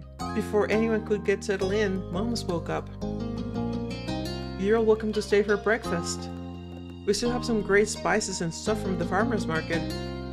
Of course. Yes, we'd be thrilled to host you. There were eager nods from Mr. Holden and Kira, but Koba looked around the room filled with familiar faces with her speaking up. Maybe instead of staying here, why don't we go to the beach? A scenic picnic, huh? Mr. Holden crossed his arms and contemplated the idea happily. Excited, Kira clapped her hands together. Yeah. Oh, we could really make a day out of it. Might as well enjoy the ocean while we can. This is a yandere or romance? Nah, not yandere. Probably more like Genki Girl. Yeah, more like Genki Girl. Yeah. I could absolutely make it a yandere. Yes, you are correct. We could really make it a day of it. Might as well enjoy the ocean while we can. That sounds lovely, Cove. Everyone else put in their own agreements with Cove's suggestion. Before long, both families dispersed, getting everything ready. Tracer continues to thirst for blood.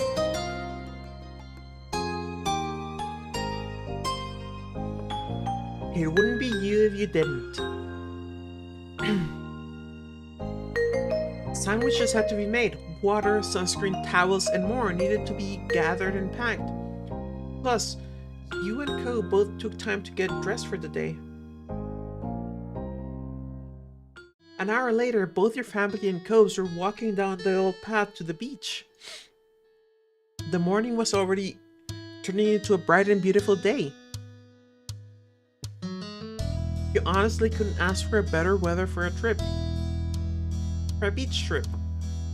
The moment you laid your eyes on the full view of the ocean, you stopped and stood there, mesmerized. It didn't matter that you grew up there. The sight always filled you with wonder. Hey, Corey.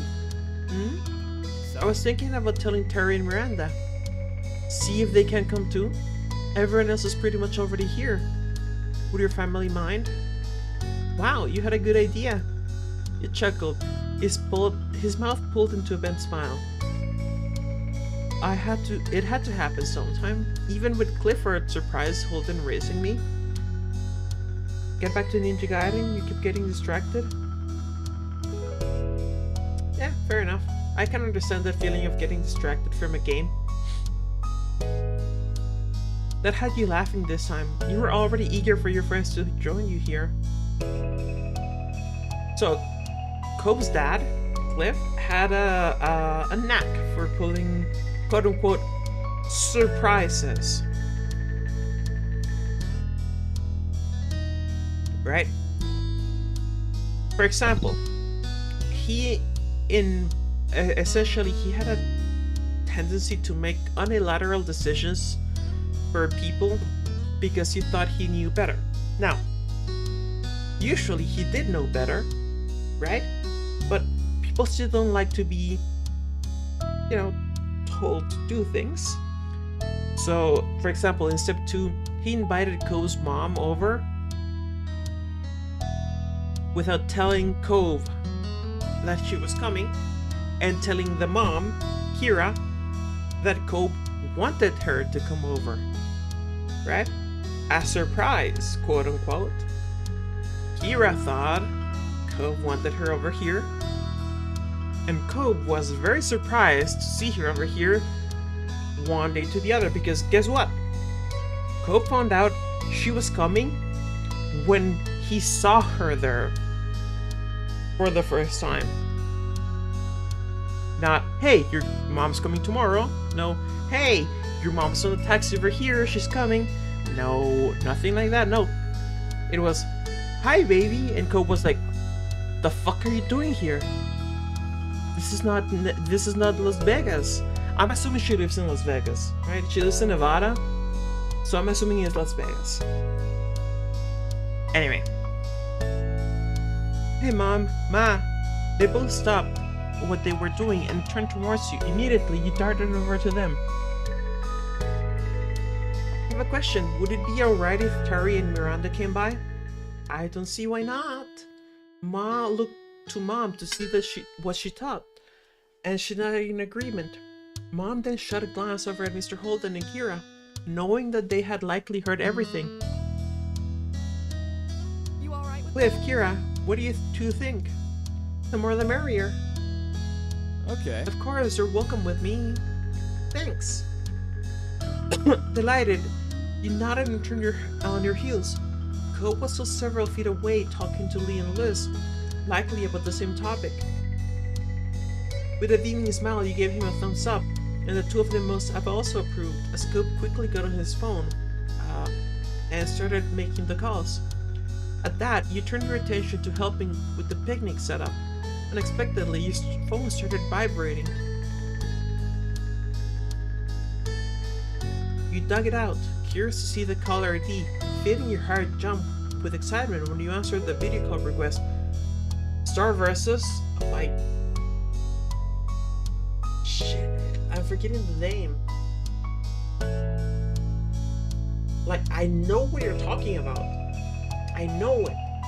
But the me that holds that part of that knowledge, that memory, that whatever, and that information, that part of me is not currently at the front. So I don't actually remember the details. I just know that I know what you're talking about. It's a magical girl show of some kind, star versus whatever. But I can't remember any of the details. I know they're there.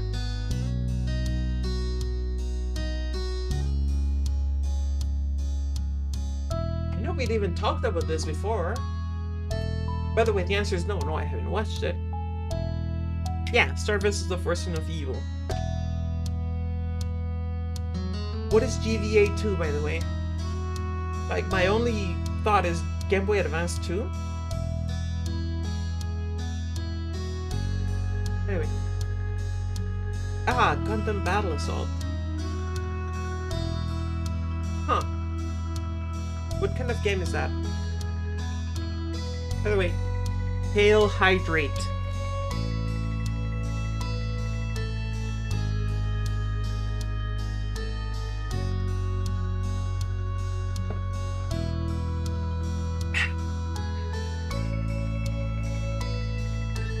Versus a Lost Street Fighter, but with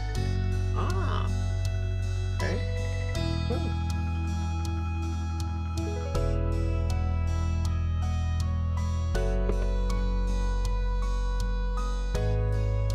You answered the video call request. Shiloh or Jeremy? I'm hoping Jeremy. I like Jeremy. Who's Derek? Holy shit, we haven't seen Derek the entire step. Hey, this is a surprise. I thought you disappeared. Holy fucking shit. I didn't know what he looked like in step 3. I know what he looks like in step 4. It is not this. Nope, I have not, and I hope it's at least a good surprise. A very good one. You chuckled at that, and your smile widened. So what's up? The voice that came through was much deeper than it had been when you first met, but still had that exact same amount of enthusiasm of a kid. Have you been enjoying these crazy summer days? There's a word for this guy, man, if I can say it on stream. Let me guess. You're looking for a word, like link. But instead of L-I, you go with T-W, right? And an N. Yeah, I do. Don't worry. When we get to step 4, you will see that word will no longer fit. It fits now. In step 4, it will not fit. The other one will fit better. Well, one of the other ones. You have. It's been amazing. Ups and downs, memorable to say the least. Enjoyed more if you've been there. Been amazing. That's awesome. You'll have to catch me up on that. Yep. Step 2 is, option 2 is the best. But what about you? How's your summer been? You really being curious to know what Derek had been up to since the last time you spoke. You chuckled, noticing your invested tone. Honestly, I've just been slammed with stuff lately. College applications, scholarship inquiries. What else is new? I bet you've been more toned than the last time I saw you, you joked. Your only real struggle will be choosing which place to go. They'll all be desperate to have you. And I wish you nothing but good luck. Number 2. Totally. Is he an option? Is there a direct route? Yeah, you can go direct route, I think. Say for Baxter. But you need to reject code. And I'm sorry, but I am not capable of rejecting code. Derek, totally. His chuckle turned into a sigh. You could hear his small smile when he spoke. I really hope so anyway. That would be amazing. What about your family? Are your brothers doing good? He has brothers? By the way, are your brothers being good? Sadly, no. Not in this one. But in the next one, well, in the next one, that's something else. I cannot wait for the release of Our Life, Always and Forever. It's gonna be fucking lit. What about your family? Are your brothers being good? My little brothers are little punks, but I guess they're doing alright. We both laughed at that. By the way, he's fucking blushing because guess what? He still has a crush on us. Mom and Dad are fine. That's great, my mom's here too. Turning your attention back to your surroundings, you smiled warmly at your family buzzing around. Towels were laid out, and chairs and umbrellas were being set up. I'm sorry, you're an older brother? Excuse you? I thought you were the younger brother. I thought you were the young one. Oh, you always just gave me the bratty younger brother vibe, Trix. What can I say?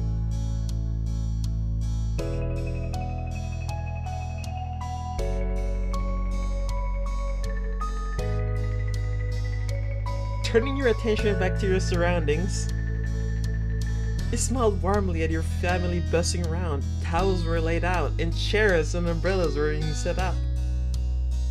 Actually, I'm out with my mom's right now. Liz and Lee are here visiting too. Oh, that's fun, but if that's the deal, I'll let you get back to it. Are you sure? I don't mind. Uh-huh. I'm sure. I'm not about to lose your number. Hey, bye. Dude, invite him over. What the fuck? Bye, Corey. Have a heck of a day. Why did you not invite him over? Hanging out with the conversation left you energized and in good spirits. It was exactly what you needed to make this day even better. You hurried over to your mom's and helped put the rest of the food out. In moments, you noticed Cove at your side. So what's the verdict on those invitations? They're gonna come. Can't tell if insulted or amused, Trix?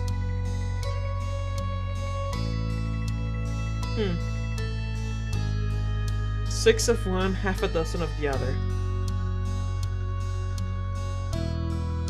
Yes! Excited, you raised your free hand for a high five. Cove laughed and slapped your hand. Yeah. They'll meet us here later today. Shouldn't be too long. I can't wait. Eat brick?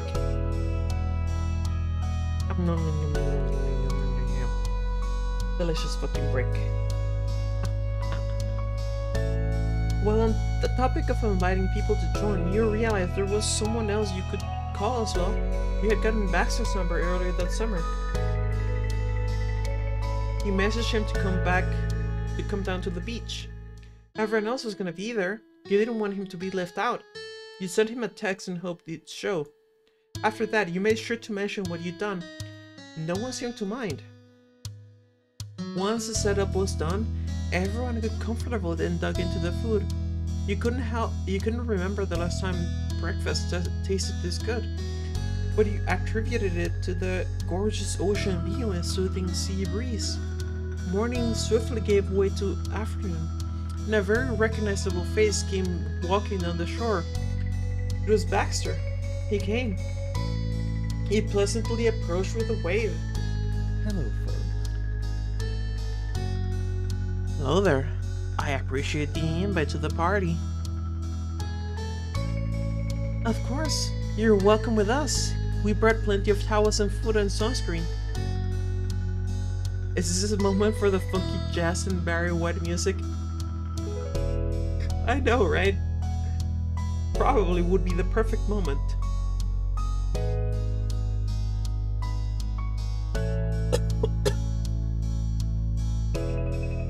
Yeah, you're one of the neighbors. Kick back and relax with us. Thank you. Thank you. Baxter's gaze moved over to you and Cove. The guy gives you NTR vibes. So normally I would say yes. However, Baxter is honestly just a good guy in general. And he's also the guy who would absolutely make sure to try for the threesome or the foursome. Right? He's the sort of dude who's very much into Spreading the love, as it were. He's a fun one. Yes, he flirts with Cove. Like, one of the first things he does is flirt with us and Cove at the same time, and imply, I'm pretty sure, that he would love to have both at the same time. Baxter's gaze moved over to you and Cove. He smiled. Why am I playing this version then? Don't worry. I plan to play the demo for the next one. And I do say demo because it's still not complete. It's not finished. There's a demo, and if you subscribe to the Patreon, you can get like an advanced an early access version in the Patreon. But Forever and Always is not, or Always and Forever, whatever, it's not complete yet. It's still in production. Corey, Cove, long time no see. Hi. You went from where you leisurely sat, and Cove nodded. I'm glad you decided to come. So am I. We meet again. I take it this game is doing well cash-wise. I mean, I imagine so. Like,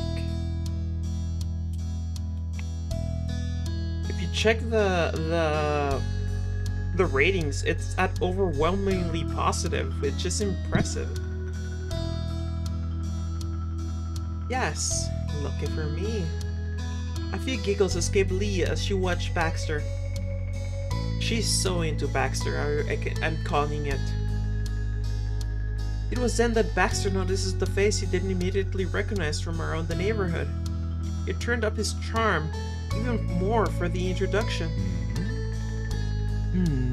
Excuse me, I'm Baxter Ward. I'm sorry you haven't met before. Well, I'm not typically from around this area. Just visiting. I'm Cove's mom. Oh, I'll remember that. It's very nice to meet you. After that, Baxter spent some time getting better acquainted with everyone, and Terry and Miranda arrived excitedly. The conversation shifted to what you all will do next. In that case, We could do a few rounds of volleyball. There's plenty of us now. is that all right? Could I play? Of course. Miranda brightened, delighted with this plan. Maha looked around to see if there were any other takers. I don't feel like playing. I have to change, but it'd be fun to watch. I could be the ref. My eyes won't miss a thing. I'm in. Excellent. We almost have enough for 2-on-2 teams. Volleyball's a good idea, but there should probably be something happening for those who aren't a fan. Oh, I have some crafting supplies we could use to make jewelry. We could even use stuff we find around the beach to accentuate them. Really? What, really? I want to make a necklace. That's great. I'd be interested in trying my hand at that too. Absolutely. Impromptu crafting is my kind of party. I'd like to join in too, please. Volleyball. I play volleyball. He looked at Ma, ready to jump into competitive mode. She looked thrilled to have you on board.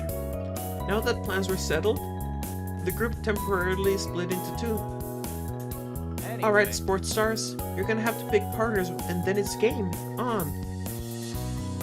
Mr. Holden left the rest of you deliberate and turned his attention to drawing a makeshift court in the sand. Well, she walked over to you and hooked her arm around yours. You laughed. It's impromptu. There's no net. I want to be on Corey's team. You paired up with Matt. Come on, you can't say no to that. If she comes up to you and says, I want to be in your team, you can't say no to that. Alright, it'll be Ma and me. You wanted to have fun with your Ma. Coop put on his game face not intending to go easy on you now that you were on opposite sides. Hard to say no there? Absolutely. Hope then turned to Miranda. He looked determined. Ready to win? Yeah. Yeah! When Mr. Holden finished drawing the cord, he went and fetched the volleyball from the various other supplies you all brought there. No mercy? Yeah, no, Cove's not gonna give mercy. Cove is competitive as shit. Sounds like we all have our teams all set, right? Yes. Yes. Good. Now, get to your sides. I tried to say spike the ball at him, but he deleted it. Huh. Interesting. I wonder what the moderation is there. Why it would say spike as or ball as something to moderate. Good. Now get to your sides. The four of you situated yourselves on one side or the other of the court.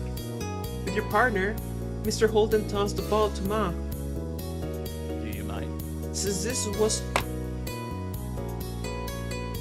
was all Noelani's idea, I think it's fair she gets to serve first. That might be it, Trix. Thank you, Cliff. Yeah. Ooh, Ma, show him who's boss. Go, Curry. Make them eat sand. You kicked a small heap of sand out of your way on the simple cord, making her laugh. You turned back towards Ma. Don't hold back. They're going down. Good luck, Ma. You quietly got serious. Don't hold back. I wouldn't think of it. With that, Ma got into position and delivered a practiced first serve. I know, right? It makes me think of that too. With that, Ma got into position and delivered a practice first serve. The game began. In the battle over the volleyball, both teams scored points. There wasn't a set amount to reach at the end. To end things, so it went back and forth for as long as everyone wanted to play. And the game went on for quite a while as everyone got into it, especially with the shears added commentary. Listen, Mr. Holden made the whole game better with their humor and wit. From a distance, the jewelry making group would also cheer when they when they heard the shouts coming out of the court. Hail Hydrate.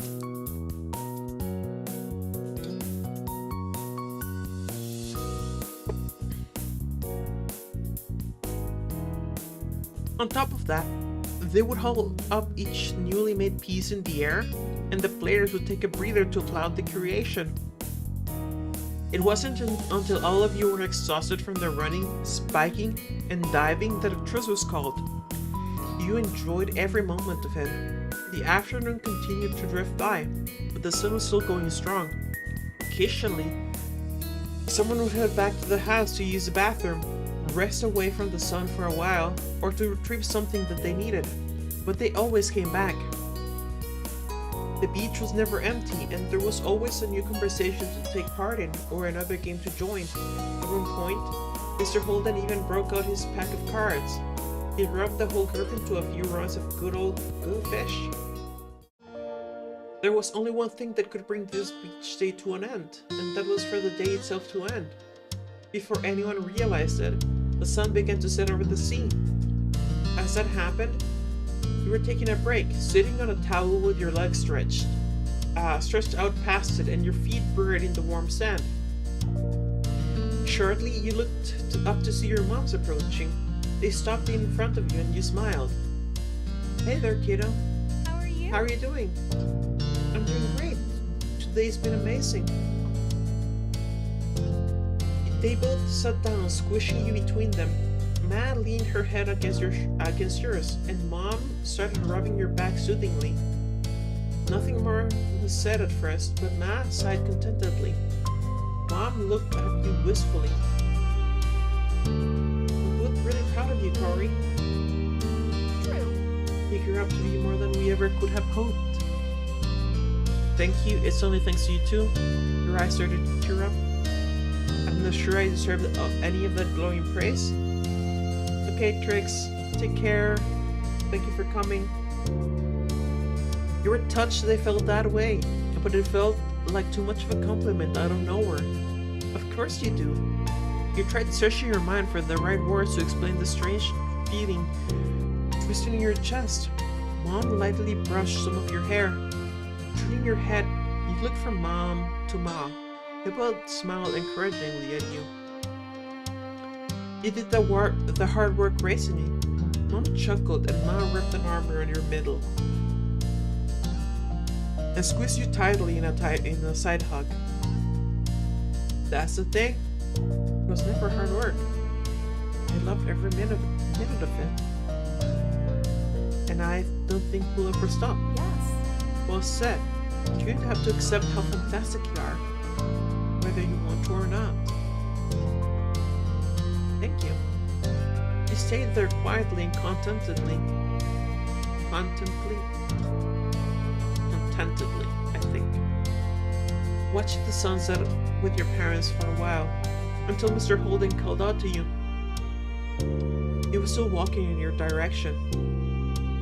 We were talking and think we're gonna take a walk down the shore. Any of you want to come? Automatically, you looked to your moms for what they were thinking. Mom glanced from you to Ma and smiled. That sounds good to me. That's fantastic. Yes, that'd be very nice. My legs need some stretching. That's a yes across the board. Thrilled, Mr. Holden threw a thumbs up and began heading back the way he came in a light jog. Hey, don't leave us in the dust.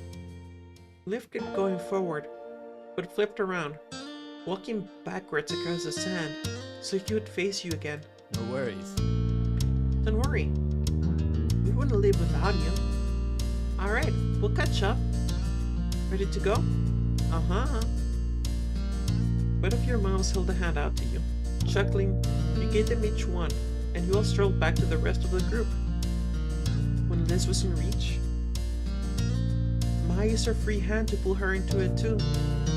Liz shook her head, but her mouth quirked up into a smirk, and she didn't resist.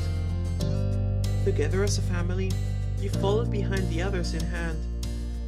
Your feet squished into the wet sand as the waves rolled over them, and you didn't have a single care in the world, as more and more stars began to dot the sky.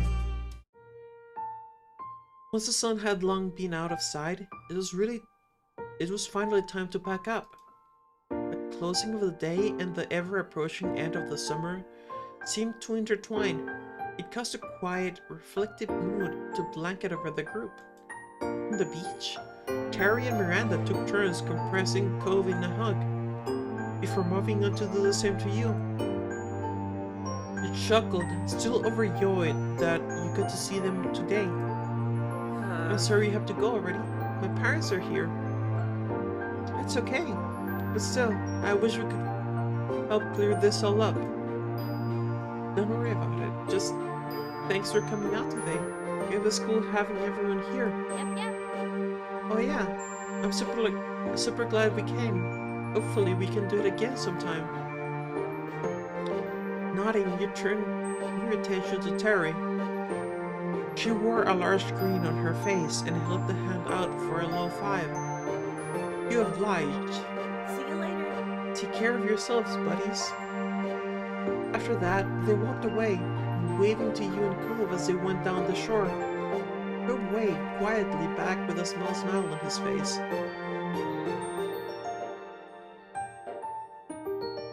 Have a safe trip back. Well, bye. Taking you by surprise, Suri jumped and twisted around.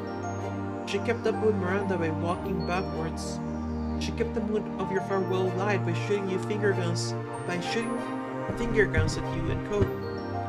Miranda bumped her with a hip. It left everyone with a laugh just before they disappeared down the bend. Hurry. Come on. Hey Code, would you come here? Both of your parents were motioning for you. The two of you went to them. Most of things ended up at the beach over the course of the day, so there was still so much to pack up, and the parents needed help. With a nod, you got to it, stuffing various things into bags and bundling them up in towels. Once things were ready to go, everyone filled their arms with as much as they could carry. Absolutely no one wanted this to be a back and forth kind of task. The walk back home ended up being mostly quiet. Each person seemed to be feeling the effects of the day. A cool breeze carried you across the sand and onto the road. There was a sigh of relief from what felt like the group as a whole when they arrived back to the neighborhood. Baxter carefully placed what he had been carrying on the ground. Thank you so much for helping with that. Thanks. Now, thank you for allowing me to join you today. You all shared with me. Helping to carry it back is the least I can do. Man nodded, and the others started collecting their things from his pile. Baxter, meanwhile, stepped over to you and Cope. It really was a pleasure getting to know you both this summer. He said, tilted towards you, and he smiled warmly. Baxter offered you his hand. You used your freer hand to shake his. You side-hugged him. It took a moment, but after shuffling what you were carrying, you were able to free one of your hands enough to pull Baxter into a quick hug. He genuinely laughed and looked at you fondly when you let go. I think we did end up as good friends. I really enjoyed meeting you. Good luck in your next semester at school. Say anything. I think we did end up as good friends. Glad to hear it. I wholeheartedly agree, Corey. I enjoyed this vacation immensely thanks to you. Baxter turned to shake Cope's hand this time. He was a little incredulous for a moment, but then Cope eventually shifted with his courage and took Baxter's hand. It was long, but it was a solid handshake. Baxter was clearly pleased. I wish we had more time together. But it was still a nice ride. While it lasted. I would happily do it all over again. Bye, Baxter. Yeah, bye. Baxter nodded and walked a few steps toward his condo. Ethan stopped and waved. Goodbye. Goodbye, guys. Baxter sauntered away completely and disappeared inside the condo to return to his own things. His time with you and your family and friends ending. You paused for a moment, staring at where he went. But afterwards, you looked back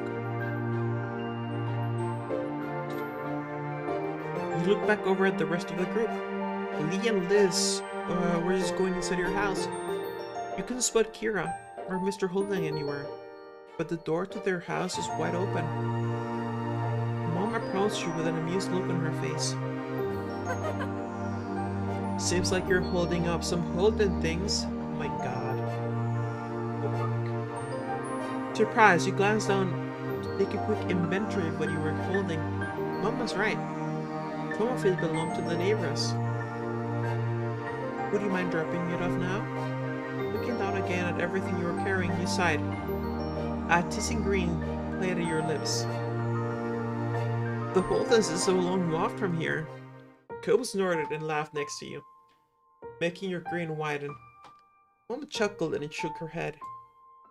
You can hack it, and then you'll get to experience the joy of a job well done.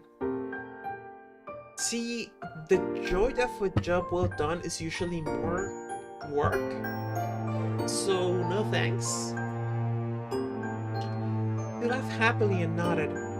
Mom smiled fondly. Oh, took a few steps towards his house and stopped, waiting for you. Good night. Good night, Cove. I'll see you inside, Corey. Night. Got up to Cove, and together you went over to his house. Walking the front door, you saw Kira and Mr. Holden busily unpacking already. Things were scattered on the counters, and they were moving around each other, putting the items away. They both lifted their heads when Cove closed the front door. Hey! It's nice seeing you again already, Corey. Her teasing tone broke a light smile to your face. You hefted the stuff in your arms a little closer. I ended up with things of yours from the beach. Oh, Oh, thanks for getting that to us. You can put it, here on that coffee table. Mr. Holden pointed at the surface he was referring to, and you immediately left, but didn't belong to your family there. Nobody saw things down on the floor, just at his feet, wading through everything strewn about to reach his parents. Putting your family's stuff on the floor for a moment, you dusted your hands off and straightened up. You needed a second of rest and a minute to resituate it all. You went over to where the others were too. Kira opened her arms wide, waiting to hug you, wanting to hug you. You accepted. Without any hesitation, you went to Kira and let her pull you into a hug. You squeezed her back just as tight. Her hug was filled with affection, and you hoped that she could feel how much you cared about her too. Thank you so much for hanging out with me today. It was a blast. You're welcome. It was amazing. Kira eventually released you, but patted the tops of your shoulders as a final gesture. Thank you. Every time I've gotten to come by, it's been an absolute joy. Things really couldn't have worked out better. Mr. Holden took a step closer to you. Kira moved aside to let him say goodbye too. He grinned. Thanks for always being such a friendly neighbor. And not just right now, but for as long as I've known you. I didn't always make it easy, but you and your family are good people. I really, truly appreciate it. Thanks very much. Thanks again, Corey. So much. At that, Mr. Holden reached over and gave you a soft pat on the top of your head. You hugged him. Press forward to Mr. Holden and wrap your arms around him. Surprised, he went rigid immediately. But several moments later, he relaxed and began to lightly pat your back, before shifting into a full hug. You squeezed him tighter. Thanks for moving in. As you let go, he sniffled. But when he met your gaze once more, his mouth pulled into a wide, happy grin. Mr. Holden was staring at you, but his gaze seemed far away. Maybe he was looking back at who you used to be. The 80-year-old he had asked to be his son's new friend. See you. Hi, Corey. He smiled softly. Then Cope took a step forward. He gestured to his pile of things he had carried into the house. Don't worry about it. Don't worry about all that. I'll put stuff away in a few minutes. Right. I need to go do the same with my family. I figured. I walked you to the door and held it open, taking one last check around to make sure you had all your things to bring home. You went into the road.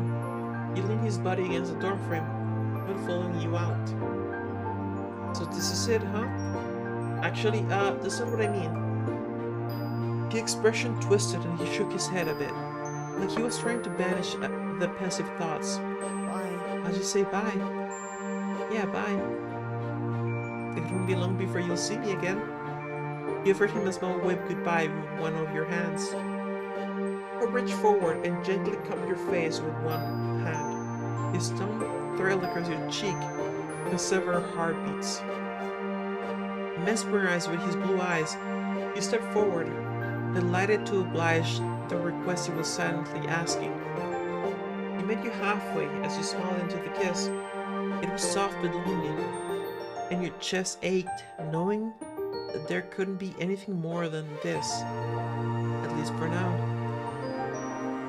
One of his hands grabbed onto the door handle, and firmly held it. He was stopping himself from moving along with you. As you walked over to your own front door, you stopped. Looking around, you spotted Cope, right where you left him. You laughed quietly to yourself.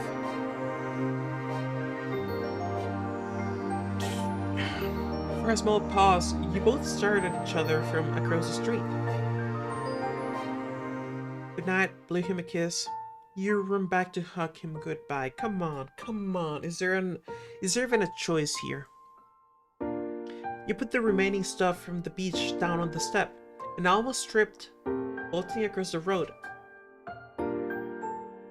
The next thing you knew, you were diving into Cope's arms, wrapping your arms around his middle. The force of it all knocked you both loudly into the doorway. Neither of you cared. You both held each other tightly, and you could feel Cope resting his cheek on top of your head. Night. Night, Corey. He smelled like salt water and sunscreen, and like home. It was a while until either of you thought to separate. Slowly, you made the trek home and collected what you left on the step into your arms again. Things couldn't be dragged out any longer. After one more shared smile, you opened the door and went inside, shutting it behind you. A few steps in, you saw your family gathered in the living room. They were still busy unpacking and cleaning.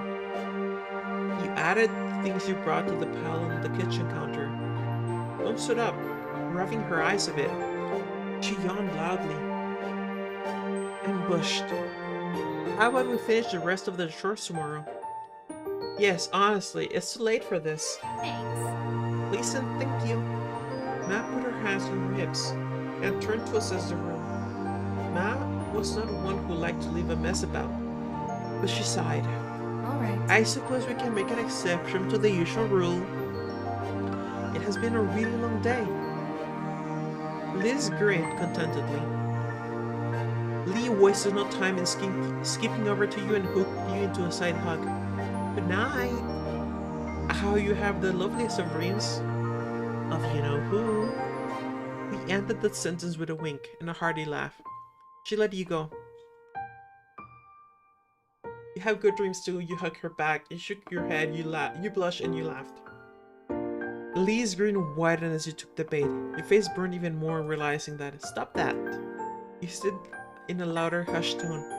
The reaction seemed to only turn her giggle up. Don't worry, I'm not judging what you do in the privacy of your own mind. Lee? Sorry, I'm done. Here's to us, Corey. Tonight, tomorrow, and forever.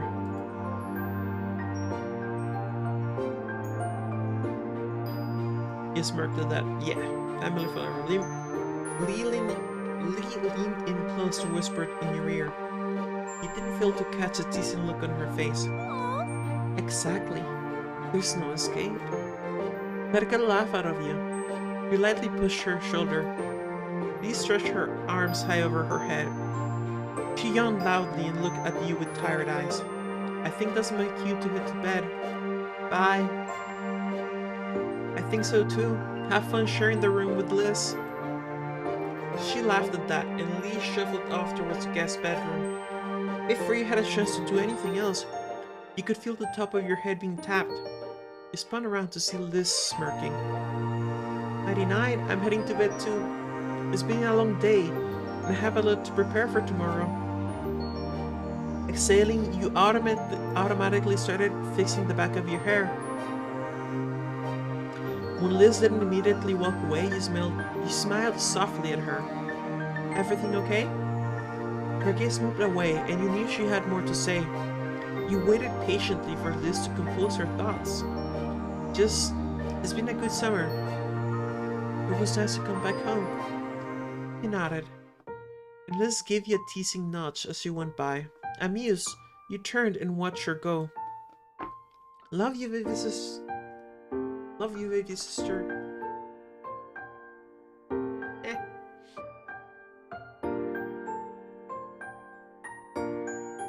But now, let's go with I love you too.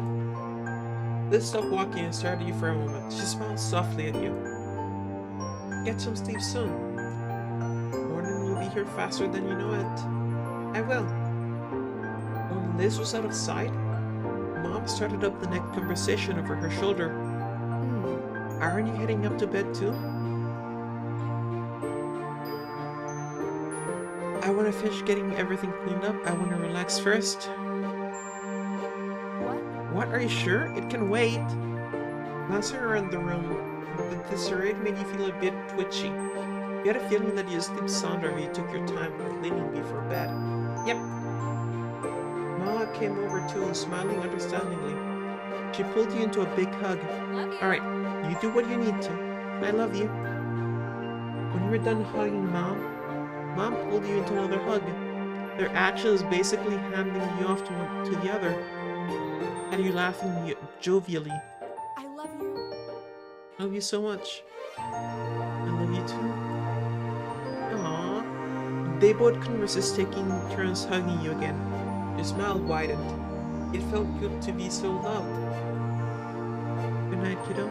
Stay tight. Night, sweetie. Night.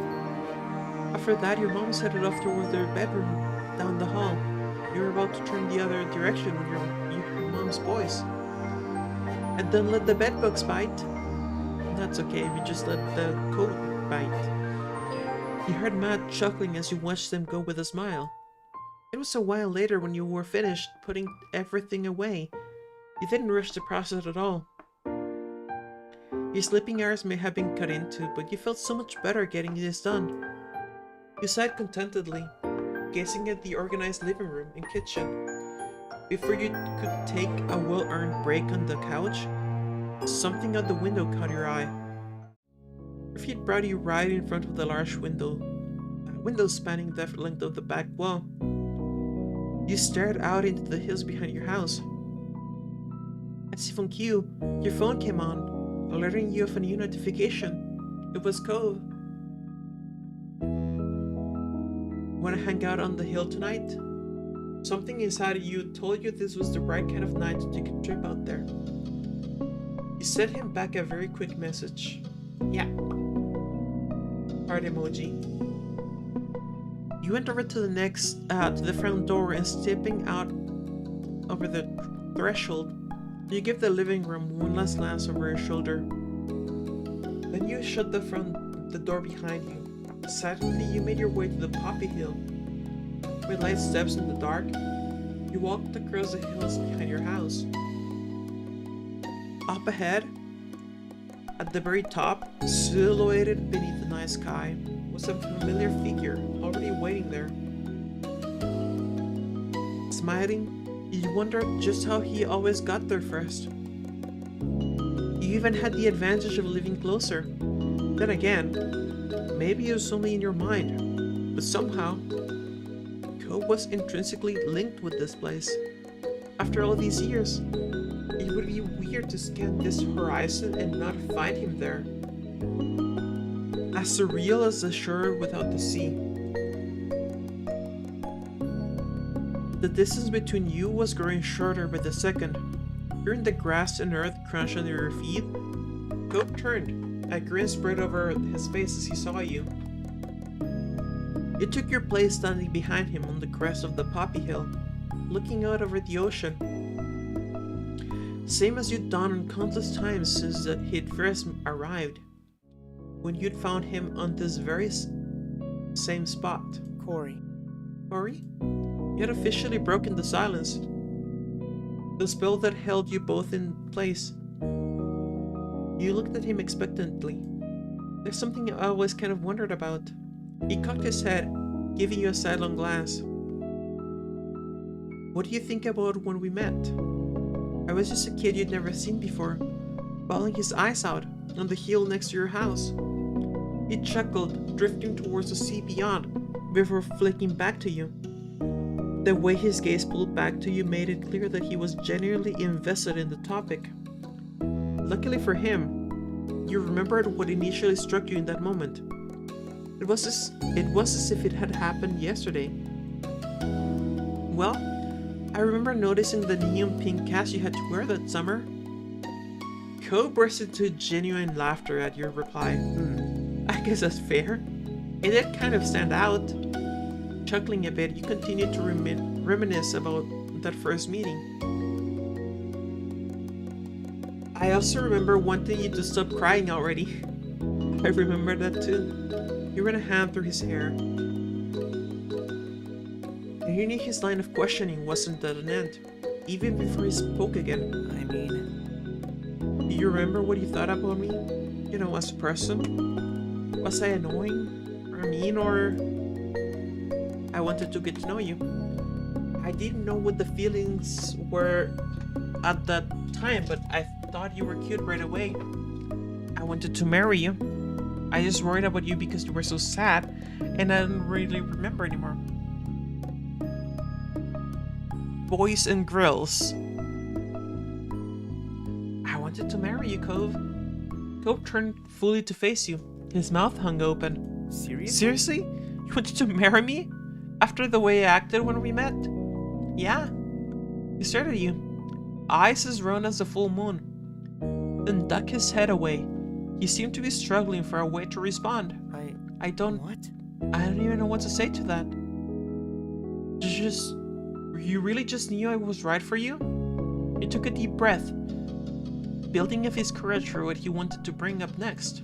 I wonder if we were meant to be together.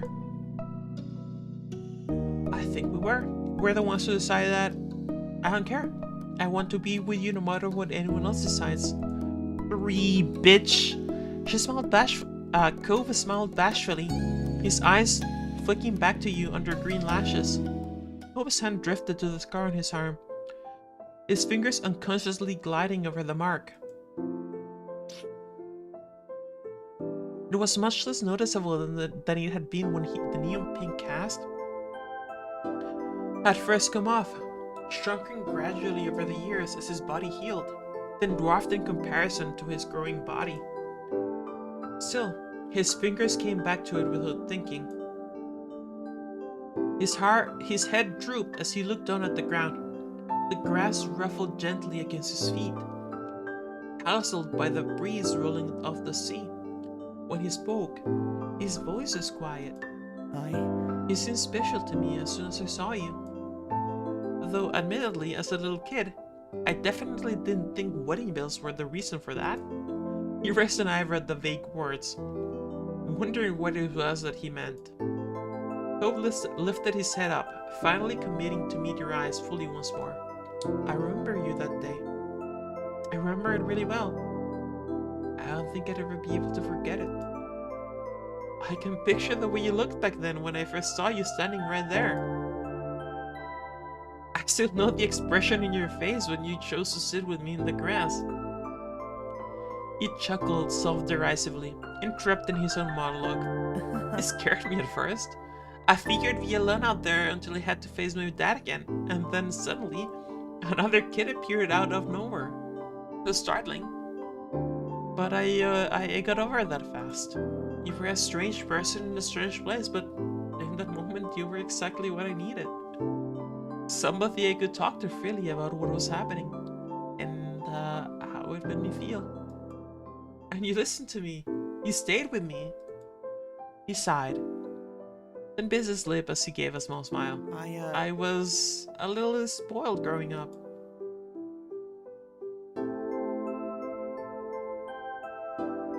It wasn't bad, you were dealing with a lot, you let him continue. He looked off again, seeking clarity for his thoughts in the expanse of the night sky. What I'm trying to say is, when I was younger, I viewed myself basically as the center of the universe. I didn't even imagine it wasn't like that. I mean... Things didn't simply happen. That would be weird according to my little kid brain. It made far more sense that everything in my life had a specific connection to me, somehow. Right? He saw affirmation in you. Wavy brows raised as he tried to explain his childlike logic. So at the time you felt almost unreal. Like you weren't just anyone. Some other kid who happened to live in the neighborhood with your own whole life that wasn't connected to Cove Holden. No. To me, you were there so that you could find me when I was lost. Though, it turned out you were there for that. You were trying to find me because something had sent you specifically to do that. I just didn't expect it to be my dad. I guess he knew more about what I needed than I thought. He chuckled, shaking his head as he shook off the thought. I kind of expected it all to vanish like a dream when that night was over. I would wake up and everything would be the same again. I'd be back in my head at home. My real home. With both my parents. The future was something I couldn't picture anymore. I didn't know what school would be like when I got back, or the table where I'd eat breakfast the next morning, or anything. I couldn't imagine it. How could I think it was something actually happening if I couldn't grasp my new reality? It was too big for me to hold all at once. So I never thought I'd see you again. And Cope beamed at you, his eyes shining bright, and I never ever would have been able to guess that 10 years later, when I was a grown-up, that two of us would still be together.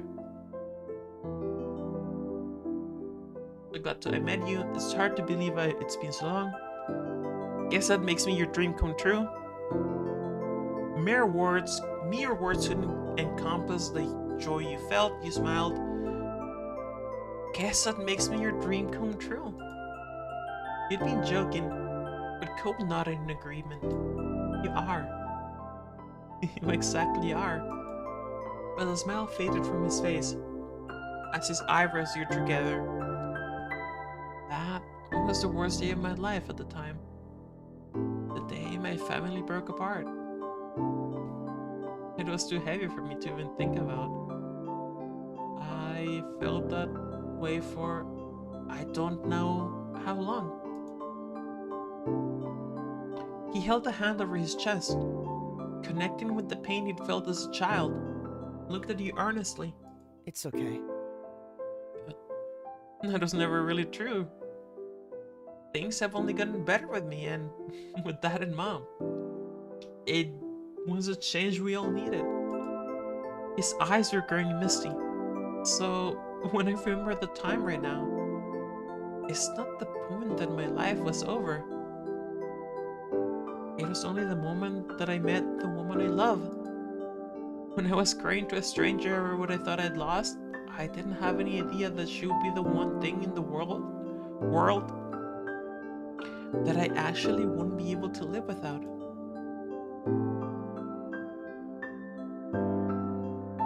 One or two.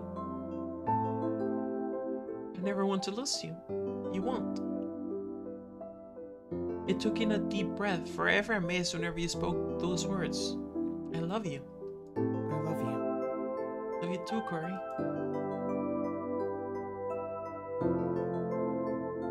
Then you kissed him, of course. You leaned into the kiss, his lips soft against yours. Cope sighed contentedly. His voice was as delicate as the petals and the poppies which grows this hill. Hey, Corey. I'm so grateful you always took care of me. You didn't even know what to say back to that. His heartfelt appreciation left you speechless. He tilted his head up, thoughts lost in the sparse close above. I wonder how late it is. I guess it doesn't really matter. My dad is fine with me being out whenever. You could use your phone to check the time. You could still text your dad about what you're doing. You can message my mom's not care. Went to the share, quite another. You could just use your phone to check the time. I know. Sure I could, but I'm probably not gonna. Are you gonna lay in the grass now? Wow, how do you know? You're predictable. With a chuckle, Cope plopped down onto the ground and laid on his back, his usual way of painting time there. You stayed standing, you sat down, you sat on Cope's chest. Lied on your back, snuggled against him. Sat on his chest. You took your rightful spot squarely on his chest. Cope wiggled a bit in protest, but accepted his fate. And how did I know you were going to do that? You simply smiled down at him. The both of you fully settled in to relax on the hill. It felt like just the beginning of one of your nightly outings. But then you realized the sun was peeking out over the horizon. Cope spoke up with a disbelieving tone. Huh. It really was late. You never was a stranger to being awake at dawn, however, not like this. It was normally an early sleeper, early riser. This unexpected sunrise particularly awed him. The two of you watched on silently as the sun began to light the world. Phil then propped himself up on the backs of his arms and looked at you with a soft expression in his face. Do you want to go back home? I could carry you if you're too tired. Nope, I want to stay here. You couldn't resist a yawn, but you were serious. It couldn't be time to go already. Cove chuckled affectionately. I get Okay, it. but it's been a long day. We've done a lot of things. Like, really a lot. It has to end sometime. I know you're right. I know you're right. This is one where you the okay with things ending. Does it really have to end? Yeah, I don't think there's anything either of us can do about that one. But you can stay if you want to. Cove smiled brightly at you, as warm as the new rays of sun that were tickling your skin. In that moment, you couldn't have appreciated him being there more. You situated yourself to be comfortable, leaned into Cove, kissed him. You earnestly asked him to marry you. You decently asked him to marry you, okay? Good night, Cove. Good morning. Thanks, Biscuit Dad. Favorite neighbor. Okay. Okay, leaned over to him. Kiss him. Wait. Decently asked him to marry you. You tilted your head away from Cove and smirked. Hey, wanna get married? Okay, so after this, let's see a movie and then plan our wedding. Would you say yes if I ask you to marry me right now? Know what we should do later? Get married. Just get it out of the way. Sorry. Phil's voice was stern, his expression serious. You can say things like that. You know what's gonna happen? I'm gonna cry because I'm a big crybaby. Ah. You realized that you weren't really joking. You wanted to ask that question. Ah. You earnestly asked him to marry you. Marriage, it was such a big step. And yet it seems so natural. You wanted to be with Cove. You needed him to be yours forever. Okay. Start with teasingly. Hey, wanna get married? Will you say yes if I ask you to marry me right now? Sorry. Phil's voice was stern, his expression serious. You can say things like that. You know what's gonna happen? I'm gonna cry because I'm a big crybaby. You realized that you weren't really joking. You wanted to ask that question. Deep down, you'd been serious. The thought of marrying Cove, it suddenly didn't seem funny. Cove as your husband, with you forever. It was a dream. A joke. What do you say? This unexpected wave of wand crashed into you. All you could do was stare at Cove helplessly. His gaze was steady and soft and utterly fixed on you. You willed him to understand you. You took a deep breath. You actually needed to say the words that would make this beautiful boy know what you actually meant. Cove? Ori? Will you marry me? Marry me, I mean it. Cove James Holden, you are the love of my life. I honestly want to marry you. And I do want us to get married. Number 2. Yes. Yes. Okay, Yes. I do too. Yes. Okay, Yes. I will. He buried his face in his hands immediately after that outburst. His bangs flopped down and hid the tips of his fingers as he hung his head low. Really? Oh, okay, that was easy. Wait, I haven't even explained it all yet. Thank you, you're so wonderful, you were stunned. Still I'm in sheer amazement. You hadn't even made a speech or anything, and Cove didn't need his usual processing time. smiled at his intent yes. You want to say more? You need Cope to know exactly what he meant to you and why you thought marriage was the best step forward. You hadn't exactly rehearsed a speech, but you did have phrases and sentiments that you wanted in this proposal. Thank you. You look at your now fiancé and felt that deep gratefulness for whatever that you need him. Okay. Stunned. This proposal you just accepted. It felt unreal. You're so wonderful. Cope was amazing that it was you wanted him as your husband. Okay. Oh, okay. That was easy. Cope was still unable to face you directly. He curled in on himself, his back shaking, and you realized he was trembling. Are you crying? Cope's breath hitched, and he nodded shakily. You leaned closer to him, and smiled softly at your Cope. You got down on one knee, you picked up Poppy to offer to Cope. You got on one knee and offered Cope a Poppy, and you looked straight at him. Oh, come on. Got on one knee and offered him a Poppy. Come on. You wanted to get into position for your proposal.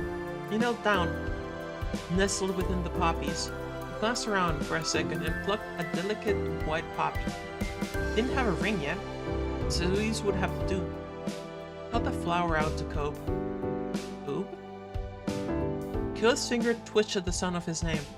He spread them out only slightly, peeking back at you adorably.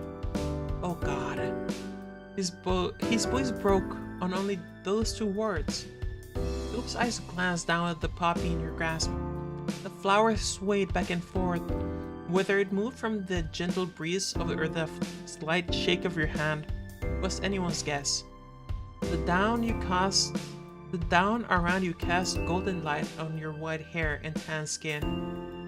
Your red eyes sparkled, and you hoped you could see the depth of your love for him as you looked up at him from down on one knee. This is actually happening. Cope let his hands fall to his sides. All attempts to hide were gone. He was ready to face you and the life you were offering to him.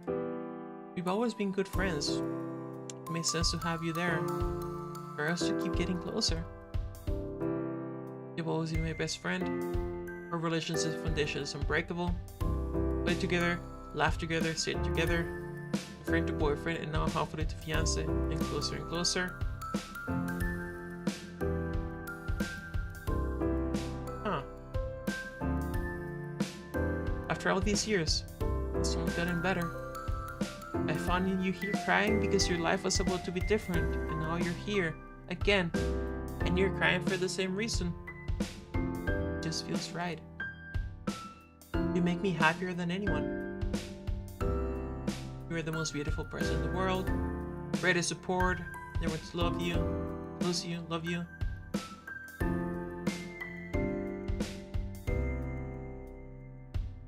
You're the most beautiful person in the world. 8-year-old me was right when thinking you were the one. I may not have a ring, but I am serious. Oh, I want to marry you. Do you want this too? Yes, Corey. I do. His voice cracked, but his answer was unmistakable. A drop of dew glittered on the poppy between you. Slowly, he reached for it, and he placed the flower in his outstretched hand with a smile. He held the stem tightly. Of course I want to marry you. I want to be married to you already. I wish you were my wife right now and you would be together forever. Corey, you're the best thing in my life, and I love my life. It's wonderful and amazing, and I don't need anything else. I don't want anything else. If I can promise to stay together and never let you go, there's nothing else I could say. Thank you so much for everything.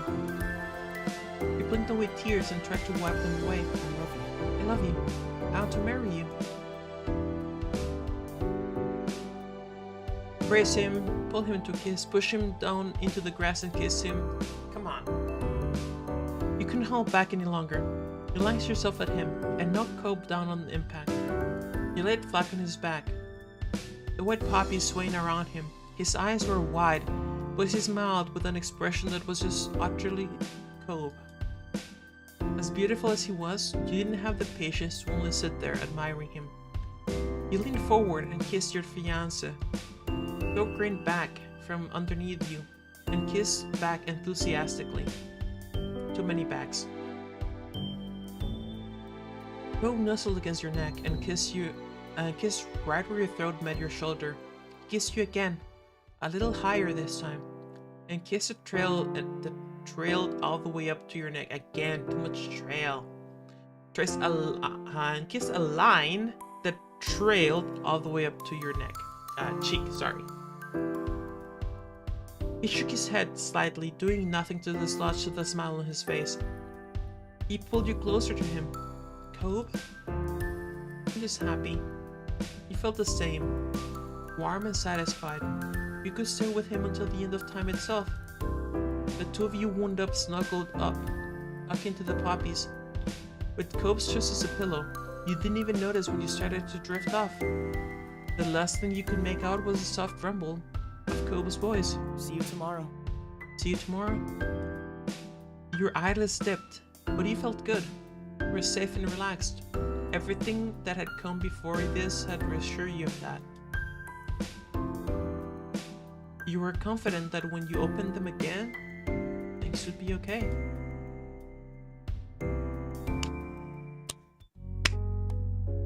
Oh shit, and it's still not over. Good grief. Okay. You open your eyes. Instead of the walls of your room, you were surrounded by open sky. You blinked in the sunlight. You could hear the faint sound of seagulls in the wind. The day welcomed you. You cupped your face with your hands as you sat up, feeling the imprint of blades of grass leaving lines on your cheeks. Corey. Corey? Hearing your name, you lowered your hands and looked around.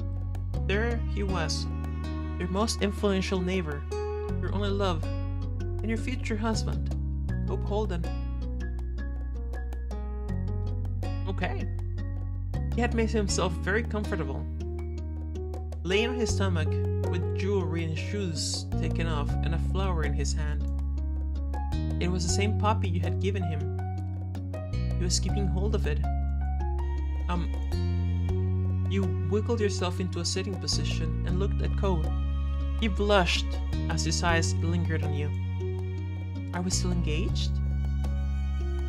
We better be, Cobb Holden. Yet say so, fiancé. Better be. Cobb lit up with it and he smiled giddily. He looked beautiful in his happiness, even with a random piece of grass stuck in his hair. Where? Come on, where's a piece of grass? I don't see a piece of grass. Liars. I hope so. Cobb looked up at the bright blue sky. He leaned back and watched one of the few fluffy clouds overhead. You could barely make out his whisper. I can't believe it's real. You didn't know if he was talking to you or himself. You scooted closer and listened regardless. The moment when we look back on it, it'll always be the time we got engaged. I can't see what the future is going to look like. That's alright. We're going to be together for it, right? His voice grew in volume and confidence before he tilted his head at you for his question. You were equally certain. I wouldn't be anywhere else. He eyed the hills sprawling out before you and down below, where the wild-hilled nature gave way to civilization. Your home and Cobb's lay down at the bottom, neatly filled among the other houses in the neighborhood. We better go. We gotta let our families make jokes about us getting engaged basically as soon as we legally could. It's gonna be rough. Oh no, this is going to be insufferable. I didn't even think of that. We could stay here a little longer. Not that I just thought about how everyone would react.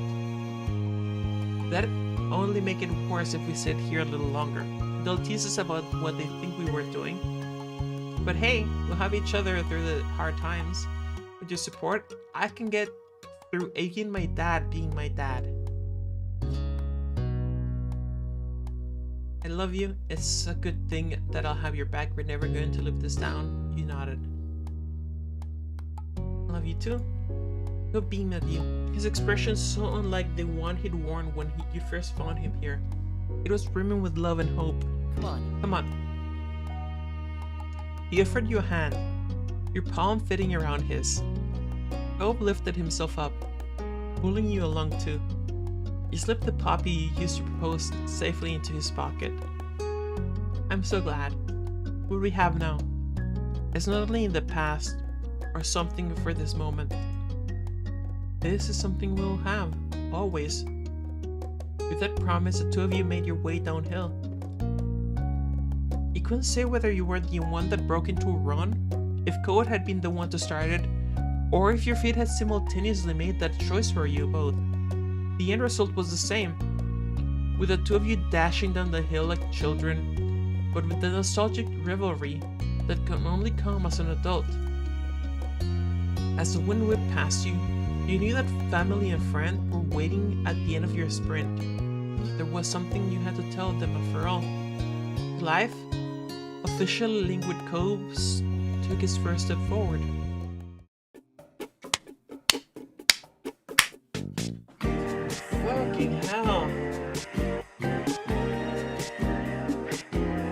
I've never seen this. I've never seen the credits for this before. It's the first time I watched this completely. I wake up to the colors in the sky. Some The good shit. day is new, the happy. sun is bright. Like a gentle breeze, I feel at peace, I feel at ease. And I hear the birds all sing their An songs. idol meeting once I in a while. wanna sing along, and like the ocean flows, I'll Only this see way. where I can go. Because this game deserves the credits to be shown. Summer, fall, I've seen them change, I felt them all. No matter how the seasons change, I love the sun, the snow, the rain. Our life will change.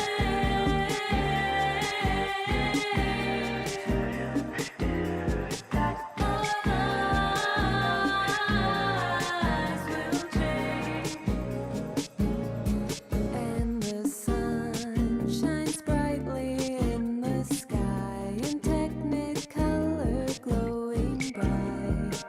And I feel the heat, I feel the sand beneath my feet. And when leaves start falling from the trees, and ice begins to freeze, I'll keep the fire stoked and watch the falling snow.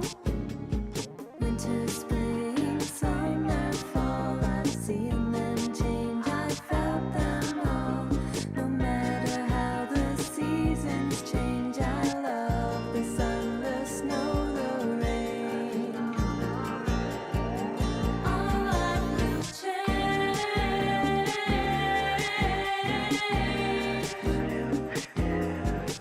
Our lives will change. Our life will change.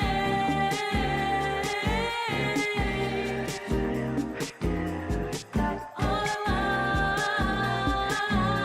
lives will change.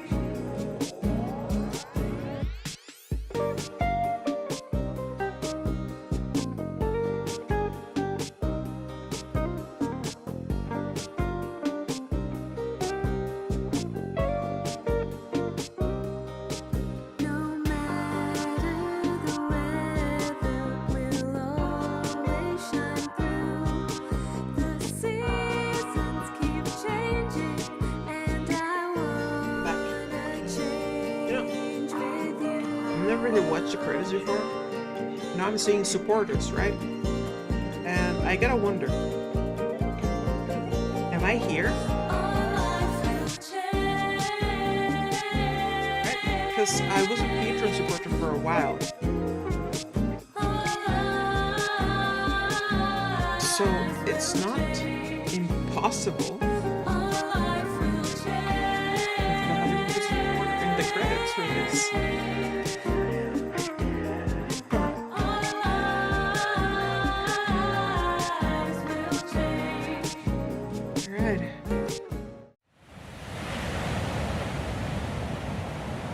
in between.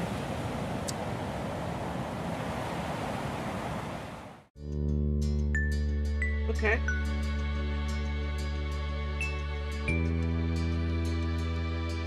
This is the same. Let's check out the rosy cheeks.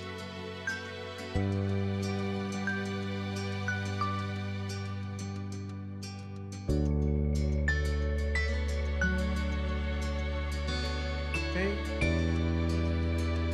This right. Oh, tattoos. Arm, leg, back, chest. Nah. Torso. Nah. And look, there's no option for a womb tattoo, so. Feelings for Cove. Direct and love. Of course, of course.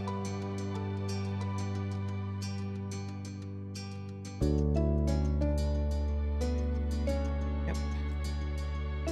For Cove, let's hit this again here. Both. Oh! Good grief.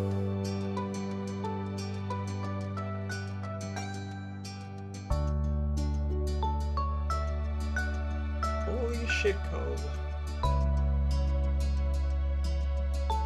That is one hell of a glow up. Which is goddamn impressive because it was already. Wow.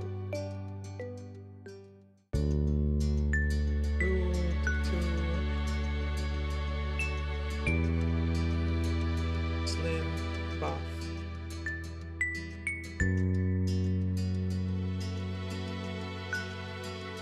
Okay. Huh.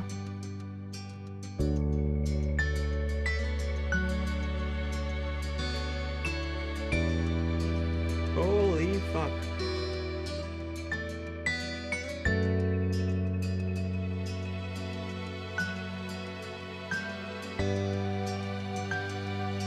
Huh?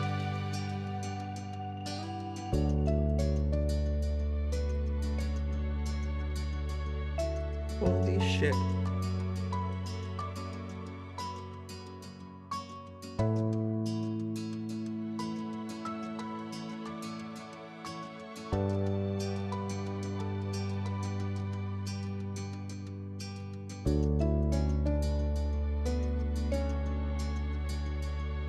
Holy mother of fuck.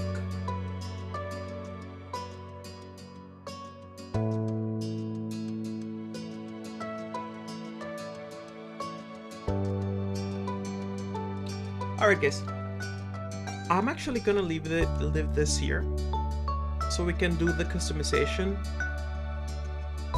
Matter of fact.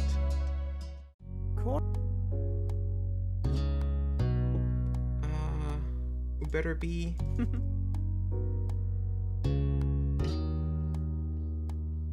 stay here a little longer.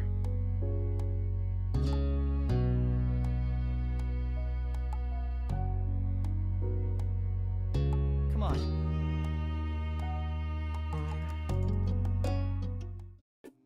Ah, credits.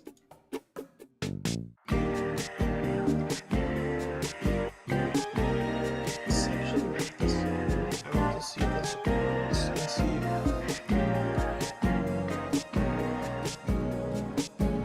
I can spot myself. I wake up to the colors in the sky. The day is new, the sun is bright. Like a gentle breeze, I feel at peace, I feel at ease. And I hear the birds all sing their songs. I wanna sing along, and like the ocean flows, I'll see where I can go. Winter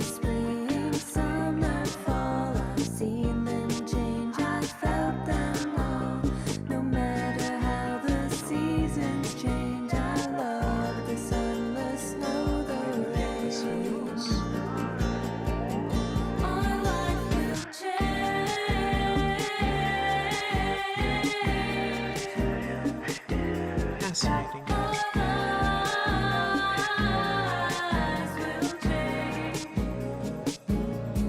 And the sun shines brightly in the sky in technicolor glowing bright. And I feel the heat, I feel the sand beneath my feet. And the leaves start falling from the trees, and ice begins to freeze. I'll keep the fire stoked and watch the falling snow. Winter, spring, summer, fall, I've seen them change, I've felt them all. No matter how the seasons change, I love the sun, the snow, the rain. Our life will change.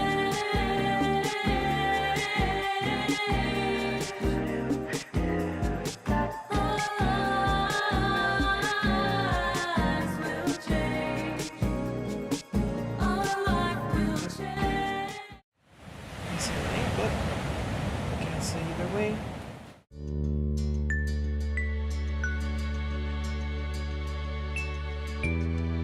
Okay, I can actually save here, right? Okay, I can.